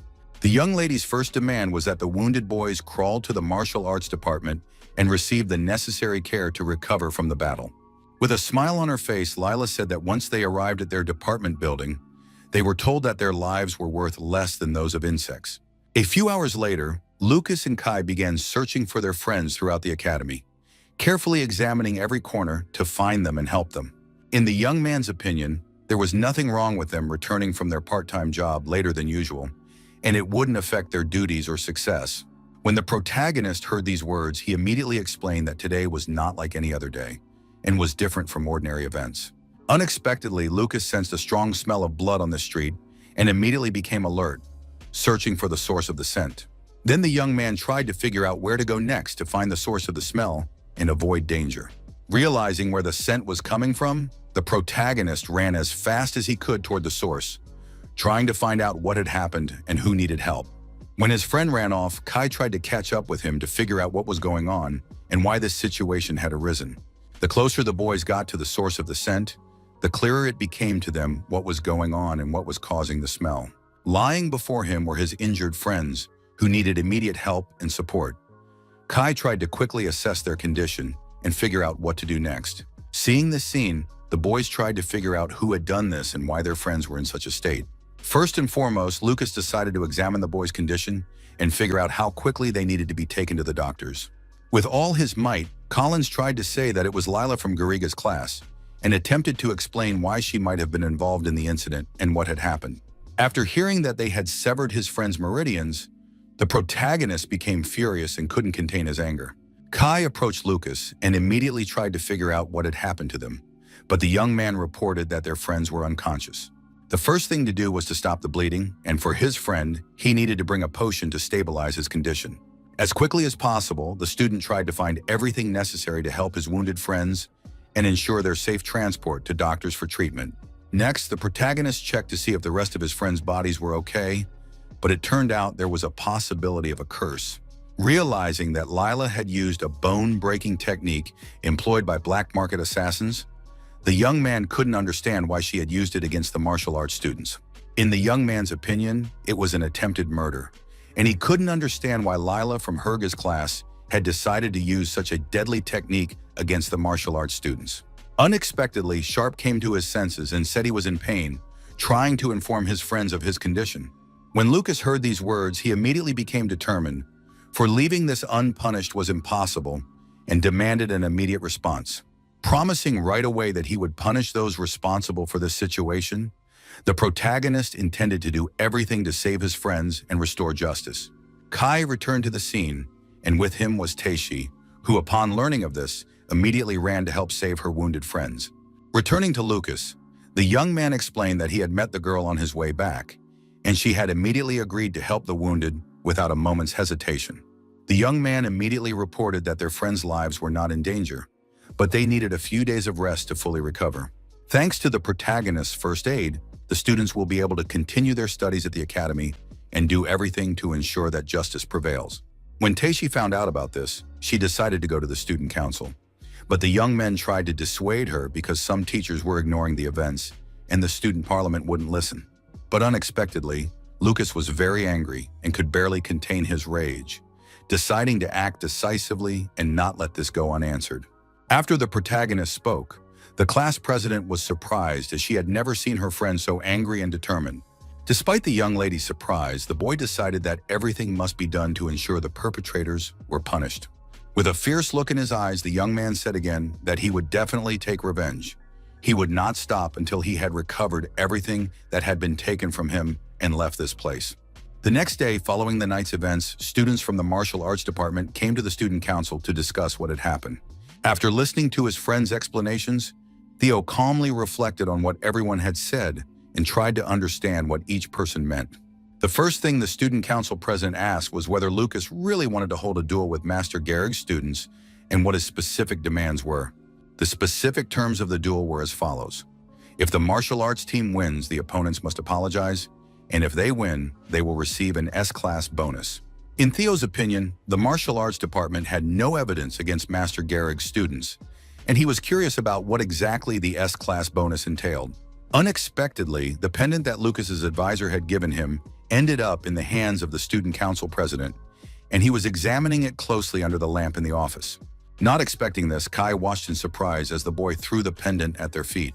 After the pendant fell, Theo began mocking the students and claiming it had happened by accident. By putting on such a show and risking a cheap piece of jewelry, the student council president felt that this was too much and went beyond what was acceptable. After the boy's words, Lucas held back his anger, especially when his gaze fell on the pendant lying at their feet, and his heart tightened with surprise. Not everyone could control themselves, for such fury was evident in Kai's eyes that even the calmest felt the tension. When the young man was about to lunge at Theo, the protagonist stopped him, for now the conflict needed to be resolved by other means. In a calm voice, Lucas asked what he thought would be a fair bet so that everything would be equitable for the show's participants. Carefully considering this complex question, Theo sought the best course of action to maintain his authority in the eyes of those around him. The first thing that came to mind was that it had to be something unique and different from anything he had seen before. Calmly and confidently, Theo replied that it could be the right to enter the Aaron Tower, which immediately caught the attention of the student council president. The students were utterly astonished, for they now faced a choice. It was crucial for them to do everything possible to get into the tournament and also to ensure that the guilty parties were punished. After hearing all the conditions, the protagonist, after consulting with his friends, agreed to them and decided to devote himself entirely to preparing for the upcoming duel. After this conversation, the duel was scheduled for 2 days later, and this caught the attention of the entire academy, as all the freshmen were unhappy that the martial arts department had taken up so many spots near the entrance to the tower. Many supported Mr. Gehrig's class, and the man himself rewarded the 3 students who had attacked Sharp and Collins. Despite all the recent events, Shigert said nothing and simply increased the workload on the field. He understood the situation unfolding because he knew his colleague, who would stop at nothing. The day of the duel arrived, and a large crowd gathered at the scene to watch the showdown between the martial arts department and Mr. Gehrig's class. Among those present were those who wanted to support the 3 friends, and thanks to them, the event was successfully organized. Despite the fact that it was their fault, Lila declared that the rivals could ask for forgiveness loudly, and perhaps she would forgive them. According to Lucas, they still don't know how this duel will turn out for them or what consequences their confidence in their own victory will have. An announcement came over the loudspeaker for both sides to begin preparing for battle, and Kai was the first to step forward, ready to put an end to this.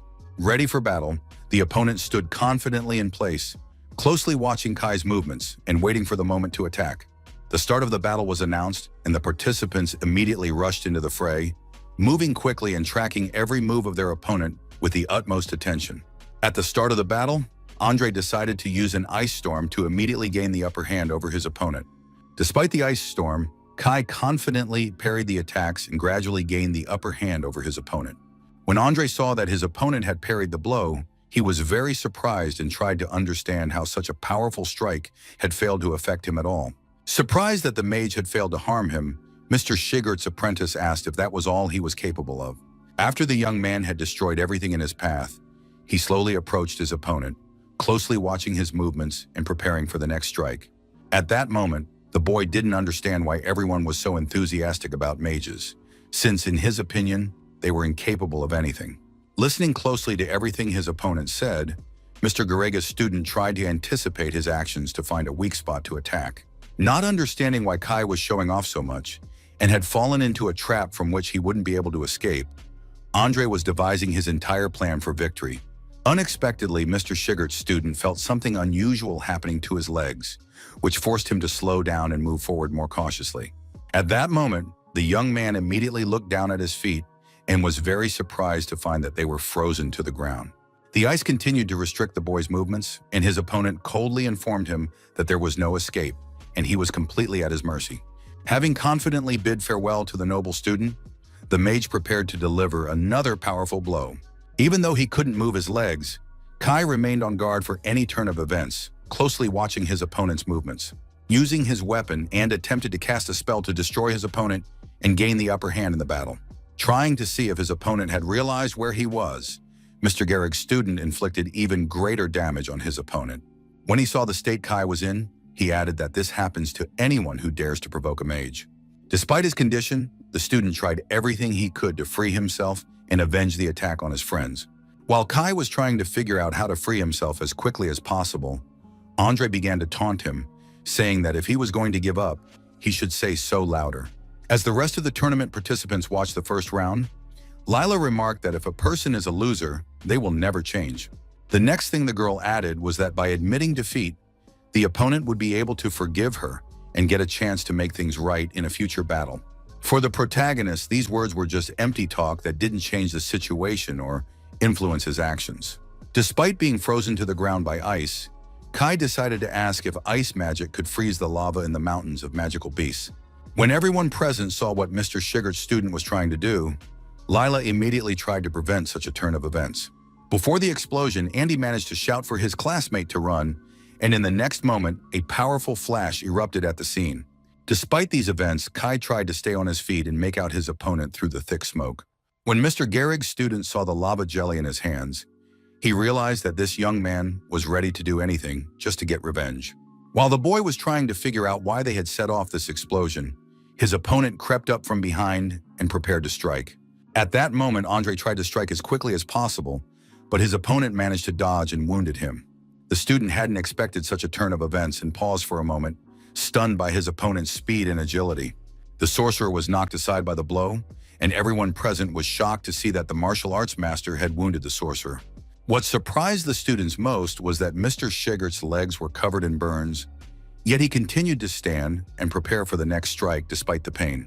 It was impressive that the young man decided to cause an explosion to escape the ice prison, and he succeeded, earning the admiration of those present for his courage. When the smoke cleared, Kai recalled Lucas's words that when an enemy casts a spell and is confident of victory, weaknesses immediately appear. It also came as a surprise to Andre when he was wounded by the martial arts student. He hadn't expected his opponent to be able to attack him so quickly and accurately. Despite feeling unwell, Mr. Gehrig's student decided not to waste time and launch an attack, believing his opponent would be unable to withstand his strength. The most unexpected thing for everyone present was that they once again saw a mysterious object in Kai's hands. With the help of this tool, Kai tried to end the battle as quickly as possible and gain the upper hand over his opponent. Despite the fact that the object had exploded and an ice mage stood opposite him, Mr. Shigert's student had a plan that allowed him to continue the fight. The boy's hands began to turn to ice again, but despite this, he continued to fight for victory, and because of this, everyone thought he was crazy. During the fight, Kai explained that he disliked ice mages simply because they never saw things through to the end. After the young man spoke, Andre began shouting for his opponent to back off and tried to hold back his next attack, carefully assessing the situation on the battlefield. The blow was powerful and sent the opponent flying backward, leaving everyone present stunned by the force of the attack. As he flew through the air, Mr. Gehrig's student tried to say something, but the force of the blow prevented him from speaking clearly. Once he landed, the boy realized that his opponent had shattered his shield with brute force and was confident he would defeat the martial arts student. The winner of the first match was Kai, who demonstrated courage and agility and secured a decisive victory over his opponent, impressing everyone present. After the victory, the young man was glad that he had managed to prove the strength of his discipline, and no one could say that their department was weak. Realizing that Teishi was next to enter the fight, the young man wondered if she would be able to handle her opponent, if she would need help, and if everything would go well during the match. After making sure the girl was okay, the protagonist noticed that the second round was already beginning, and the participants were preparing for a new clash. The first thing the student heard was that her friend had won because he was from the noble Taro family, so it was clear to Tara that this wasn't a fair victory. Tisha's words struck a chord with her, because in her opinion, no one wanted to admit that the boy had won fairly. The young lady's thoughts were interrupted by an unexpected blow, which she managed to dodge with confidence. Seeing a strange object on the wall, the martial arts student immediately realized that if she hadn't reacted in time, its force could have destroyed her completely. In Lila's opinion, Mr. Shigert's students are deeply attached to their principles and because of this, rarely change their decisions, even when circumstances force them to act otherwise. The next thing the girl said was that, for mages, the result is what matters, and she struck her opponent again. Despite the vines appearing before her, Teishi confidently overcame the obstacle and calmly approached the mage's student. Once the girl had made her way through the plants, she tried to close the distance as quickly as possible to force her opponent into close combat. Lila was surprised that the martial arts student was so fast and had launched an attack, even though she was only at the first level. After the attack, Mr. Gehrig's student tried to use her strength, but her opponent beat her to it and grabbed her arm. Closing in, Teishi decided to recite the motto of their school to demonstrate her confidence and moral superiority over her opponent. Before launching a powerful attack, the girl said that scientists consider human life to be the highest value and that it must be protected under any circumstances. After these words, Lila began to scream and use plant magic, directing vines at her opponent to restrain her movements and seize the initiative. But the magic hadn't even had time to take effect when Mr. Shigert's student launched a series of attacks, successfully deflecting all of her opponent's magical streams. A few minutes later, the girl stopped with a calm demeanor and surveyed the battlefield, assessing the results of the clash. Surprised, Kai couldn't understand how the young lady had managed to end the battle so quickly, while his friend was impressed by her result and skill. After landing her strikes, Teishi, returning to her group, remarked that one should not provoke the pride of the martial arts faculty. The second round ended with a victory for Mr. Sugar's student, who secured a decisive win over her opponent. A few minutes later, members of the student council noticed through an open window that the girl had used poisonous needles which might be prohibited. In Theo's opinion, his interlocutors were exaggerating the situation, since nothing serious had happened, and he believed that everything had gone without consequences for the combatants. When Gehrig heard that Teishi was a very talented person and that it was no surprise her advisor had appointed her as group leader and that she was now asking for help because of the insults to their department, he became very angry. Looking closely at the last participant in the fight, the man believed that they were the ones who should have taken the spots near the Aaron Tower, and now they had lost their dignity. For Mr. Gehrig's student, this was his last chance to use a certain technique again during the fight to turn the tide in his favor. As he prepared for the final round, the protagonist had no idea of his opponent's true intentions and didn't know what moves the opponent might use to surprise him during the fight. For Break, this was the last chance to prove they were ready to go all the way and earn a spot in the next tournament by demonstrating all their strength and agility. On high alert, everyone present immediately heard the announcement of the start of the third round and watched the events in the arena with bated breath. As soon as the trial began, the protagonist started closely observing his opponent's movements and looking for weak spots to attack. Some mages, like Break, have mastered effective close combat techniques to combine magic and physical strength during battles. In the young man's opinion, his opponent would be helpless against his high-speed cloning technique and unable to react in time to dodge the blows or defend against the attacks. Worried about Lucas's fate, his friends couldn't understand why he wasn't attacking, but instead kept his distance, focusing on defense and assessing his opponent's moves. The young man himself no longer wanted to show off his skills and concentrated on precise movements, assessing his opponent and using every opportunity to gain an advantage in the fight. The most important thing for the young man was to teach his enemy a lesson, so he managed to catch him at high speed and seize the moment to deliver a precise and powerful attack. Once the opponents were face to face, the tension between them grew, and they cautiously sized each other up before the next attack. What surprised Break the most was that Lucas missed and failed to hit his opponent during such a crucial attack. This situation was unexpected because the young man considered his rival a strong opponent and did not expect such a miss. Stepping away from the protagonist, the young man thought that he was starting to lose his mind from the tension and his opponent's unpredictable actions.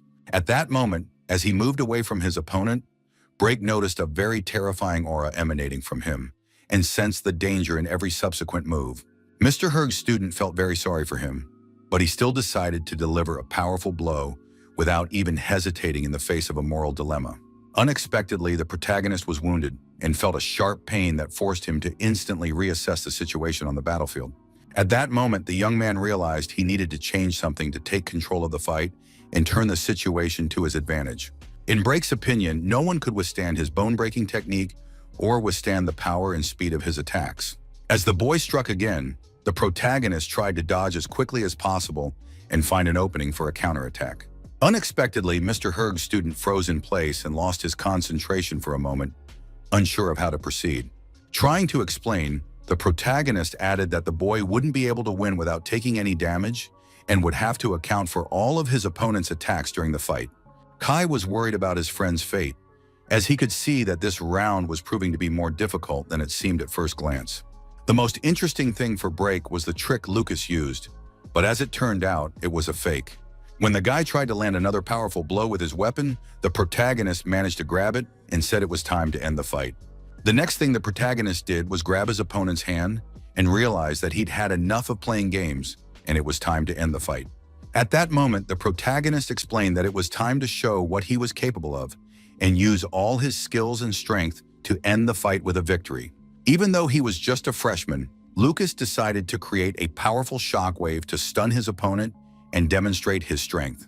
When Break saw what the young man had done, he was surprised, because he knew his opponent was only at the first level and had created the shockwave with just one foot. Thanks to the powerful gust of air, the protagonist didn't have to worry that anyone might notice them, and he asked if his opponent was ready for a real fight. Despite his previous results, Break decided to use his magic sword to try to turn the tide of the battle in his favor. Just as Mr. Herg's student was trying to find his weapon, Lucas had already landed a powerful blow, causing his opponent to fall to the ground, losing his balance. After such an attack, the student suffered a serious injury and felt intense pain, which forced him to retreat and rethink his battle strategy. The young man screamed in pain, but this did not stop his opponent, who was ready to do anything to take revenge.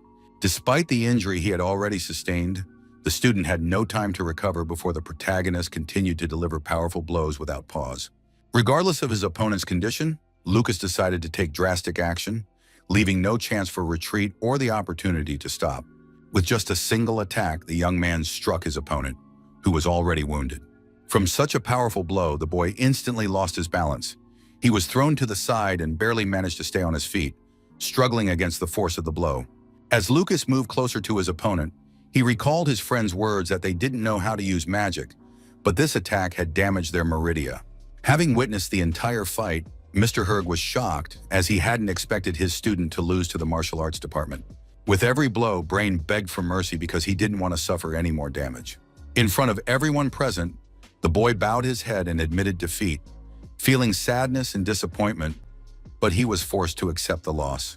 After listening carefully to his opponent's pleas, Lucas accepted his decision and chose not to resist, allowing him to leave. The faculty advisor did not approve of the student's decision, as he believed that, given his abilities, he could have easily won the round. His colleague's reaction greatly surprised Shigart, as everyone could see how badly his student was injured. Feeling disheartened, the man realized that if the student continued to fight while injured, it would cause problems for the martial arts department as well. The entire department rejoiced at the tournament victory. They felt proud of themselves and proved to everyone who had looked down on them what they were capable of and that they should not be underestimated. In his excitement, Kai immediately asked if they could defeat the mages in a duel, not noticing that something strange was happening around them. Despite the fact that Brain himself admitted defeat, he still decided to attack his opponent and continue the fight. At that moment, the protagonist was warned of the danger. He instantly dodged the blow, while his opponent tried to get closer. Moving with great speed, Lucas positioned himself behind Mr. Gehrig's student, ready for his next move. Even though this technique was forbidden, the protagonist decided to use it so that his rival could feel firsthand just how powerful it was. When it was all over, Brain felt as if he had been broken from the inside and didn't understand what had happened to him. With tears in his eyes, the boy fell to the ground, feeling the pain and despair that overwhelmed his heart. The final blow came from Lucas, who said that when his opponent used a similar technique, he didn't think the same thing would be done to him. On the big screen, the examiner explained that Brake had unexpectedly attacked the young man after his defeat, but the protagonist handled it perfectly and emerged victorious. This news came as an unpleasant surprise to Iva because she didn't like that her cousin had achieved such high results in his studies. When Julia saw the angry girl, she wanted to ask if everything was okay, but then she remembered that this technique looked like the destruction of the meridian described in ancient books. She recalled that no martial arts master in the Empire had been able to master this technique in 100 years. The conclusion of the tournament gave the faculty a boost of joy and pride in themselves and their achievements. In Tayshia's opinion, if anyone looked at her, she would immediately challenge them to a duel without hesitation and without regard for the consequences. Next, the girl explained that she felt stronger than usual, and this gave her confidence in her own abilities. In her excitement, the student wasn't watching where she was going and accidentally bumped into Shigart without noticing him in time. The first thing the man asked was why they had gotten so cocky and let their guard down after the tournament without thinking about the consequences. Starting to make excuses, the group leader explained that they had won the magical beast taming competition and that everything was fine with this tournament. The supervisor immediately made it clear that the only reason for the faculty's victory was that the beasts had been stressed out by constant attacks over a long period of time. Simply put, the students had just gotten lucky and had taken advantage of circumstances that had worked in their favor. When explaining the situation, the students insisted that they had won the duel on their own merits, but Shigart calmly pointed out that only 3 of them had actually won. The man then asked the students if they wanted to rely on the higher powers of this world instead of developing their own skills. In the curator's opinion, even if the students were nearly destroyed like Sharp and Collins, they are ready to give not only revenge, but also their lives for others. Believing this to be a good life, they will never become stronger because they do not dare to step outside their comfort zone. If the students think the way Shigart said, they should leave the department immediately to understand that true strength demands more. The man's words deeply affected Taisha. She was ready to prove that she could become stronger no matter what. Hearing the curator's words, the protagonist realized he was right. A martial arts master must be confident and train constantly. Unexpectedly, the woman waiting for the martial arts curator asked him to pull himself together and calm down. In response, the man explained that he didn't want his students to end up the same way he had and asked what was expected of him. Without explaining anything, Mrs. Linda handed the man a letter. He took it in surprise, not understanding what was inside or what to expect. Returning to the room, Brake felt terrible because something resembling a meridian destruction technique had been used against him. The carriage arrived at the academy library. Alan had brought a teacher who had important business and caught the attention of everyone present. Among those present at the meeting was a man who was extremely angry and struggling to contain his rage. Brain's father arrived at the academy director's office, furious that his son's meridians had been severed and he would no longer be able to use magic. In the man's opinion, the criminal must be punished and the martial arts department disbanded to prevent such incidents in the future. Suddenly, Shigert entered the office and asked if they truly intended to severely punish the criminal and disband the department. The man immediately stated that this technique matched the one that had harmed his students, Sharp and Collins, and that 3 of Herge's students were involved in the incident. At that moment, the dean of the martial arts department requested that one instructor and his students be punished according to academy regulations. Even during his conversation with the director and the student's father, Herge tried to avoid punishment, believing that his colleague would prove his student's innocence. The only thing that bothered the man was why this information had surfaced now and why he was only finding out about it at this moment. He immediately told Shigart not to distract attention, since the issue at hand was that a prohibited technique had been used during the tournament, injuring a student. At that moment, the faculty dean explained that the information was unconfirmed, but the technique itself was definitely beyond the capabilities of a freshman. The student's father agreed with the man's words because he knew the protagonist and understood that the boy could not have mastered this technique without magic. In the director's opinion, even a high-level martial arts master would have struggled greatly to perform this technique. At that moment, Garrick added that the only person capable of such a feat was Shigert himself, and no one else possessed his level of skill or ability to influence a fight so effectively. The man immediately had the idea that the curator himself might have used this move on the student, and he shared this with everyone present. With a touch of irony, the martial arts faculty instructor remarked that if forbidden techniques were allowed, he would have used them on his colleague right away. After hearing all the instructor's speculations, the director turned to Shigert and asked if Brake's condition wasn't related to the prohibited use of techniques, then what was the cause? No one knows the exact reason, as the man himself believed he got what he deserved, but the director decided to question his student anyway. When the curator asked about the incident, Lucas confidently asserted that he hadn't used any techniques that weren't his own, but then unexpectedly shared a theory. According to the young man, Brake paid large sums to black market assassins to learn how to injure people, and because of this, he was quite well known in certain circles as a troubled aristocrat. The protagonist also mentioned that perhaps someone was concerned that information from the black market might become known to the outside world. One possible scenario was that an influential figure had used the duel as a cover to launch their own actions. Hearing Shigert's words, Academy Director Allen fell deep in thought and began analyzing what he had heard to understand the true causes of the events and the possible consequences for the Academy. At that moment, the father of the wounded student began shouting that no one should be misled by rumors and demanded the truth about what had actually happened. Trying to calm the man down, Herg explained immediately that this was only a hypothesis and urged him not to jump to conclusions until all the circumstances of the incident had been clarified. Another teacher confirmed his colleague's words, as this version seemed more plausible than the one suggesting the freshman had used forbidden techniques. In any case, there was someone at the duel who could have done so. They also warned that it was best not to provoke this person's wrath, as it could lead to serious problems. After the meeting ended, the principal decided to go to the library to find answers to the questions that were troubling him. After spending some time among the books, the man found what he was looking for and realized that this information could change his perspective on the events. Seeing the condition of the book, the professor realized that someone had recently borrowed it, and this only confirmed his suspicions regarding the events that had taken place during the duel. The man immediately decided to open the book and review the information he needed to get the answers he was looking for. The pages of the book described the very technique that had previously been banned and had caused much controversy among mages.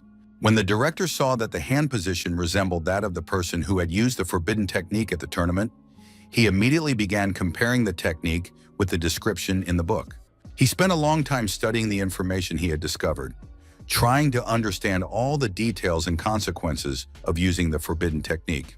Meanwhile, on the Mountain of Magical Beasts, specifically near the hot springs, the protagonist was finishing treating his friends and monitoring their condition after the battle. To start with, Lucas decided to pour a special potion where his classmates were sitting to help them recover after the grueling battle. The water around the young men began to glow even brighter, enveloping them in energy and accelerating their recovery after the battle, helping to restore their strength and overall physical condition. Collins felt quite unwell during this procedure, and it caused him discomfort as he regained his strength. Sharp felt the same way as his friend and experienced the same discomfort during the recovery process. Realizing that the boys were in pain, the protagonist asked them to bear with it a little longer, since there was very little left. At that moment, the young man explained that martial arts masters can heal on par with mages and possess recovery techniques no less effective than magical abilities. A few days after those events, a carriage carrying Julia and Lucas's parents arrived in the city of Daku to check on their children and discuss what had happened at the tournament.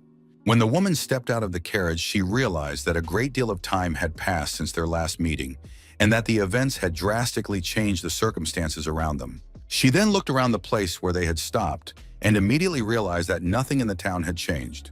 Unexpectedly, her husband approached Catherine and began talking about the events that had taken place during their long absence.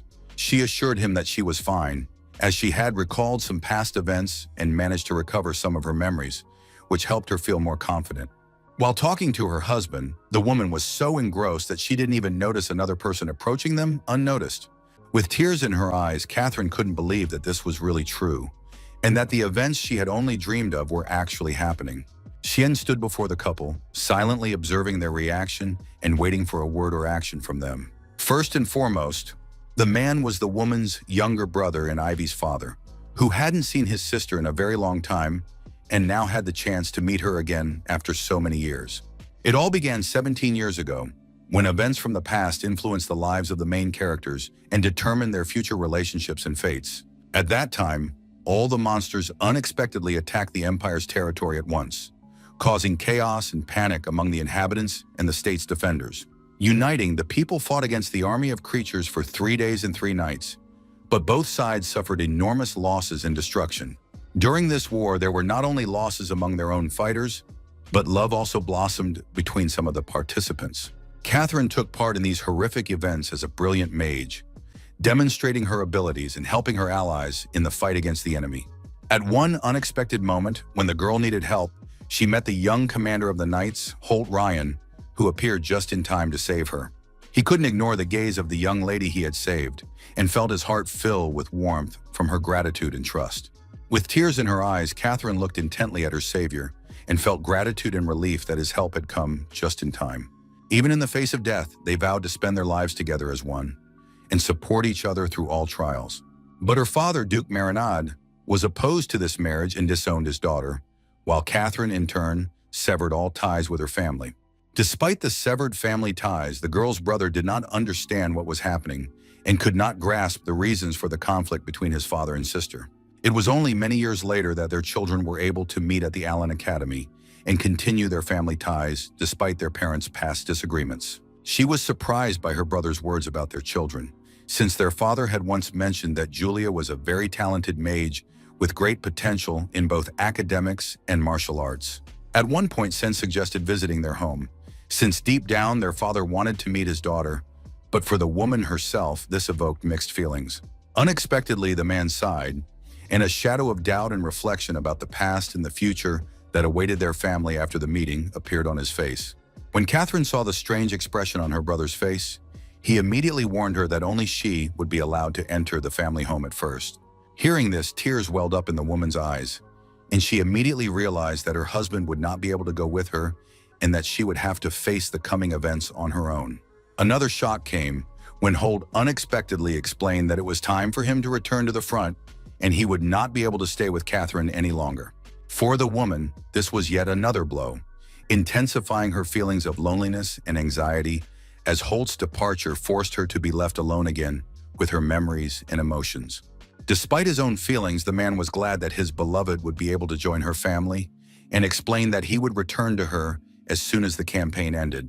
No matter how much it hurt Holt, he walked away resolutely and couldn't even turn back to say goodbye to his wife, leaving her alone with her emotions and feelings. After her husband left, Sen recalled that despite his pride, the head of the family had facilitated the reunion between father and daughter, but the Duke had not forgiven her for marrying a martial arts master. With sadness, the brother hoped that someday a person would appear who would lift the ban on martial arts and help change attitudes toward their masters. Meanwhile, events were unfolding at the Allen Academy, where Lucas and his sister were heading to lunch and discussing past events and plans for the future. Even though the boy had been training hard, he still caught a cold, but his thoughts were interrupted by Julia, who said that Kai was buying food for someone. In the boy's opinion, once Sharp and the others recovered, he would make them buy something for him and use their help in the future. To Lucas, this seemed like a good idea, and he smiled a little, imagining his friends fulfilling his request and helping him. Upon seeing the protagonist, some students thought he was just lucky because an assassin had attacked Break before the duel, giving him an unexpected advantage. When Julia heard someone say that he might have gotten lucky 3 times, she raised her eyebrows in surprise and couldn't hide her astonishment. At that moment, the girl approached the young men and asked whom they were humiliating and why they were treating the other students that way. After the young lady walked away, Kai decided to suggest that he take the bento with him and his friend have lunch with his sister. After Julia spoke with the boys, she returned to her brother, smiling sweetly with satisfaction and in a good mood. Watching his sister closely, the protagonist noticed that she was wearing a new hair clip, and it turned out to be a gift from Ivy. Surprised by what he heard, the young man realized that she was a brilliant magician, so it was no wonder that everyone admired her abilities and behaved cautiously around her. The most important thing for Lucas was for Julia to be able to get along with her for their mother's sake and feel the warmth of family support. Unexpectedly, the boy heard his sister shouting to someone that she congratulated them on being appointed class president, and he was delighted by her enthusiasm and sincerity. At that moment, Mina approached their table and announced that the girl would soon become the star of the academy, and everyone would admire her talents. Despite her brother's support, the vice president assured her that she would always be there for her and support her through all her endeavors and difficulties. The next thing the young people noticed was the attitude of those around them and how they behaved in their presence. The strangest thing was that Iva was furious and didn't notice anyone in front of her, focusing only on her own emotions and anger. The girl herself was lost in her thoughts and didn't notice anything around her, immersed in her own feelings and memories. Shortly before this, the young lady had spoken with her mentor, Linda, who said that her skill level was almost on par with Julia's, especially in mind control magic. In the woman's opinion, in all other aspects, the girl clearly surpassed Iva, and for this reason, the 11-year-old was better suited for the role of head girl. Trying to explain this to the student without offending her, the mentor chose gentle words and emphasized the girl's strengths without belittling Iva. The girl didn't like the curator's words and decided to prove that her rival was simply the teacher's favorite. As they watched the young lady leave the cafeteria, everyone present was at a loss as to what was happening and why she was acting so strangely. After seeing this, Lucas realized that she was very angry, and her anger could be felt even from a distance, causing everyone around her to be wary of her behavior. According to Julia, it was all because Iva wasn't eating properly, so on the way to the dorm, she would buy her some food to help her regain her strength. Mina was surprised when the conversation turned to the young lady, and she hadn't expected everyone to discuss her abilities so enthusiastically. In response, the 11-year-old girl said that they were roommates and that her mind control was simply unmatched and also quite rare. Hearing these words, Mina was very surprised and decided to press a button to test what the girl had said. A magical sphere formed around their table, shielding them from prying eyes and sounds, making the conversation completely private. This situation surprised Lucas, because he knew that this was a sound-dampening magic circle that contained any magical energy and prevented the leakage of harm. The girl also explained that it could benefit the mind by helping one focus and control magical abilities more effectively. Even though no one could hear her, Mina tried to say that wind magic was also very interesting and deserved attention for training and research. But unexpectedly, the girl froze in place because the protagonist had strangely addressed her, causing both surprise and excitement. In Lucas's opinion, the girl hadn't just come to chat, she must have had some important purpose or request for him, For the girl, the young man wouldn't be a problem as long as his sister respected her, even though he didn't trust her. Despite the fact that the young man was quite sharp-tongued, the vice president decided to get straight to the main issue and discuss it openly with him. Starting with the fact that the girl was sure Lucas knew that the mountains of magical beasts were quite dangerous, but lately there had been changes in the ecosystem, and the number of low-level beasts had significantly decreased. Continuing her story, Mina added that the cubs of the crested leopards had completely disappeared, and their population had significantly declined. She also reported that 3 days ago, the Imperial investigation team had discovered traces of a high-level beast. It was upsetting for Julia to hear this, as she believed they were talking about Yule and couldn't hide her anxiety and concern over the situation. At that moment, the protagonist decided to warn his sister not to say anything about the wolf and not to put herself in danger. Only after her brother's warning did the young lady realize she had said something she shouldn't have and immediately felt ashamed of her carelessness. With a smile on his face, Lucas decided to ask if he had understood correctly that Mina wanted them to complete this task and what its difficulty level was.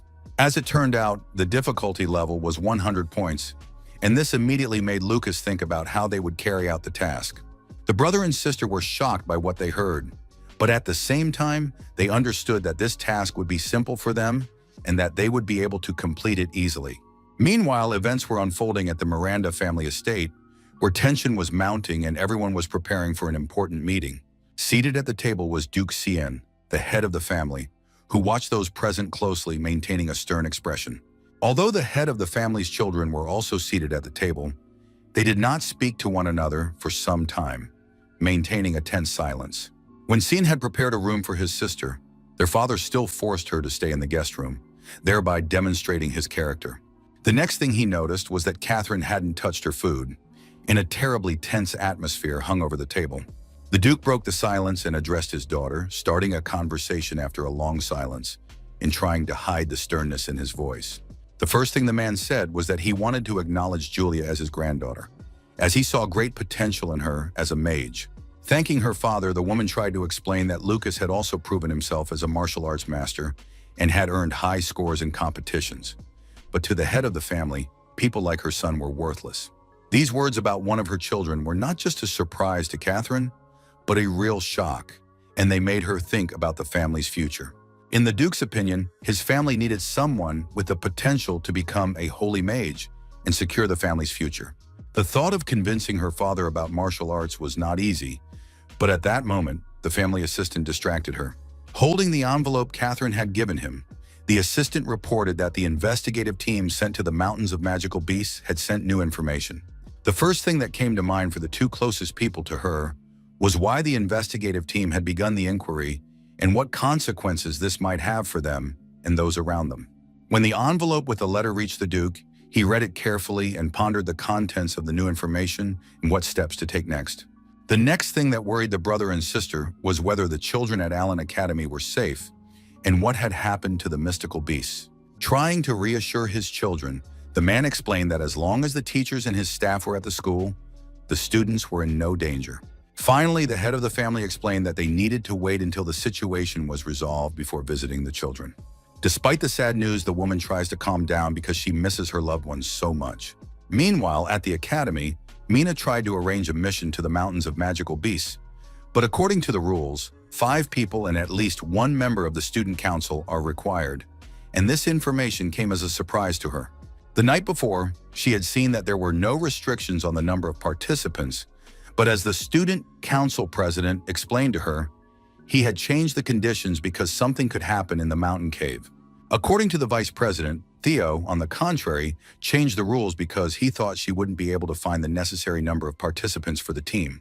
At that moment, the protagonist realized that Mina didn't like to socialize and would have a hard time finding 5 people, and at the same time understood why she had become so close to his sister during their admission to the academy. Even though the girl wanted to go, she decided to decline this task to avoid potential dangers. Julia and Lucas decided to help the vice president since everything was already clear and didn't require further explanation. At that moment, the girl thanked them for their help, but felt guilty, realizing she was using them as pawns. While waiting for all the mission members, Mina gathered her strength and prepared herself for the difficult journey to the Mountain of Magical Beasts. Wearing a protective suit, Kai approached the vice premier and spoke to her politely, choosing his words carefully. Despite the fact that his friend was going on a mission, Kai tried to contain his excitement and not show his true emotions. The most important thing for the young man was to help his classmates and to use the high-level armor his parents had given him. Maya joined the group. She was delighted to meet them, considered the water element her strength, and was confident she could help. It was important to Mina that their mission be successful, and with the newcomers, it would become much more difficult. The first thing Lucas asked his sister was why she had called Maya and not Iva. But in response, he heard that her neighbor didn't want to talk to her. At that moment, the vice president thought that some of the participants were just there to make up the numbers, and that she and Julia would be enough for the mission. Even though the girl didn't like the team's composition, she announced that they were setting off, since the journey would take half a day, even with the acceleration spell. After traveling for several hours, the students finally arrived at their destination, ready to begin their task. Next, the students from Allen Academy found a cave that could be the starting point of their mission.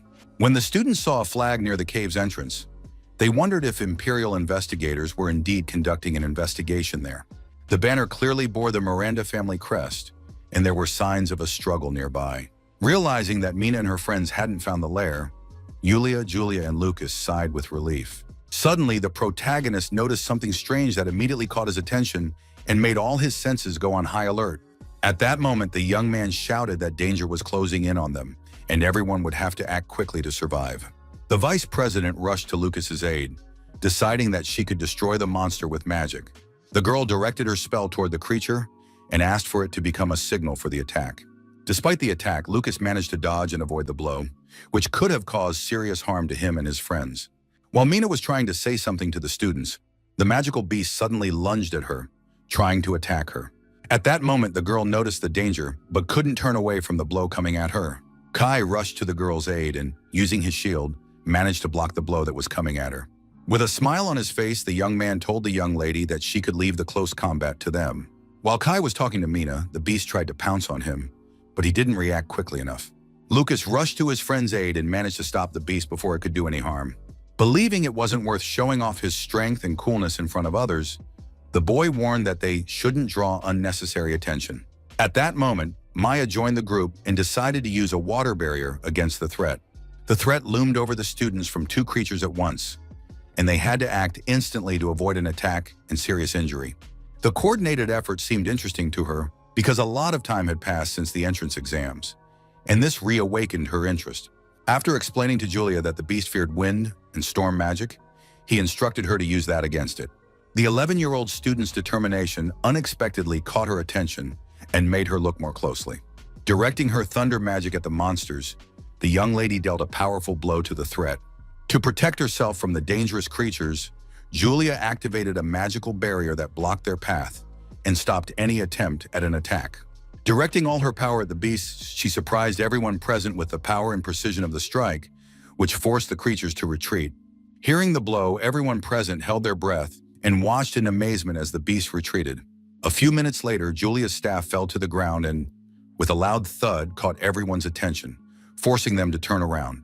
She thought that the thunder magic performed by her friend's sister looked unbeatable and was impressive in its power.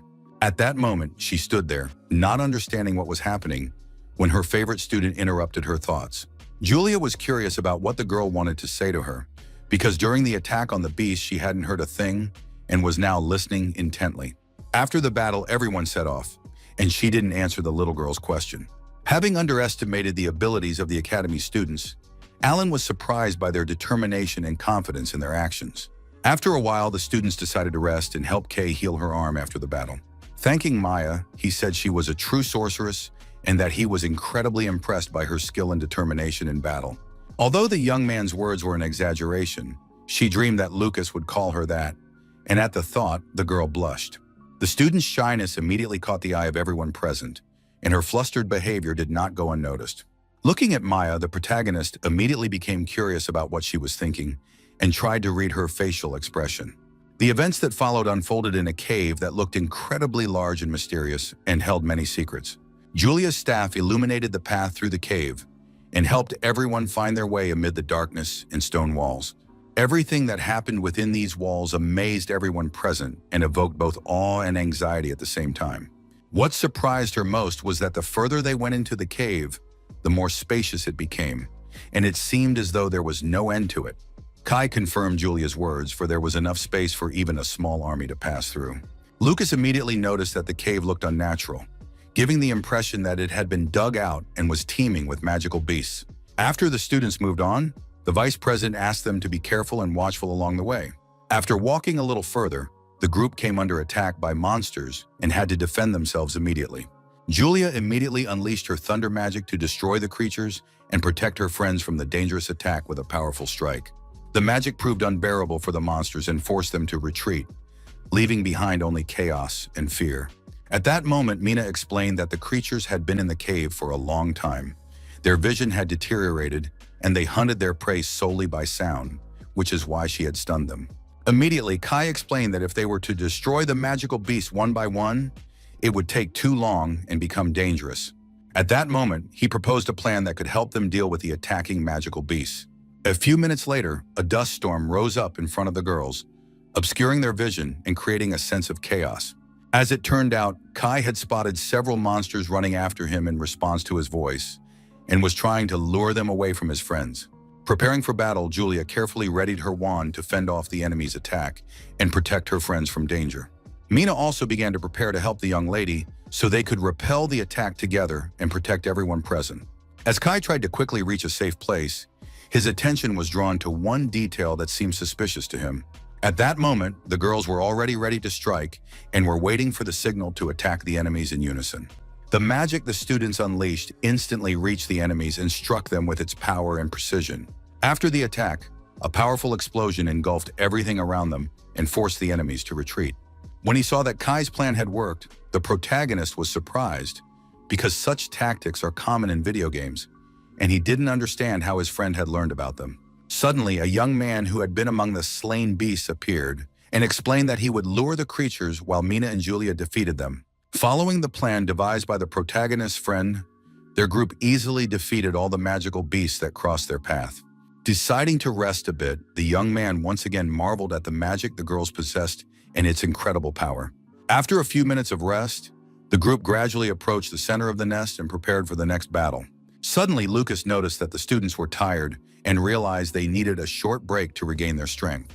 The next thing he noticed was Kai, who was pretending not to hear and continued searching for magical beasts despite the others' need for rest. A few minutes later, the young man returned and announced that he had brought more beasts, and the rest of the task fell on the shoulders of the other members of the party. Suddenly, he noticed his friends were gone and tried to figure out where they had gone while continuing to move forward. Despite their friendship, Lucas believed that the boy had summoned these animals himself, and even explanations didn't change his mind, since Julia's strength was at 0 due to exhaustion. Unexpectedly, Maya became determined that if Kai was still breathing, she would definitely save him. At that moment, the girls sensed something strange and saw that something incomprehensible and alarming was happening above them. Listening intently to every sound, no one understood what was happening and could only guess that the investigation team might have reached the center of the nest before them. Mina immediately decided to suggest going to see for herself what was happening ahead. Unexpectedly, the protagonist sensed a strong smell of blood, which instantly put him on guard and made him cautious. When Lucas realized that things would get more difficult ahead, he gave everyone a potion to restore their strength, which he had brought with him. Given the investigative team's skills, it wasn't certain the students would be needed, but just in case, they decided to check if everything was okay. When the academy students, Alan, stumbled upon the source of the smell, they were greatly surprised by what they saw. At that moment, Mina ordered everyone to leave the cave immediately because the group had been wiped out and something strange was happening in the area. Suddenly, Lucas heard those same strange sounds again that had echoed a few minutes earlier and instantly became alert. Seeing rocks falling from above, the students were shocked and couldn't understand what was happening. A giant monster appeared before the group, immediately threatening everyone present with its incredible strength. Mina was overcome with surprise and couldn't hide her reaction to what was happening. The mutant's grandeur was incredible and impressed everyone present, simultaneously evoking a sense of awe and a feeling of imminent danger. The magical beast's eyes glowed with intense hatred and radiated such power that everyone present was overcome by fear and a sense of danger. Even Mina, who had been studying at the academy for several years, was stunned and couldn't hide her surprise. A minotaur of enormous size and catastrophic power appeared before the students, filling everyone present with fear and anxiety. Lucas couldn't believe that such a powerful enemy would appear on an ordinary student mission, and this surprised him. At that moment, the young man tried to save the vice president, who was in danger, and act quickly. Trying to parry the Minotaur's blow, he caused a bright flash that illuminated everything around him and forced the enemy to retreat. Small shards instantly appeared around the protagonist, flying in all directions and heightening the sense of danger. Suddenly, Lucas noticed the creature becoming completely covered in ice, its movements growing stiff, and the air around them filling with cold and anxiety. Julia ran to the center of the action and immediately asked if her brother was okay and who had cast an ice shield over the magical beast. Seeing the cause of this situation, the protagonist immediately explained that Mina hadn't done it and tried to calm everyone down by explaining the situation. At that moment, everyone present noticed the person in the magical beast's hands who had managed to cast the ice shield upon it. The Minotaur's attention was fixed on the Imperial investigator who had prevented the monster from destroying everyone present. Despite his injuries, this heroic man managed to save the students from certain death and did not leave them at the mercy of danger. At that moment, the man ordered the group to move away from the danger as quickly as possible and seek help from the Imperial Army. The next thing the investigator reported was that the ancient seal had been broken, posing a serious threat. But in an instant, the mutant decided that he must destroy the one who stood in his way and hindered him, increasing the force of his blow and the threat to everyone around. Despite all the information provided, the man remained a lie to the Minotaur, and he began threatening the students that he would destroy them as well. Julia was the first to refuse to let people die, and she immediately began looking for a way to protect everyone. A vial of potion that her brother had given them before they entered the place where they were now stood fell from her hands. And after that, the girl watched the Minotaur's reaction closely. A bright blue glow began to shine around the beast, illuminating the entire cave and filling the air with tension, fear, and a sense of imminent danger. Despite the danger, the man declared that the beast was babbling nonsense and sought only to destroy him, no matter what. Immediately using ice magic, the mage directed it at the creature, and it instantly turned into a solid block of ice. While the monster was encased in ice, the investigator tried to order the students to flee as quickly as possible and report the situation. Without hesitation, the girls agreed and began looking for a way to escape, trying to quickly come up with a plan of action. For the protagonist, it was important to save the man, but he understood that he couldn't help and had to fulfill his request first. Watching to see if the young people would manage to get out of the cave, the wizard realized that his end had come and there was almost no time left. With his last ounce of strength, the investigator did everything in his power to give the young people a chance to save themselves. Unexpectedly, the mage felt the beast trying to break free from the thick layer of ice, and cracks began to spread. When the mutant shattered the ice, he immediately screamed that the pathetic insects had dared to attack him and promised brutal revenge. The Imperial investigator was the first to feel the force of the vengeance and realized that the blow was aimed directly at him. But unexpectedly, someone behind him struck the beast with a thunderclap right in the back, causing it to shudder in pain. In agony, the Minotaur released the man from his grasp and began to scream furiously, filling the cave with a terrifying roar. Fearless Julia used her power and immediately declared that he was a human, not an insect, and that he was a true warrior. Meanwhile, using her magic, Mina carefully rescued the investigator and lowered him to the ground, saving him from danger. Next, using her magic, the girl launched a wind bomb at the enemy, intensifying the blow and increasing the danger to him. In the vice president's opinion, there was no point in fighting if they had already bought enough time to escape and save themselves from danger. Deciding to hold off the Minotaur, the protagonist ordered Mina to inform the outside world of the danger and the need for help. Discussing the disaster-class monster, the students concluded that a freshman wouldn't be able to handle it, and the girl rejected that decision. After pondering the young lady's words for a few seconds, the young man realized it wouldn't be easy and that he would have to give it his all. Unexpectedly, a powerful blast struck near the students, sending up a thick cloud of dust that blinded everyone present. Out of the dust emerged a Minotaur intent on destroying everything around it and anyone who crossed its path. Despite the danger, the boy continued to insist on his plan and asked that they leave the beast to him so that the others could retreat. Immediately shouting for the freshmen to step back, Mina explained that as the oldest and a member of the student council, she was responsible for them. When the protagonist saw how the girl was protecting them, He immediately realized that his thoughts about her selfishness were wrong and that she truly couldn't bring everything to life.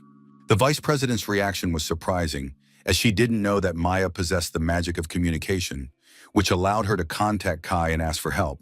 The conversation was interrupted by the roar of a monster approaching them, filling the air with menace and fear. Realizing the beast's power, Mina explained that their teamwork wouldn't matter because defeating the mighty monster was impossible anyway. When Lucas got closer to the Minotaur, he asked the girl to believe in the power of their team and not to lose hope. At a brisk pace, the protagonist ran toward the beast, leaving the young lady alone in her place, filled with fear and tension due to the looming danger. The hope that the students would not lose to such a beast gave them confidence and compelled all participants to act decisively. Just as the protagonist approached the beast, a mighty weapon appeared in his hands, ready for battle. The Minotaur struck the ground with a mighty blow, but the boy managed to step back and avoid the danger. What surprised the beast most was that his opponent had managed to dodge the powerful attack. Continuing the fight, Lucas tried to repeat his attack with all his strength and precision to overcome his opponent and gain the upper hand in the battle. The most important thing for Mina was for the young man to keep distracting the beast so that, when the opportunity arose, she could land a decisive blow. To the beast, the students were nothing more than insects trying to stand up to its strength and power. While the young man tried to find a way to evade the monster's attack, he watched in amazement at what was happening around him. Hearing from Julia that everything was ready, the protagonist decided to give the girls a chance to show off their magic. When Lucas stepped back, the young lady ordered the beast not to touch her brother and immediately directed a thunderbolt at it. The Minotaur certainly didn't expect such a powerful blow, which struck him and knocked him off balance. Trying to find the weakest spots, the protagonist did everything he could to land a precise blow and weaken his opponent as much as possible. The moment the Minotaur felt the girl's power, Lucas immediately landed several blows on the opponent's vulnerable spots. In pain, the Minotaur screamed even louder, his cries echoing across the entire area and terrifying those nearby. After striking the beast's weak spots, the protagonist warned the girls that they could launch their attacks without hesitation. Julia was the first to aim her staff at the mutant, ready to deliver a powerful magical strike. Mina was next, preparing a powerful attack using air magic to increase the pressure on the enemy. Trying to direct their strikes at the enemy simultaneously, they acted in unison to amplify the attack's effect. From both sides, the magic of the two elements was directed at the Minotaur to inflict maximum damage on him. From the powerful attack, the beast flew to the side and crashed into the ground with a thud, unable to withstand the force of the blow. The monster hadn't expected such a turn of events and was momentarily disoriented, not understanding what was happening. In response to the Minotaur's words that once his leg healed, everyone would regret it, Maya declared that she would not let that happen. At that moment, the girl directed a powerful stream of water at her opponent, using the power of magic. In an instant, the water engulfed the beast completely, immobilizing it and preventing it from escaping the trap. After delivering this blow, the young lady watched the monster's movements, carefully assessing its next moves. The next thing Maya noticed was that a massive weapon, ready for use, was right in front of her. Seeing the beast rise, everyone thought its leg had healed, but they quickly realized that water meant nothing to it. At that very moment, the beast began to scream that it would destroy everyone and lunged forward, closing in on Maya. To protect her friend from the powerful blow, Julia directed her magic at the beast while it was still wet and vulnerable. The most important thing for the girl was for the Minotaur to pay for the destruction of innocent soldiers and feel the consequences of his actions. Despite the powerful blow, the monster roared again, as if the pain had only fueled its rage and forced it to attack even more viciously. Realizing the situation instantly, he understood that dousing the Minotaur with water had amplified the thunderclap and made it even more dangerous. Under the force of such a powerful attack, the beast began to lose its balance and fell heavily to the ground as if all strength were leaving its body. After the powerful blow, the monster remained lying on the ground, unconscious and powerless, unable to move. Realizing the effectiveness of the strategy, Lucas saw that it was perfect for the model student and allowed her to act safely and confidently. To put an end to the threat, the protagonist delivered a final blow to the monster, preventing it from harming anyone else. At that moment, Mina noticed a boy who had gotten too close to the beast and caught her attention. Something unusual was happening around the Minotaur and Lucas, something the students had never seen before, and which at the same time filled them with fear. At that moment, complete uncertainty reigned, and no one could understand what exactly was happening or how to react to it. Not understanding the nature of this mysterious phenomenon, the protagonist tried to destroy it as quickly as possible. Upon touching the phenomenon, the young man could not imagine what awaited him next or what consequences this contact would have. Uncertain of what to do next after what he had seen, Lucas hesitated and looked for a way out of the unfolding situation. Suddenly, a monster appeared before the main character, one even more terrifying than the students had seen before, and its appearance struck fear into everyone. The only one who didn't see what was happening was Kai. He heard strange sounds and tried to figure out how to act in this situation. After climbing out of the cave, the young man thought there was an earthquake and that everything around him was shaking from some unknown force. After the young man got out of the cave, he ran for help to deal with the situation as quickly as possible and save those who were in danger. The beast's roar was very powerful and piercing, terrifying everyone around and making hearts beat faster. When the beast began to scream, the protagonist was nearby and felt the full force and fury of its scream, which tore through the air and terrified everyone around. At that moment, the young man tried to keep his balance and not fall from the great height, feeling as if the ground were receding beneath his feet. A powerful jolt threw Lucas violently to the ground, and he felt the full force of the impact that had hurled him downward. Despite the circumstances, the young man tried to figure out what had happened and how to act to protect everyone who was with him at that moment. Suddenly, the young man felt that he had been wounded by the sound waves of his own voice, for the beast had become much stronger and more dangerous. The next thing the protagonist paid attention to was whether the rest of the students were okay and if anyone was in danger. During such a powerful scream, Mina cast a magic circle of silence to reduce the sound's intensity and protect those around her. In this situation, the magic circle didn't help, and the girl fell to the ground, wounded by the powerful force of the sound that had attacked her. Maya was also injured. She lay unconscious on the ground and couldn't regain consciousness from the force of the impact.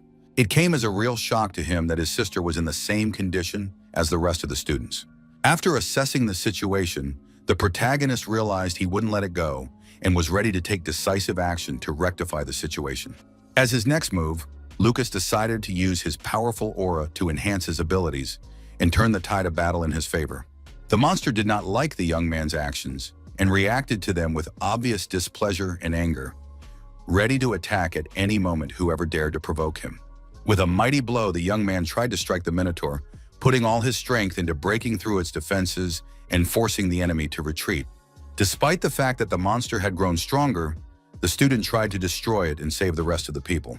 For Lucas, it was crucial to defeat his opponent, for not only they, but the entire empire could suffer. The boy's words meant nothing to the beast and left it indifferent to any attempts at persuasion. Using his abilities, Mr. Shigart's student tried to strike again, but the creature dodged him and remained unharmed. Using various methods, the young man cautiously approached from the other side and patiently waited for the right moment to strike the enemy. At one point, the protagonist was able to harness his power and direct it against the enemy, trying to turn the tide of battle in his favor.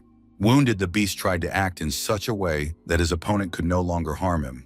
When the young man found himself on the ground, it immediately occurred to him that his opponent felt no pain and that any blows had almost no effect on him, leaving him invulnerable. Suddenly, Lucas noticed something strange happening to the Minotaur after it was wounded, which filled him with surprise and unease.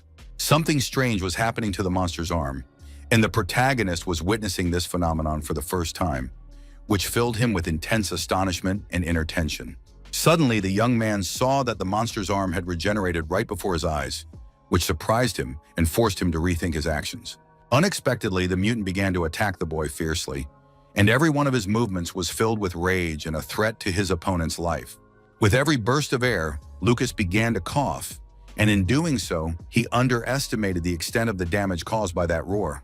The Minotaur greatly enjoyed the protagonist's condition, as this moment greatly aroused him and sparked even greater fury and a desire to continue the fight. Despite his condition, the young man tried to use another technique that Brake had employed at the tournament to land a surprise blow on his opponent. The speed the student used did not please the monster and caused it irritation and even greater aggression. An idea occurred to the creature that could change the course of the battle and forced it to act quickly and cautiously to gain the upper hand. While Lucas tried to confuse the Minotaur, it raised its weapon and attempted to escape from a position that could become dangerous for it and was restricting its movements. From the magical beast's powerful blow, stones began falling to the ground, scattering in all directions, imposing a danger to everyone present, forcing them to watch the beast's every move. Noticing this dangerous moment, Lucas realized that he could harm the girls who were already wounded. With great speed, the young man tried to ensure that the rocks did not hit his friends and to protect them from danger. One of the rocks was falling right where the injured students were lying, posing a serious threat to their lives. It was important to the protagonist that his sister remain safe. But as the debris fell, one piece struck the wall where the injured were lying and crashed directly onto them. As quickly as possible, the young man tried to lead the students out of danger and protect them from the falling debris and the threat posed by the beast. After completing this stage, Lucas felt relieved inside, realizing that he had managed to protect his friends from danger. Suddenly, the young man noticed that the beast was planning to use its roar again and sensed the growing danger to everyone present. This time, the Minotaur's roar was accompanied by a wall of fire directed at the students, posing a deadly threat to everyone present. After a while, the fire stopped, and only a powerful sound wave remained, continuing to threaten everyone around. Lucas tried to stop the force of this blast, doing everything he could to protect himself and the others from danger. At that moment, the young man realized that the monster's roar was amplified by the echo bouncing off the stone wall that had formed after the destruction. In addition to the creature's roar, a dust storm raged around them, and the protagonist struggled to maintain his balance and avoid falling. Suddenly, the young man lost his balance and flew sideways in an uncontrolled motion, trying to escape the storm and the beast's blows. Once on the ground, the boy saw the monster strike the surface, sending up a cloud of dust that engulfed everything around. The next blow was delivered by the monster's own weapon, and its force was capable of destroying everything in its path, threatening the opponent and everyone nearby. Despite these circumstances, the monster began to scream, and at the same time, something surprised him for a moment. Even though the protagonist was already wounded, the Minotaur couldn't calm down and continued to attack with relentless fury. To defend himself against further attacks, Lucas decided to use his aura to create a protective shield. After activating the shield, the monster addressed the young man and told him that it was pointless to resist, because he and his friends would die in this cave anyway. Continuing to use his aura shield, Lucas tried to hold his ground and prevent the monster from striking him and his friends. Even though he was wounded, the protagonist tried to hold his ground on the battlefield and save the lives of his friends and those around him. When the young man got closer to his enemy's weapon, he immediately made it clear that such words should only be spoken after victory. The young man's next move was a powerful explosion that distracted the creature and allowed him to continue his actions. While the monster's attention was fixed on the site of the explosion, Lucas decided to use the enemy's weapon to gain the upper hand in the fight. After achieving his goal, the young man declared that as long as he was still standing, he would not allow anyone to insult Julia or the rest of the students. The young man's words enraged the Minotaur and provoked even greater fury and aggression in him, forcing him to prepare a new attack. At his own risk, the student aimed his weapon at the mutant, ready for any consequences of his actions. Lucas's plan worked, but it enraged the beast even more and forced it to act even more aggressively and dangerously. Despite his fear, the young man continued to attack, risking his own life to protect his friends and achieve victory. After another blow, the creature screamed even louder, and its roar engulfed everything around, causing chaos and fear among those present. The Minotaur did not like this turn of events and had no intention of tolerating his opponent's actions. He was ready to attack even harder and faster. With every passing minute, the young man launched more and more attacks, risking his own life to weaken the enemy and protect his friends. Despite the student's excitement, his gaze fell on the enemy, and he immediately realized how dangerous the situation was. Immediately, the young man landed several powerful blows on the monster, trying to weaken it and gain the upper hand in the fierce battle. After such an attack, a tooth flew out of the beast's mouth, which enraged it even more, forcing it to act more aggressively and deliver stronger blows to its opponent. Unexpectedly, the creature was furious and tried to do everything to take revenge on his rival. At that moment, while Lucas was trying to escape from the Minotaur, it grabbed him by the leg and tried to hold him back to prevent him from breaking free and continuing the attack. Next, the beast threw the young man toward the wall, and at that moment, dust swirled around him, obscuring everything and making it difficult to assess the situation. The monster itself stood enraged, radiating savage fury, ready at any moment to launch another attack on its opponent. Suddenly, Lucas found himself on the ground, clutching whatever he had managed to grab before the beast's throw, and this might be his only chance for survival. When the Minotaur saw the boy, he stood there preparing for his next powerful attack, ready to inflict maximum damage on his opponent. The beast's roar was even louder than before, and its power kicked up dust, terrifying those present and threatening everyone around. Despite all the circumstances, the protagonist continued to fight the powerful opponent, risking his own life to protect his friends. As they directed their attacks at each other, they collided in a powerful clash that caused an explosion of energy and dust. When the beast saw what Lucas was capable of, he immediately understood the level of his opponent's martial arts skill and the seriousness of the threat. But the monster didn't know what awaited him at that moment, and that Lucas's actions could radically change the course of the battle. For the young man, it was important to see it through to the end and prove his strength and determination despite the danger and fatigue. At the last moment, the student delivered a powerful blow with all his might, directing it straight at the opponent to gain the upper hand in the fight. The monster did not expect such a turn of events and immediately began screaming that it would surely destroy him, preparing to deliver an even stronger and more dangerous blow. Despite these threats, the young man continued to act, risking his own life to achieve his goal and protect his friends. Outside the cave, screams and various terrifying sounds could be heard, sounds that an ordinary person would interpret as danger. After everything was over, Julia came to her senses and tried, first of all, to check if she was okay and assess her condition after the battle. Fortunately, the girls were all right, but they immediately began searching for Mina and Lucas to make sure nothing had happened to them either. The protagonist himself continued to deliver the final blow to the Minotaur, trying to neutralize his opponent once and for all. After the battle ended, the young man tried to step back from the battlefield to catch his breath, assess the aftermath of the clash, and make sure his friends were safe. Despite the victory, the protagonist felt no joy because he understood the gravity of the battle and the danger that had threatened his friends. At that moment, through the red dust, Julia spotted her brother and felt relieved that he had survived the battle. Immediately, the girl began calling out to him loudly and insistently, trying to get her brother's attention to check if he was safe and unharmed. Despite the young lady calling out to him, he remained where he was and did not respond, as if assessing the situation or preparing for his next move. A powerful aura of strength emanated from the Minotaur's body, and even after his defeat, his presence could still be felt all around, terrifying everyone nearby. The power possessed by the beast, through certain tendrils, transferred to the protagonist, and he immediately began to scream from the new might and energy. A strange mark appeared on the boy's body, the same one the monster had, indicating the transferred power and the connection between them. The following events took place in the Hall of Wrath, where the tension and emotions of everyone present reached their peak, creating a sense of danger. Small, bright flashes of light began to emanate from the lava, shimmering with every color and illuminating the dark corners of the hall.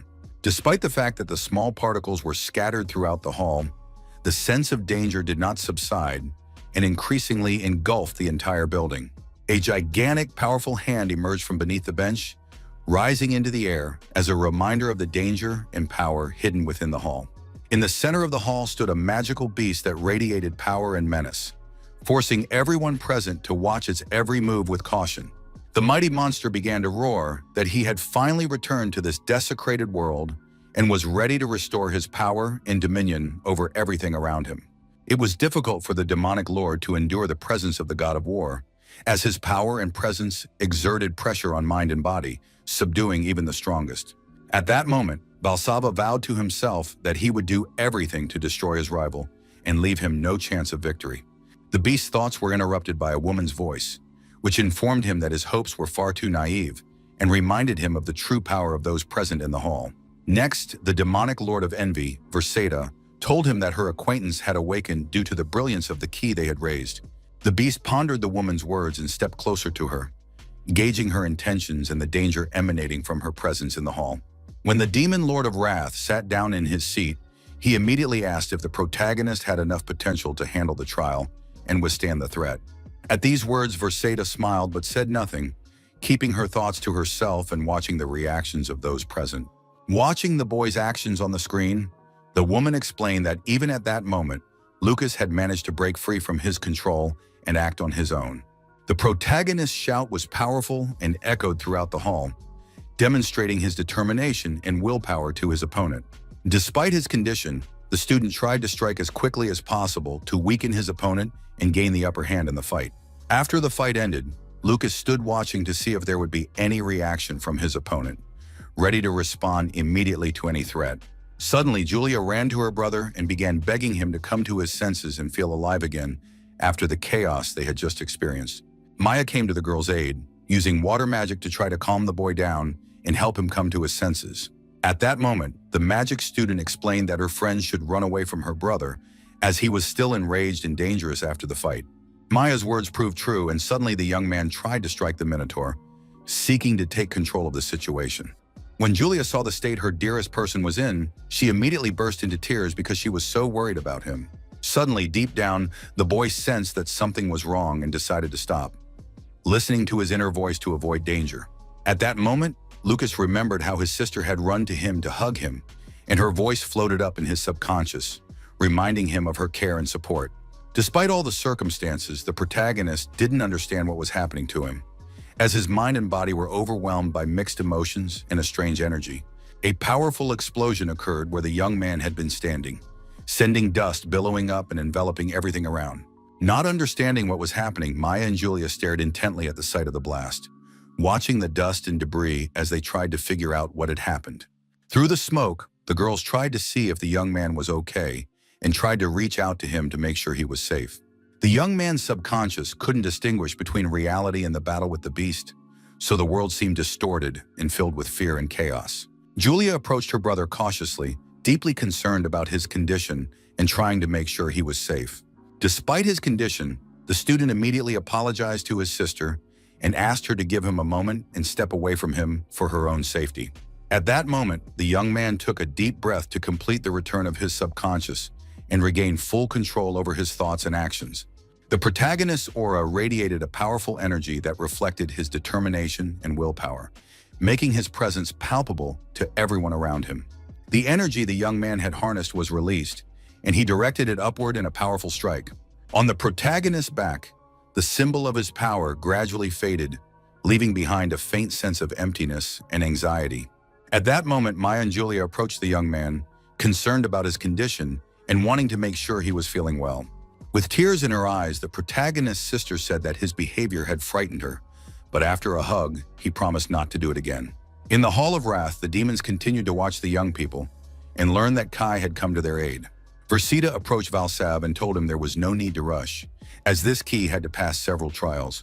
The first thing that came to the woman's mind was that one of the trials might involve the loss of a family member. Julia was the first to appear on their screen, and everyone instantly recognized her face, causing a wave of surprise and anxiety. Lucas saw his parents and sister before his eyes, but the voice belonged to someone else who announced that he had opened his eyes. Not understanding what was happening or where he was, the protagonist still saw his family in front of him. A multitude of images flashed through the young man's subconscious, shifting one after another and preventing him from focusing. At that moment, the boy decided to strike at everyone standing before his eyes without thinking about the consequences. With every passing minute, Lucas understood less and less what was happening to him and was losing control of his own thoughts. The next thing the protagonist felt was that his body was moving on its own, not obeying his will. Unexpectedly, the young man heard his friend's voice asking what he was doing and trying to reach his consciousness. As it turned out, the student was in the infirmary of the Allen Academy of Magic, where he was gradually coming to his senses after what he had gone through. While Lucas was asleep, he unexpectedly struck his friend, but immediately apologized for his actions. After that, the young man decided to go to the doctor to get checked out and make sure he was okay after what he'd been through. When Kai left, the protagonist immediately began to wonder why he had dreamed this and whether the power he had fought against in the cave had manifested itself. In the boy's opinion, it seemed to him that he wouldn't be able to think clearly, just like the dead gangster who had turned into a monster. But this time he was conscious and only seemed to have lost his mind when Julia and Maya woke him up. The boy's consciousness was gradually being consumed by that power as he fought the monster and barely maintained control over his body. At that moment, Lucas realized he remembered nothing except for that deep anger pulsing inside him, giving him no peace. Suddenly, the young man realized that his consciousness might be consumed by rage, but could he possibly rein in his anger during the fight?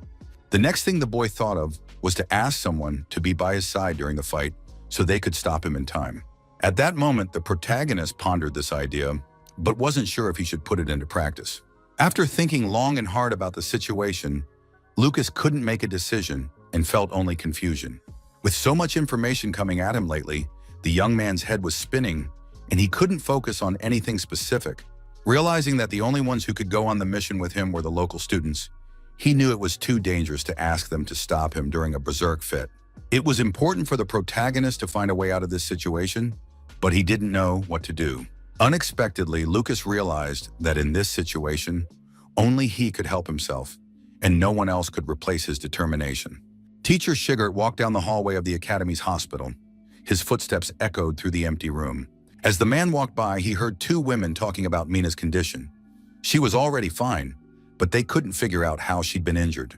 Listening intently to every word, the dean of the martial arts department pondered their words and tried to grasp the meaning. One of the nurses said there were rumors that the girl had been defending a freshman during the incident. Even at the hospital, people believed that martial arts students were weak and mages had to protect them, often getting injured in the process. Suddenly, the man sensed the presence of a powerful aura that enveloped the space around him and compelled him to listen. In Shigert's opinion, this was impossible, since the power belonged to a high-level martial arts master and was shocking.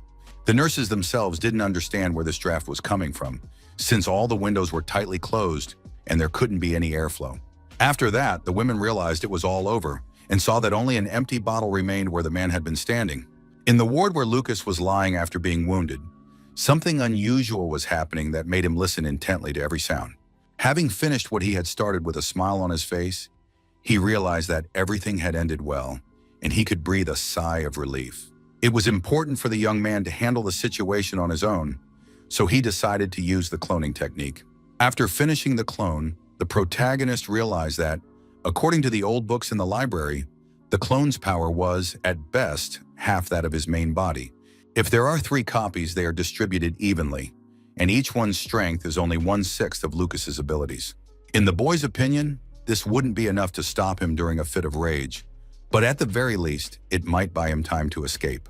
Suddenly, the protagonist's thoughts were interrupted by a strange noise that echoed through the hall and made him listen.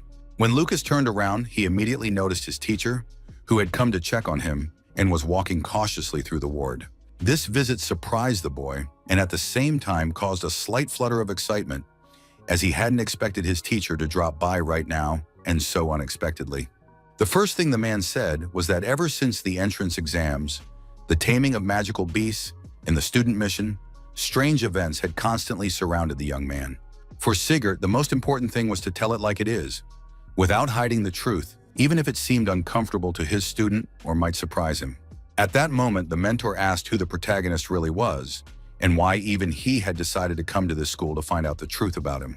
Upon hearing this question, Lucas immediately fell silent, not knowing what to say, and felt a slight surprise at his words. A moment of silence fell between the student and the teacher, as both tried to process what had been said and gather their thoughts.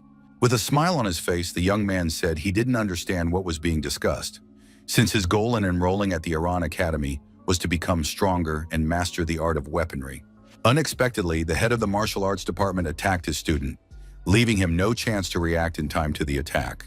Despite the student's desire to become stronger, the man asked him to demonstrate his true abilities so he could assess his skill level. At that moment, the protagonist didn't understand what exactly the instructor expected of him or why it was so important. As expected, the young man realized just how wise Mr. Sigurd was, and that earning his respect would make school life much easier. The protagonist's thoughts were interrupted by an unexpected visit from a woman who immediately asked who was standing next to her son and why he was there.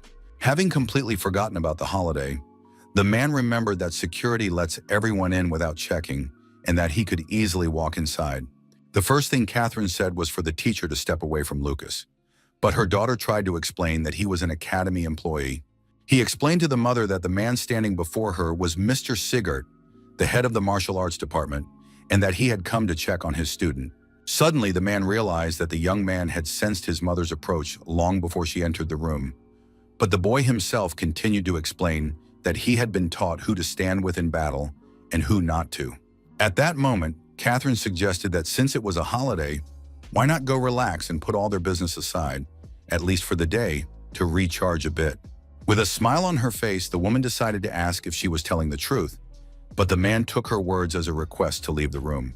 Sighing, the teacher realized that for now, the The young man wouldn't cause any major problems, but as long as he was the homeroom teacher, he couldn't let that happen. In the boy's mother's opinion, he shouldn't upset his teacher, as this could lead to serious consequences and complicate his studies at the academy. Catherine immediately explained that after her children had risked their lives, she had stayed at the Miranda estate until everything was over because she wanted to see them as soon as possible. When Julia heard her mother's words, she immediately relaxed, as she had missed her terribly and could finally feel at peace next to her loved one. Even though Lucas had asked Catherine not to look at him, he still couldn't help but feel helpless, knowing that his sister missed her terribly. At that moment, the young man decided to ask if their father had come with their mother to the Miranda family to find out if the whole family was there.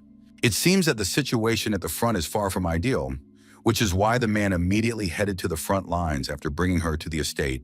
Hearing his mother's words, the protagonist immediately realized that the Duke's family had accepted only the woman and still did not recognize his father, and he believed that the magician's family was quite stubborn. Despite the sad circumstances, Catherine announced that she had brought a gift from the head of the family, Ryan, to celebrate her first-place ranking on the entrance exams. After the protagonist saw what his father had sent, he was very surprised, as he hadn't expected such a surprise and didn't know how to react properly. Inside the chest lay a precious sword that had been passed down from generation to generation in his father's family. Despite the damage sustained during a battle with beastmen several decades ago and the difficulty of repairing it, it was currently unsuitable for combat, yet it remained a family heirloom. Catherine immediately informed him that the head of the family had high hopes for him and hoped that he would live up to expectations and bring honor to their family. The protagonist's eyes sparkled with happiness. He felt joy and admiration that all his efforts had been appreciated and noticed by his loved ones. After receiving the gift, the young man immediately realized that he didn't want to let his father down and would do everything in his power to live up to his expectations. Despite this, Julia was happy to see her mother and still decided to say that her brother was lucky because he had received attention and support from the family. At that moment, Catherine couldn't understand what was happening with her daughter and why she was reacting that way to the situation unfolding before them. Pondering the situation that had occurred, the woman remained deep in thought, unsure of what to do next. Suddenly, everyone started laughing at the girl, but she became curious as to why they were reacting that way and what had caused such behavior. Lucas immediately decided to explain that his sister had always been Mom's favorite, which explained her privileged treatment and special attention. Unexpectedly, the woman handed her daughter a gift that looked like animal medicine, and the girl immediately became curious about its purpose and the origin of the item. Julia's eyes sparkled with happiness. She couldn't hide the joy that filled her heart at that special moment. Upon receiving such a gift, the girl was moved and began to say that she loved her mother very much and appreciated her attention and care. Immediately, the young man and the lady decided to try the gifted treats at the same time, curious about their taste and quality. The next thing Catherine gave her daughter was an envelope and a box that needed to be delivered to Jeremy so he could receive an important message and a family heirloom in time. When Julia asked about the contents of the box, the woman replied that it was the same gift she had, and since Jessica couldn't come this time, the girl's mother decided to take it and give it to her son, the young man. Calmly explaining that the young lady didn't like the boy, she would still deliver the gift because her mother had asked her to. A short while later, the 11-year-old student came to the boys' dorm and asked them to call Jeremy. As the young people were talking, his classmates began to wonder if it was Julia who had taken first place in the special class, since they had been told she was his younger sister and didn't understand her intentions. The young men happily discussed the young lady and considered her a genius of magic, marveling at her abilities and achievements. One of the young men asked Jeremy to invite his sister on the next mission so she could participate and show off her abilities to everyone. Unexpectedly, the boy began acting aggressively, which surprised the other students and made them wary of his behavior. Plants appeared near the student's face, which frightened him and caused him to jump back from the unexpected phenomenon. No one understood what was happening to their classmate or why he was acting so strangely in front of everyone around him. What upset Jeremy the most was that his parents hadn't come to visit him, and because of this, he became aggressive. What upset the boy even more was that the family heirloom had been given to Lucas simply because he had ranked first on the entrance exams. To prevent similar situations from happening again, he decided to take everything his brother had and prove to everyone that he deserved attention and respect just as much as the other children in the family. After a while, Catherine was supposed to go to her father's estate to take care of some important business and spend time with her family until her next visit. For the woman's children, time flew by. They enjoyed their moments together and hardly noticed how quickly the hours passed. After telling her family she would be staying in the city of Daku for a while, she, even though they wouldn't be able to see each other every day, simply made Lucas and Julia happier just by being there. For Mina, who was seriously injured, the protagonist decided to create a new elixir, while his sister spent time with Yule. Because the potion was presented as a gift from the Miranda family, no one suspected anything, even though it was extremely effective. 2 weeks passed, and 100 students entered the Aaron Tower, which everyone admired because it was a symbol of the school. In Lucas's opinion, it was very tall, but they had already seen this building on orientation day, so he asked them not to pretend to be surprised. The conversation among friends was interrupted by the martial arts group leader, who unexpectedly addressed them and drew their attention to important information. Though surprised, they quickly gathered their thoughts and prepared to listen to the leader, who was standing opposite the curator. Meanwhile, Sigurd himself asked the boys to be quieter, since they hadn't come here to play games.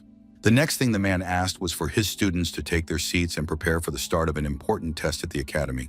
What the students from other departments disliked most was the large number of martial arts students, whom they considered losers. Although everyone heard the discussion, the protagonist and his friends realized that others believed true ability was inherent only to a few in their field, while the rest were trying to overestimate themselves. Kai disliked the mage students' words the most, and he immediately realized that they were continuing to mock him. The protagonist didn't care what others thought of him, and he tried to convey this to his friend and reassure him.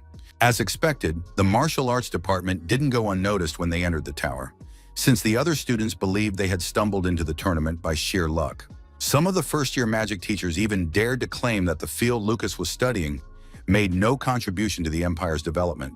It got to the point where the teachers argued with the academy director to deny these students admission. After the protagonist learned this information, he immediately felt outraged and considered them shameless, as he couldn't understand how anyone could behave that way. Despite these circumstances, the young man noticed that Mr. Sigurd remained calm and seemed unconcerned that their spots might be taken, as it was clear he had considerable trust in the school and the director. When the martial arts department took their places, he waited silently for further instructions from the instructors. When the supervisor addressed the students, he asked them to listen carefully because he wanted to emphasize that the third-year students would enter the tower first to set an example. At that moment, the organizers addressed the high school students and asked them to prepare to enter.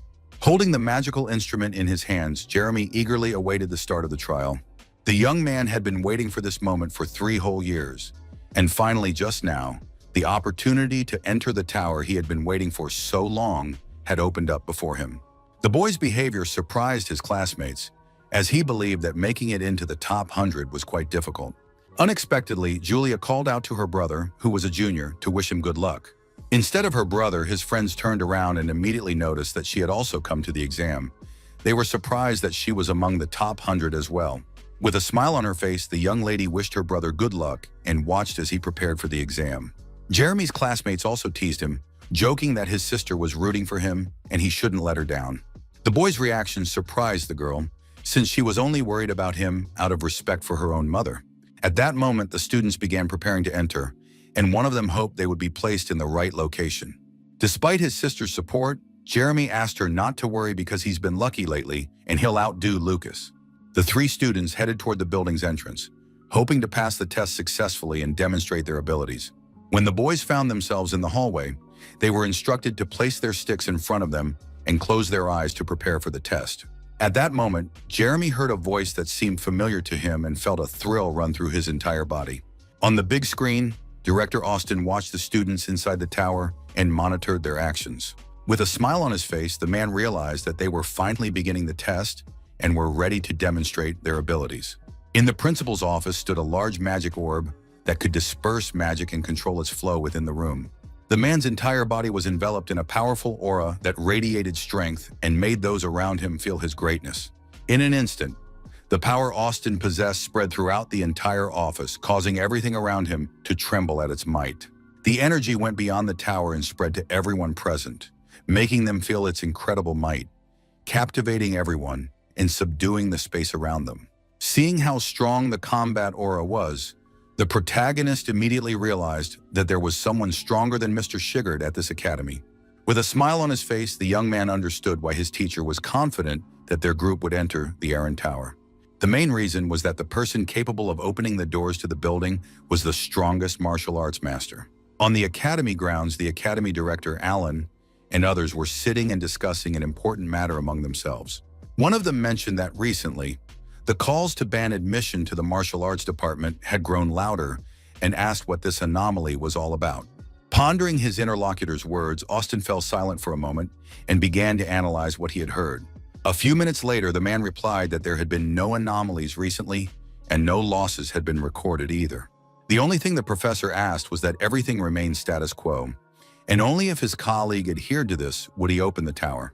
After Director Austin left, his colleague wondered whether to give the martial arts department a chance, and whether that meant no one should be allowed inside. It was a difficult task for the man to keep everything a secret and not reveal his thoughts to those around him. Meanwhile, inside the tower, the first students had already arrived for the test and were cautiously getting to their feet after the teleportation. When Jeremy arrived at the test site, he realized that his consciousness had entered the building, but nothing was different from reality. Even the magic wand was the same. Suddenly, the young man heard his classmates say that this was their first time. Everything looked realistic, but they needed to hurry up and join the rest. In the boy's opinion, his friends were acting like show-offs, flaunting every move they made and trying to stand out from the crowd. At that moment, Jeremy didn't know that someone was watching him, so he felt quite confident as he moved forward. Using magic, someone was trying to penetrate his consciousness to find out what was happening inside the building and how the students were doing. It was interesting for Lucas to observe the students, but he couldn't imagine that there were those here who could sense fluctuations in spiritual energy. At that moment, the protagonist was being watched by his mentor because it was important for him to find out the real reasons for enrolling in the academy. Suddenly, Cigarette addressed those who possessed certain abilities and could perceive spiritual energy, but first he would explain a few things. As soon as the test begins, the students will be transported to a random location within the space, and they must decide whether to act independently or join forces. If a team is formed, it can have a maximum of 3 people, and when ascending to the upper floors, they must stay together. When Kai heard that they could form a team, he invited Lucas to join and chose the third person from among Alto and Decio. In a calm voice, the protagonist explained that based on their magical beast training rankings, he believed they would end up on different teams. Seeing the look on Lucas's face, Cigarette realized that he had sensed the spiritual energy inside the tower, and Linda had said there were only 5 such individuals in her class. Thoughts of the protagonist wouldn't leave the man alone, for he sensed something unusual about him. Suddenly, the students noticed someone coming out of the building and froze, watching him. Seeing that 3 students had already come out, Kai grew wary, because for their level, that was a very quick completion of the test. At that moment, Lucas decided to check on what Jeremy was doing, while his brother was already in the central part of the tower and climbing to the 2nd floor with his team. The young man's thoughts were mixed, so he decided to continue watching the students. A few minutes later, the group of students finished climbing to a certain level of the building and cautiously surveyed the area around them, preparing for the next stage of the test. Although the group was on the 2nd floor, they didn't know what awaited them next and were bracing themselves for the unknown. No sooner had they entered than Jeremy sensed something strange that made him wary and more alert. Suddenly, the young man noticed a magical beast attacking him. His heart began to race, and he instantly went on high alert, preparing to fend off the attack. Using plant magic, the boy directed it at the creature. Vines and roots sprang to life, wrapping around the enemy and holding back its aggression. Suddenly, Jeremy's friend decided to lend a hand, immediately casting earth magic. With 2 powerful strikes, the boys managed to destroy the creature and finally catch their breath after the intense battle. For their victory over the 2 skeleton warriors, the young men received 10 points each and raised their ranking in the trial. As it turned out, the 2nd floor was just as dangerous as they had been told, so the students decided to speed up their journey while they still had strength and magic. Upon reaching the center, the students continued fighting the beasts and did not stop despite their fatigue and the danger. Jeremy earned the next 5 points for defeating a beastman scout during another skirmish. At that moment, one of the boys earned 5 points for each skeleton he defeated and felt his confidence in his own abilities grow. With every passing minute, the students destroyed more and more creatures and gradually moved forward despite their fatigue and the danger. Among the defeated skeletons was an elite warrior. for whom the young men received 10 points and felt a boost in morale ahead of the next trials. One group, which had already been eliminated from the competition, was glad that they had managed to reach the third floor of the tower and complete their part of the trial. The only thing that worried the young men was that they might end up in last place in the competition. Despite having overcome all the trials, Jeremy remained somewhat unhappy, and his teammate noticed this immediately. At that moment, the young man smiled and immediately replied that he was very happy because he had overcome the challenge and was able to prove his own strength and agility to himself. For the main character, it was important to get at least one step closer to his father's level and prove his own skill and strength to himself. A few hours later, Lucas was able to assess the situation all the way up to the third floor, using his ability to detect spiritual energy. During the trial, the young man noticed that opponents with different characteristics were appearing, and enemies of the same type became stronger on the higher floors. At that moment, the boy realized that the creatures were modeled after real bodies, and wondered how much experience the master who had opened the tower possessed. Realizing that this person, like Mr. Cigarette, would quickly figure out the boy's true abilities, he began to act more cautiously. At that moment, everyone was watching the protagonist, but he didn't understand why everyone was watching so calmly. Could this be a sign of goodwill? Unexpectedly, the young man heard one of the instructors address the last group and tell them to gather at the entrance. The final instructions announced that their time had come and they must prepare for the test. When Lucas saw who would be next, he immediately realized that the group of leaders had already reached the fourth level of difficulty, but Mina and the rest, who had achieved the best results in training magical beasts, would soon catch up to them as well. Unexpectedly, the Deputy Prime Minister heard Julia wish her luck in the competition, which surprised her a little and lifted her spirits. With a smile on her face, the girl thanked him and felt happy that her words had been received with attention and kindness. The teacher was most concerned about whether Mina was okay, but thanks to the potion from Lucas, she had fully recovered. Some students were surprised that the girl was a teacher's favorite, close friends with the genius freshman, and had become vice president of the sophomore class. At that moment, the young lady heard the rumors about herself and decided to reach the 6th level and outperform that boy in the rankings. Despite the rumors about her, Mina was already on the 3rd stage of the Errand Tower and continued to move forward. At this stage, more difficult trials and stronger monsters awaited, testing the student's skills and courage. Despite this, the girl moved forward confidently, overcoming obstacles and demonstrating her determination and skill. The first thing the young lady advised was to avoid unnecessary battles and end fights quickly, since they needed to keep moving forward. With the help of magic, the group of students moved confidently forward, overcoming obstacles and approaching the next stage of the trial. As expected, Lucas saw that the strongest group had reached the 4th level in less than 30 minutes. Mina was the first to enter the next stage. She was happy and elated by her success. Seeing 2 giants before them, the students weren't afraid, but at the same time, they had a plan to defeat them. One of the girls realized why most people study this stage in particular, as an elite beastman, twice the size of the previous ones appeared before them. At that moment, the students began to attack the beast with determination, using magic and skills to overcome the dangerous opponents.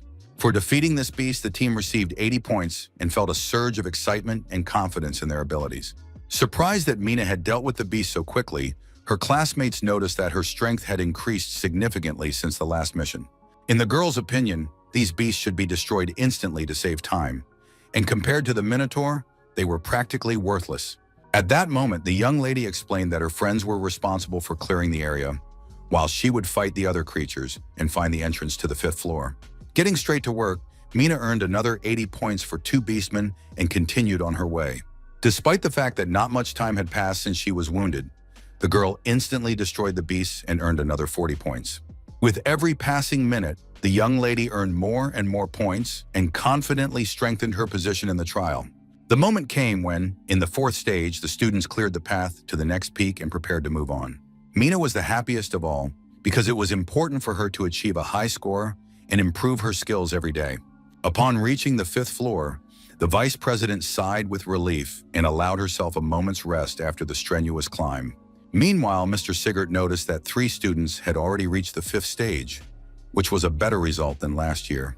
Hearing the curator's words, Kai was disappointed, as he too had aspired to reach Mina's level of skill and surpass himself. The man's words surprised the young man even more, as the mentor believed there was no need to rush and that the 3rd level was sufficient for a freshman. Sigurd went on to explain that one needed to gradually hone their skills, and that by the time the young man reached the 5th stage, the beast would no longer seem frightening. After the instructor's words, the protagonist realized that the man had also been inside this building before and knew its features well. At that moment, Lucas and the instructor sensed that something was troubling and alarming them, forcing them to look more closely at what was happening around them. Third-year students were coming out of the tower, and everyone realized that their trial was finally over. When the rest of the students noticed Mina, they immediately began to worry and ask if she was okay and if she needed help. When the protagonist saw the vice president's state, he instantly realized that she had not achieved her goal. Tears of disappointment welled up in the student's eyes, silently rolling down her cheeks, reflecting her inner dissatisfaction. Meanwhile, Theo sat in the student council, quietly pleased that the young lady had failed to achieve her goal. Holding the blue ball, the young man realized that at that moment, the girl had finally grasped the essence of what was happening. According to the student council president, Mina should have realized after these events that stopping a genius turns out to be much more difficult than she thought.